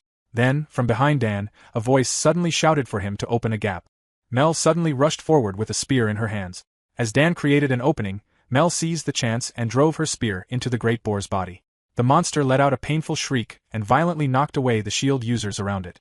One of the shielders immediately shouted that the situation was bad because the great boar was about to charge again. Another adventurer yelled for everyone to hold their shields and stop it. The adventurers were already trembling from fear and exhaustion when a man suddenly stepped in front of Dan.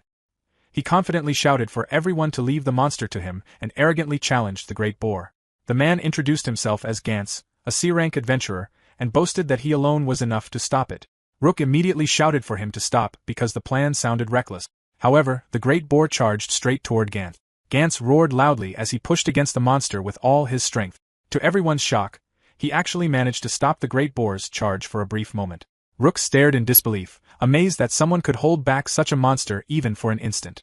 Proud of himself, Gantz smugly asked everyone what they thought of his strength. But in the very next moment, the great boar overpowered him and sent him flying away. Rook nervously laughed to himself. Even though Gantz had no real chance of winning, he still managed to halt the monster for a moment. Rook realized this was the strength of a true C-rank adventurer. Perhaps it was even the power granted by the goddess blessing. Meanwhile, other adventurers shouted for everyone to attack at once and prevent the great boar from escaping.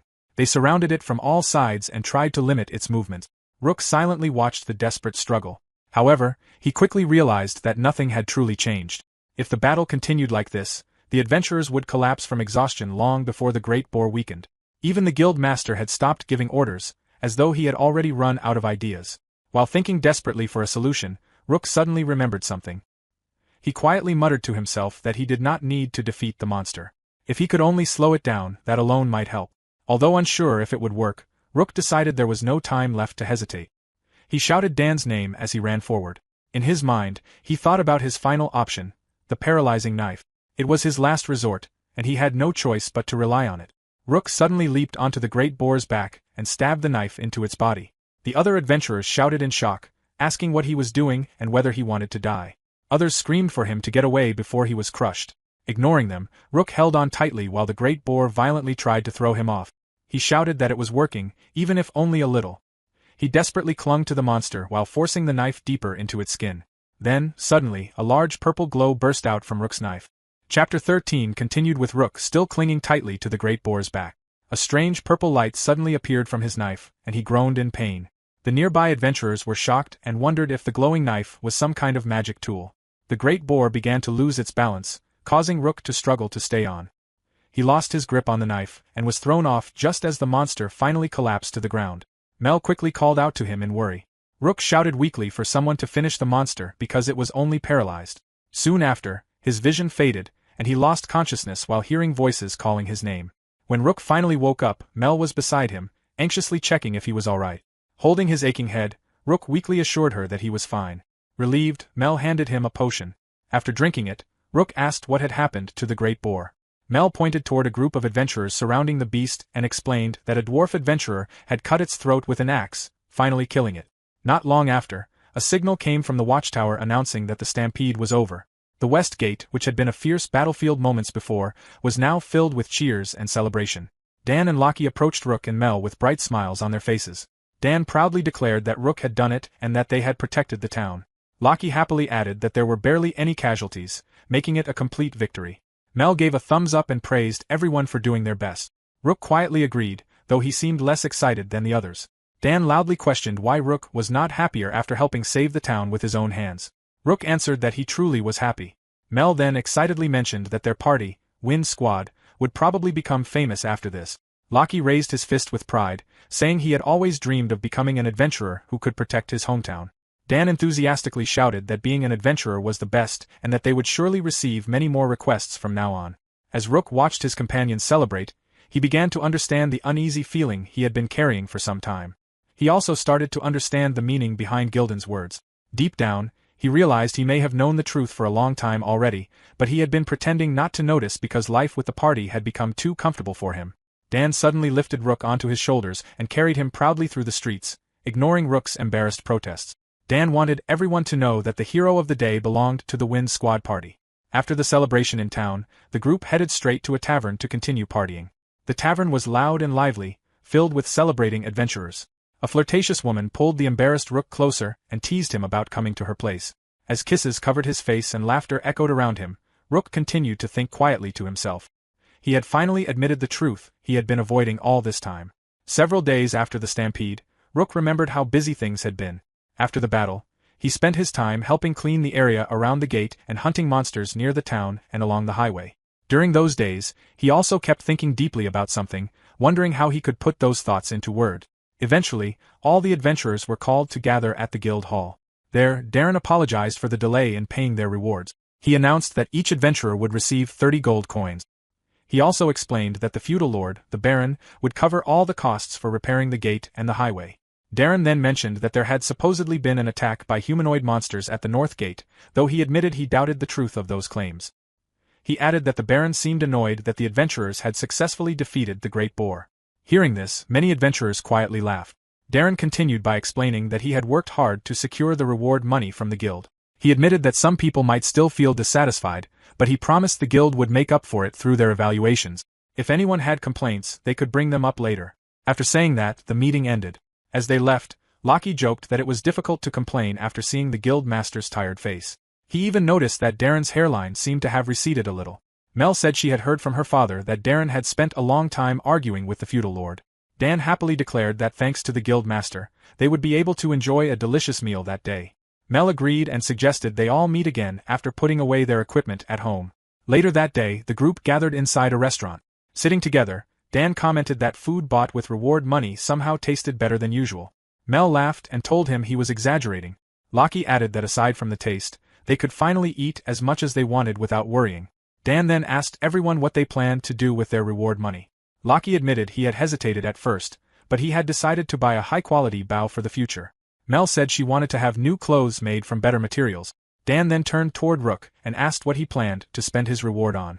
Rook answered that he would decide eventually, but before that, he wanted to ask everyone something important.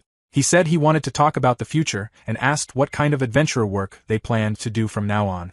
Dan looked surprised and asked why Rook suddenly brought up the topic. Mel agreed, saying they simply worked as adventurers without thinking too deeply about it. Dan then asked Rook what was bothering him. Rook explained that he had been thinking about their goals as adventurers. He wanted to know what kind of future activities the party planned to pursue. Dan thought quietly for a moment before answering. He said that first, they wanted everyone in the party to reach Searing. After that, they planned to continue exploring the nearby forest. Most importantly, he wanted to become strong enough to protect the town if another disaster like the Great Boar attack ever happened again. Hearing this, Rook quietly thought that it was exactly what he expected. Rook then asked if any of them had ever considered moving to another town. He mentioned that adventurers could become stronger faster in towns with dungeons. Dan crossed his arms and firmly replied that he had no intention of leaving. He believed they could still grow stronger in their current town. Besides, they already had their homes, connections, and stable lives there. To him, there was no good reason to leave everything behind. Mel also hesitated at the idea. She admitted that her father had already been unhappy when she left for the village escort mission, so she doubted he would allow her to travel farther away. Rook clenched his fist and finally revealed his true feelings. He said he wanted to travel beyond this town and visit many other towns and countries. He dreamed of exploring ancient ruins and legendary places. He wanted to challenge dangerous dungeons and see more of the world. That was the kind of life he truly desired. Lockie calmly remarked that he had expected Rook to say something like that eventually. He had always felt that Rook wanted to travel to many different places. He added that Dan and Mel probably realized it too. Dan admitted that it was obvious because they spent time with Rook every day. Mel quietly agreed as well. After that, the party fell silent for a while. Rook lowered his eyes, unsure of what to say next. Then Dan finally spoke. He explained that adventurers were usually divided into two types: those who became adventurers simply to make a living, and those who aimed for greatness and adventure. He said Rook clearly belonged to the second group. Dan encouraged him to go explore the world for their sake as well. Hearing those words, Rook softly called out Dan's name, deeply moved. Mel smiled warmly and agreed that it was probably the best choice for him. Lockie also nodded in support. Touched by their understanding, Rook quietly said Mel and Lockie's names in gratitude. Not wanting the mood to become too sad, Mel suddenly laughed and declared that instead of mourning, they should celebrate. She announced that the day would not only celebrate surviving the stampede, but also Rook's future departure. Dan and Loki happily agreed. They all raised their cups together and toasted to both their victory and Rook's journey ahead. As the celebration continued, Dan and Rook began competing to see who could drink more alcohol. Meanwhile, Mel became drunk and tearfully complained that she did not want Rook to leave. The others laughed as Rook gently patted her head like she was a cat. Loki also ended up crying while hugging Rook tightly, though Rook seemed more interested in the piece of meat he was still holding, making Dan and Mel laugh even harder. As the night went on, Rook quietly thought to himself that no matter how much time passed, he would never forget this day. They were the first true party members and friends he had since arriving in this world. Even if their paths would separate in the future, that bond would never change. As Mel helped support the drunken Rook, she asked if he could still walk. Rook waved his hand and assured her that he was fine. Beside them, Loki was supporting the drunk Dan, who quietly muttered about wanting to explore the world. Even he did not fully understand why he felt that way. Dan thought about how amazing Rook was despite being younger than him. His mind drifted back to the day of the stampede. When he faced the great boar, he had been terrified. Maybe he could have stopped it with his shield alone, but instead, Rook fearlessly charged at the monster with only a single knife in his hand. Dan knew he did not have that kind of courage. Loki commented that he had been shocked when Rook jumped onto the great boar, as if he was actually enjoying the fight. At least, that was how it looked to him. Dan then spoke again. He said that maybe someone like Rook could become the kind of adventurer who discovers artifacts, explores ancient ruins, and makes a name for himself. The words, "make a name," stayed in Dan's mind. He realized he was never truly aiming to become a great adventurer. He was not even trying to make a living from it. In truth, he had only become an adventurer because he wanted to escape reality. He hated the harsh training of blacksmiths, did not want to leave Langford, and did not want to part with his friends. Adventuring had simply become a place where he could run away from those problems. Deep down, he felt that he would eventually quit halfway through. After thinking for a moment, Dan firmly said that he wanted to speak with his father again. The next day, someone called out to Rook, saying that the carriage was about to leave. Rook nodded and said his farewells to everyone. Grimm told him that he was a strong person. Dats added that they would never forget him. Dan shook Rook's hand and warned him not to do anything too reckless. Loki also shook his hand and said that he looked forward to hearing Rook's name spread across the world. Mel was the last to say goodbye. As she shook Rook's hand, she told him that he could always come back if things went wrong, and warned him to stay away from bad women. Then she smiled and kissed him on the cheek. As the carriage left the city, Rook quietly thought to himself that this might truly be their final farewell. In a world without smartphones, the internet, or even reliable letter delivery, there was a high chance he would never see them again. While Mel, Loki, and Dan waved goodbye from behind, Rook waved back at them. Thinking about never meeting them again made him feel a little sad, but he decided not to look back and continued moving forward. Inside the carriage, an old woman sitting beside him asked how far he was traveling. Rook answered that, for now, he was heading to Logreek. From there, he would transfer to Nierenheim, and then continue onward again. For a moment, Rook paused. Truthfully, he was still unsure about where he wanted to go next. He had considered places like the Forest Village and Culotes Village in Ali County. After researching and asking around, he found several possible destinations, but none of them truly felt right to him. However, the moment he heard the name of one particular city, his heart strongly reacted to it. So Rook finally answered that his true destination was Elam, the labyrinth city of Elam.